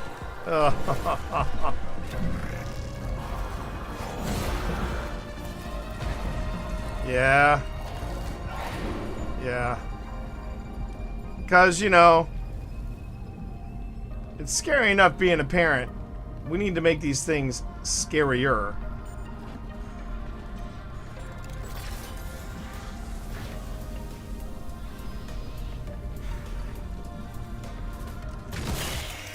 I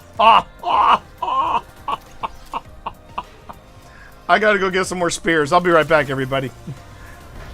I gotta go back and get some more spears, everybody. I hope you don't mind.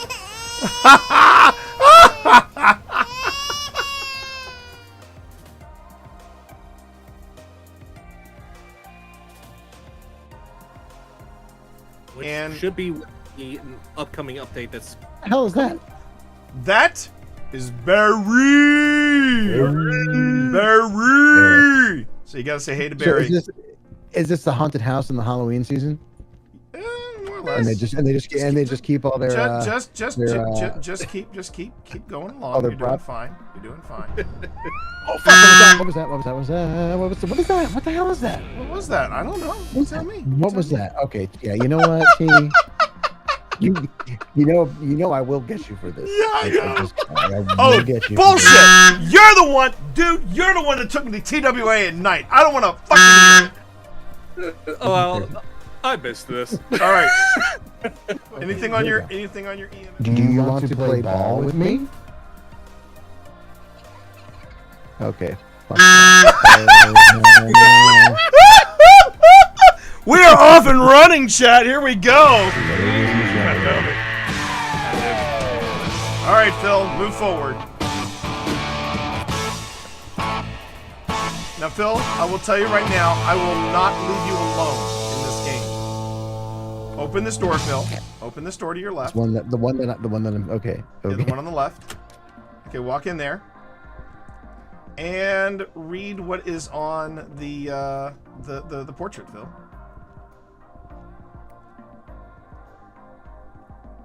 How was that? Was that you? No. Because I didn't read anything and I just heard a noise. No, just Magna. Fuck you, bitch. This is awesome. She threw the tarot cards at me. No, I put those on the floor. Oh, thank God! I thought she threw the tarot cards. You know at what? me like, I want to be jerk. brave. I want to be brave. Oh no. Oh yes. Oh boy. Oh yeah. Oh I'm no. stepping out. Oh yeah. I'm doing saying. this. I'm saying over near Oh, the I TV. really don't like the look on the cards, but okay. Wait, I'm gonna get a picture of you moments before your death. Okay. Okay. All right. How do I read the cards? Do I just click once? Yep. Go. It said aggressive. Oh boy. And then it just burned in my hand. Should I leave? Should I leave? Aggressive just makes the ghost more aggressive. I'm gonna leave now. Yeah. I don't think we need it with a ghost like this. Ah! Okay. The You cards want- burn up in your hand automatically. They're like consumables. Like, Okay, when you pull it out, so should I try another one? Should I try another one? If you want to. I'm yeah, feeling- there's a lot of effects they can have. I know. Here we go. Let's try it again. Void. Shit. Okay, you're Oh, good. That does nothing. There is a bug with it though for some people, because some people have gotten void, and for some reason their items that they're carrying disappear for some reason. Okay. Oh, that's not good. Should I go three? Yeah. Should I go 3 for 3? 3 for 3, go for it. Here, let me take a picture of you doing this. All right, here we go. Ready? No, do it. Do it. Here we go. Moon. I think Moon is good. I think it's. I'm not going to push it after 3. Is that he said he was loving how Bethesda's RPGs are by playing that game. Because he never could get into, the others. He couldn't. That's get true. them all. That's true. Couldn't get into Speaking of which, has this always been here? Yeah, it's always been. Okay. First time I've noticed it. Likely story. Ha! Ha! Ha! Ha! Ha! Ha! Ha! Ha! Ah! Damn it! Okay. Okay. I'm glad we got that out of our system. Great.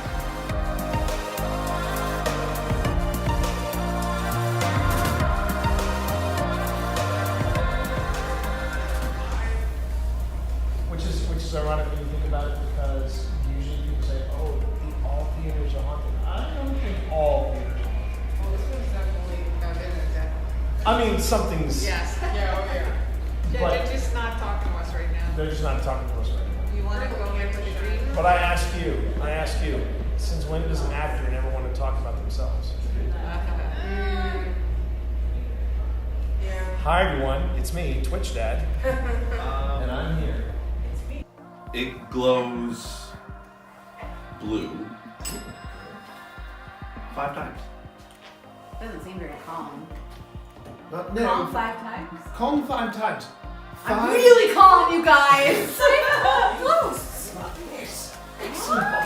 5 calm ghosts. Right. So, Special. if you would like to ask a question, that's all you have to do. I have a question. Is there magic? It's just said, it said answer. It said answer. You used to ask a question. It said answer. So go. Is there magic holding you here? Why don't you roll a perception or insight check? That's a good question. A natural. Yeah. All right, Kelly, go. You said insight or. Or perception, whichever you feel. They're both plus 3, so 14. 14. It glows red. What does that mean?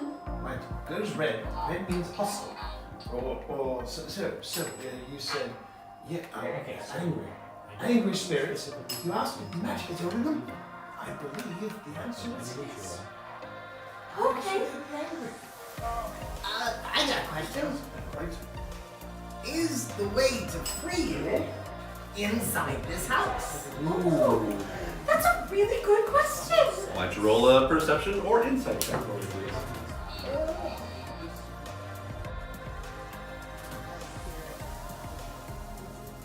Okay, so I think it can be very, discussions about yeah, it can be really hard to distinguish. I mean, I do think, So I lump like demonics into just non-human entities. So it could be an elemental spirit, it could be a nature spirit, but I lump it into this categorization. It could be a thought form, a tulpa, an egregore, which is basically these energies and forms that are said to be created by our consciousness. I have my own response. I'm going to wait. But you watch yourself. I think it's hard. I just think ultimately it's hard to make that distinction. I think part of it is your gut.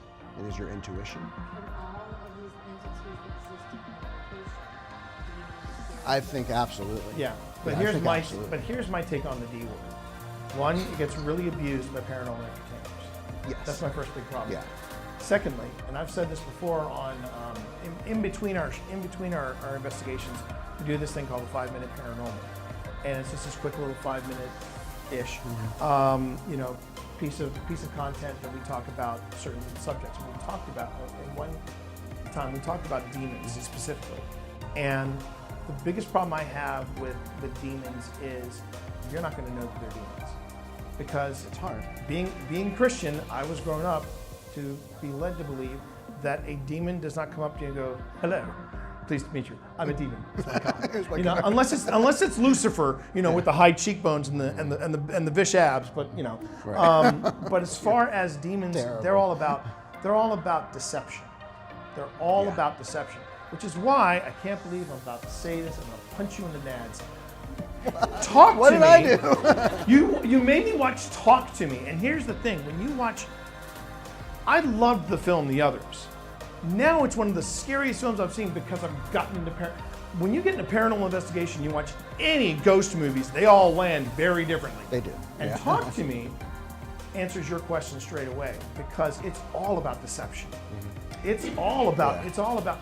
I mean, she was no spoiler. Well, kind of spoiler. No spoilers. No spoilers. Anyway, it's about deception. I gotta keep an eye on it. It's about deception, and that's what demons, true demons, excel in.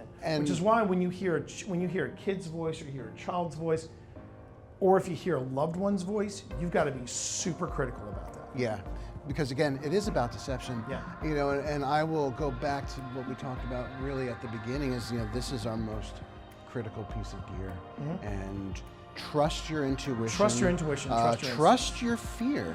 We don't often feel fear on investigations, but when we do, it's telling us something. And I'll back it up to when we went to the TWA Flight 514 crash site. We went back at night, and there was a very powerful energy at this location. It was very powerful.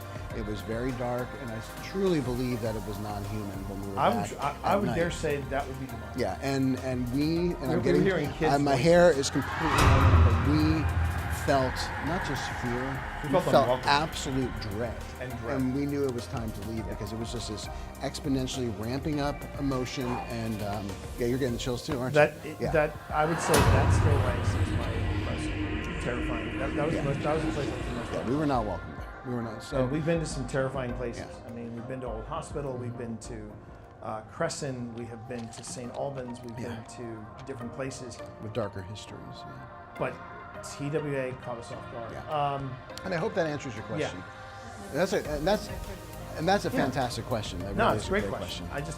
My thing is that I just feel like that the word is bandied about too much, which,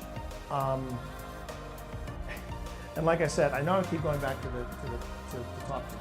But the thing is, that is this movie really had an impact. It rattled it. I did a good job.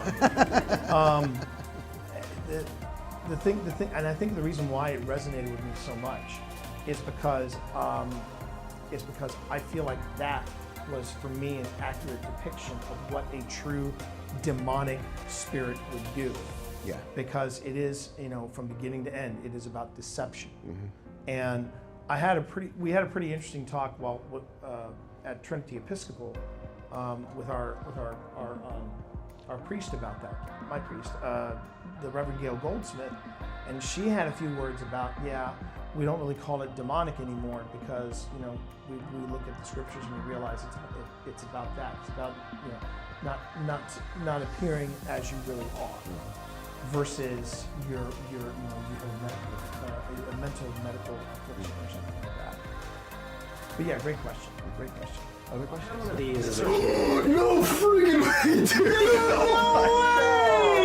This is the first time this has ever come up on the Sam and Colby channel. That's amazing. Oh, I'm kind of embarrassed about it. Okay, that's a clarinet right there. Dude, it's an actual clarinet. Bro, my dad made me do marching band with a clarinet. And so like in high school, I'm just like, I can see that. I'm saying? Yeah.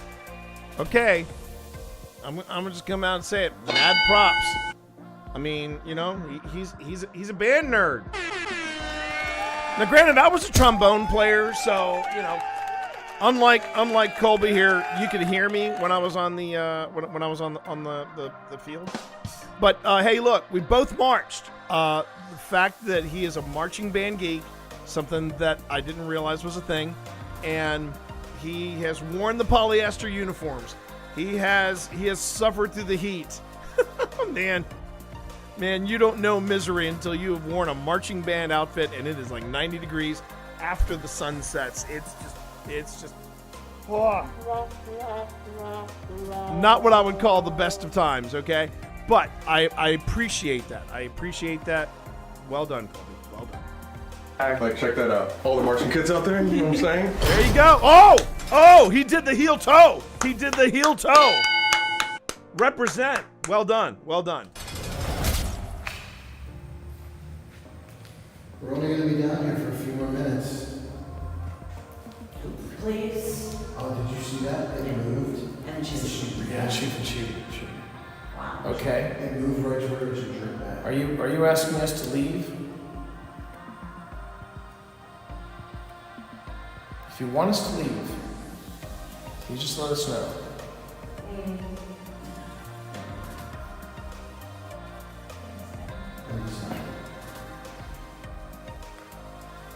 If you want us to leave. Four, then none. For then none.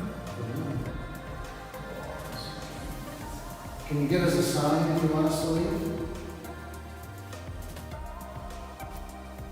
Yeah. Okay. What sign is that? You want to make all three of these light up? Did anyone see that front? You hear it? I heard front from back there. Oh. Yeah? You okay? Yeah, I heard it say Piper come along and it scared me. That's fine. That's our sign. Did I answer? Yeah. Yes. And there was a bit where there was a movement around that, down that centre one, and you jerked back. It moved, and you went, oh. And you said please. Because it like spiked really loud. Yeah, you literally jerked backwards. I don't know.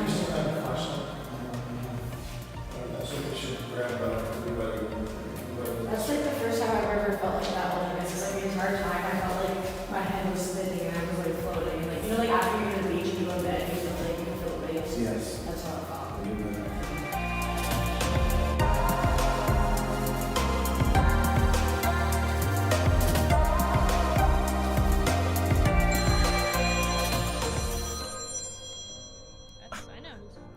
Yeah, and it's my mom.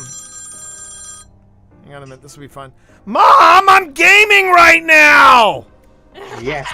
Yes, you are. Mom, I'm gaming right now! With my friends, Mom! Hey, don't do that, me! Hey, I'm here too! Mom! I'm gaming with my friends! What do you want? Hey, and I'm streaming, Mom! Mom! I'm hanging up. I love you, Mom. Join Sunny and tell me how many warlocks we've got. We'll call you tonight. Love you. Bye. All right. After 7? After 7. Yeah, around 7:30 or so. Okay. Okay. All right. You're awesome, Mom. Bye. She's shaking her head at me, everybody. She's shaking her head at me. She's shaking her head at me. Few of us are.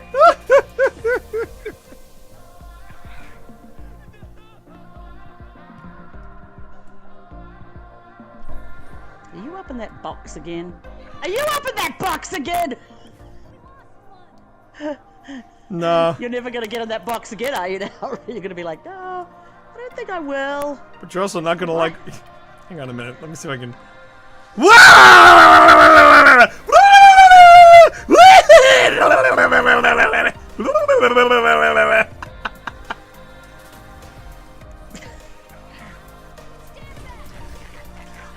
Oh, you're kidding me!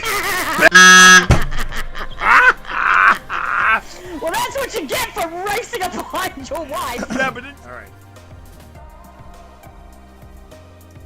Hey, baby. Baby. Where's my sweet baby? Oh, that's my sweet baby. Are you hiding in a chair? Are you hiding in a chair? Come on, baby. I want to go in a chair. I want to be in chairs. I want to be in chairs. You don't know, then why are you in the mop buckets? Why are you in the mop buckets? I want to be in a chair. Get back here. Get back here, woman. I want to be in a chair. My wife, everybody, my wife. Leave me in this chair.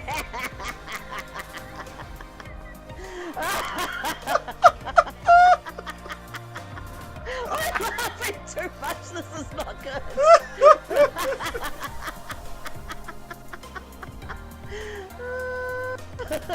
Oh, my wife is in box.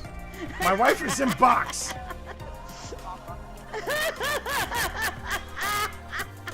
Okay, she is possessing a dustbin. I'm possessing this bear because I love. No, you're not. No, you're not. Red bear. Red bear. I love that bear so much. I love that bear so much. Do you now? Do you love that bear? Because guess what? Yeah. Bear is gone. Oh, did you kill Bear? I killed. Right, that's it. You're for it, mate. All right, get that guy with it. Get that guy. Hit it. He's a big boy. He's a big. What? Are you all right? You're no, I'm not all right. All right, Stan. You can F right off. God. Oh my God, that's awesome. That's my new favorite thing to do. Stan, sit down. Sit down. Calm your ass down. Calm your tits down. No, he's not. Calm your tits, Stan. Calm your tits. Stan is not in his right mind. Wow. Wow. That was a good boy to hit. Does that go all the way down? Goes all the way down the next floor, yeah. Does it? I think it goes down to a No, it doesn't. No, it goes down to the next floor. Okay, so I should just shimmy down there and. Or you could do that. Hold the phone. Oh wait. Hold the phone. Oh, chat. Come on, give me the prompt. Give me the prompt. Oh wait. Can you get on the beam? Okay, if you miss the beam this time, Ghost dance it. Go for it. Go for it. Oh! 1, 2, 3! Yes, bitches! Oh. And this poor guy's like, oh, it was a backhand kill! It was a backhand kill! Booyah! Woo! Personal accomplishment. Oh my God! That is a personal best.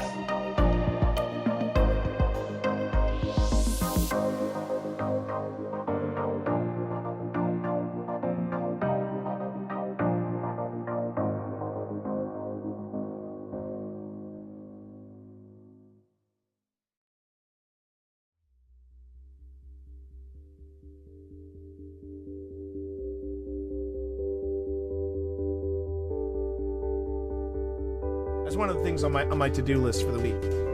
What was that, honey, baby? Today? You say that just as I launched the stream. Just as I launched the stream, and you really. Let the drop in play. Let the drop in play, woman. You are on my territory right now.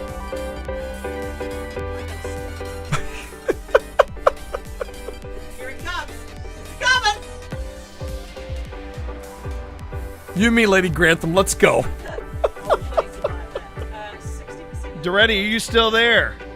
Yeah. Are you still there, That's really Doretti? pissing off Holy the crap, Zennials, I think Doretti. that's what they're called. Oh my god. Isn't that what Sonny's generation is called? Hang the on. Zennials? What? Hang on, everybody. Yeah. I figured out why I didn't end you. Figured it out? I figured it out. I thought we were gonna have a collect my gift cards. Wow. All I can say is wow. I just got off the phone. Oh, and there's an ad break on. Hang on. Huh. I am, whew. Okay. Okay.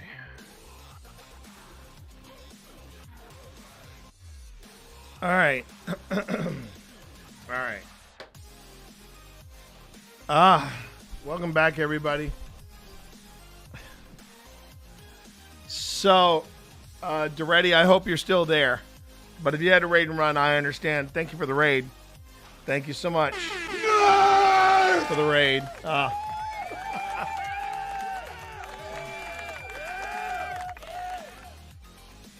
Oh, let's see. Let's see.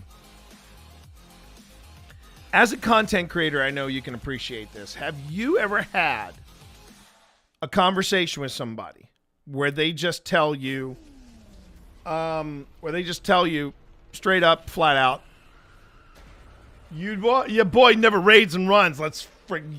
Can I get a hell yeah? So, just got a phone call. I'm just gonna. All right. So let me just give you everybody. Z. I'm gonna give Doretti. I'm gonna give all you guys. I'm gonna give you the quick lowdown. I just got off the phone with the manager and proprietor of a hotel in Southern Virginia. They are paying for the hotel room.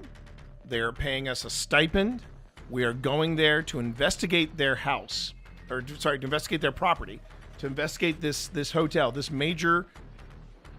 Can't talk about it now, but this major hotel chain. We're gonna go out there, and we're gonna investigate their property. And when we investigate their property, we are then going to have some sit-down talks with them about what we do next in the ways of us hosting paranormal events and doing public paranormal investigations. Can I get a hell yeah? On top of that, they have a sister property here in Lynchburg. It's on my bucket list. And they're going to grant us access to that. Can I get a hell yeah?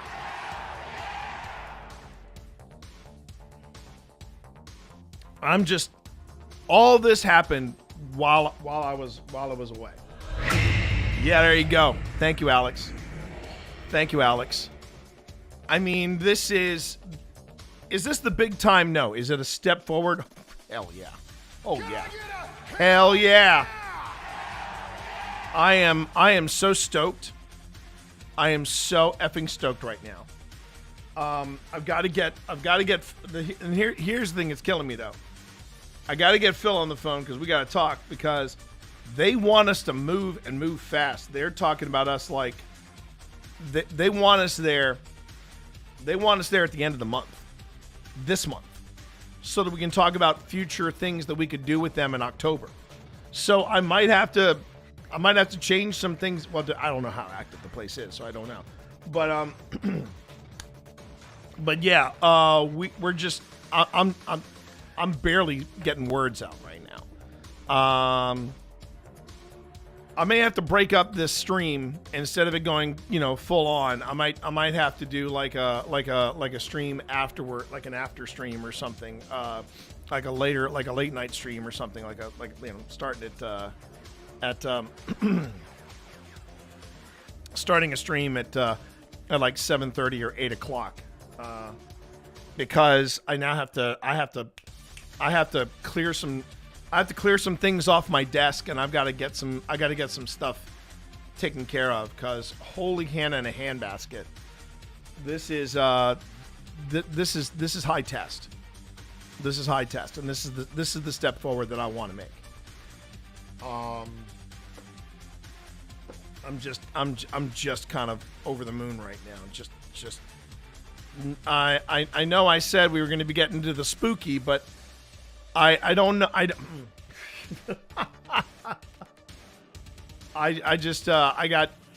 got some things I need to sort out with Phil. I need things I got to sort out with my schedule. It's full on. It is full freaking on.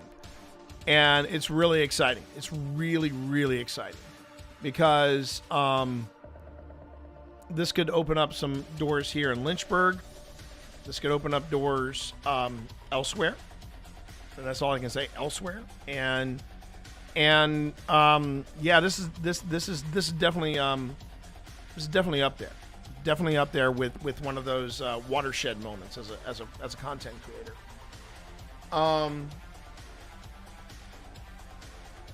So it feels good.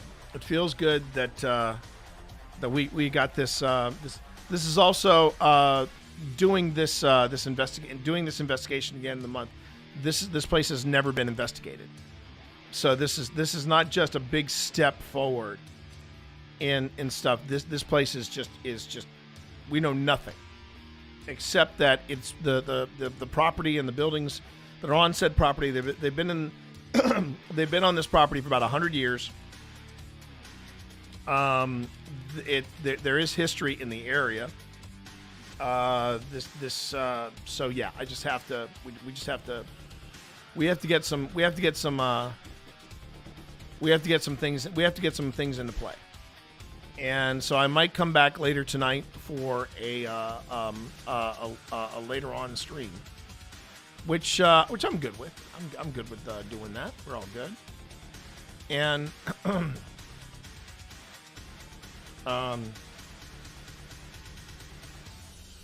and I've been I'm just trying to breathe right now. This was today's stream was not what I expected. I'll be the first one to say that. The stream was not what I expected. But the thing I will tell you all, I will impart this little nugget, if it's at all. Every conversation you have, every encounter you have, you never know when it's going to click. You never know when it's gonna go that next route, which is why you need to always remember your words carry merit. Your words are your currency. You know, you meet people, you don't be a jerk to them. Don't use people as stepping stones, because there's that old saying. There's that old saying of hold on one second.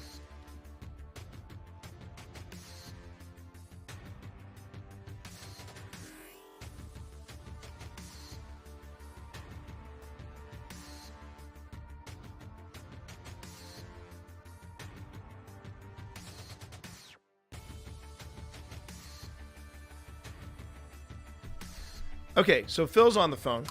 So I'm going to go on ahead and I'm going to... serendipity is real? Hell yeah. So I'm going to wrap it up here. I'm going to wrap up stream here. I'm going to try to be back later tonight. If not, please understand. I will definitely be back tomorrow for a short stream, because I want to stream a bit before it's time to go to the to the interview. All right, everybody. I love you all. I love you all on YouTube, Facebook. Thank you all so much for the support. Thank you for being here. Take care, everybody. Gonna go talk to my boo. Peace.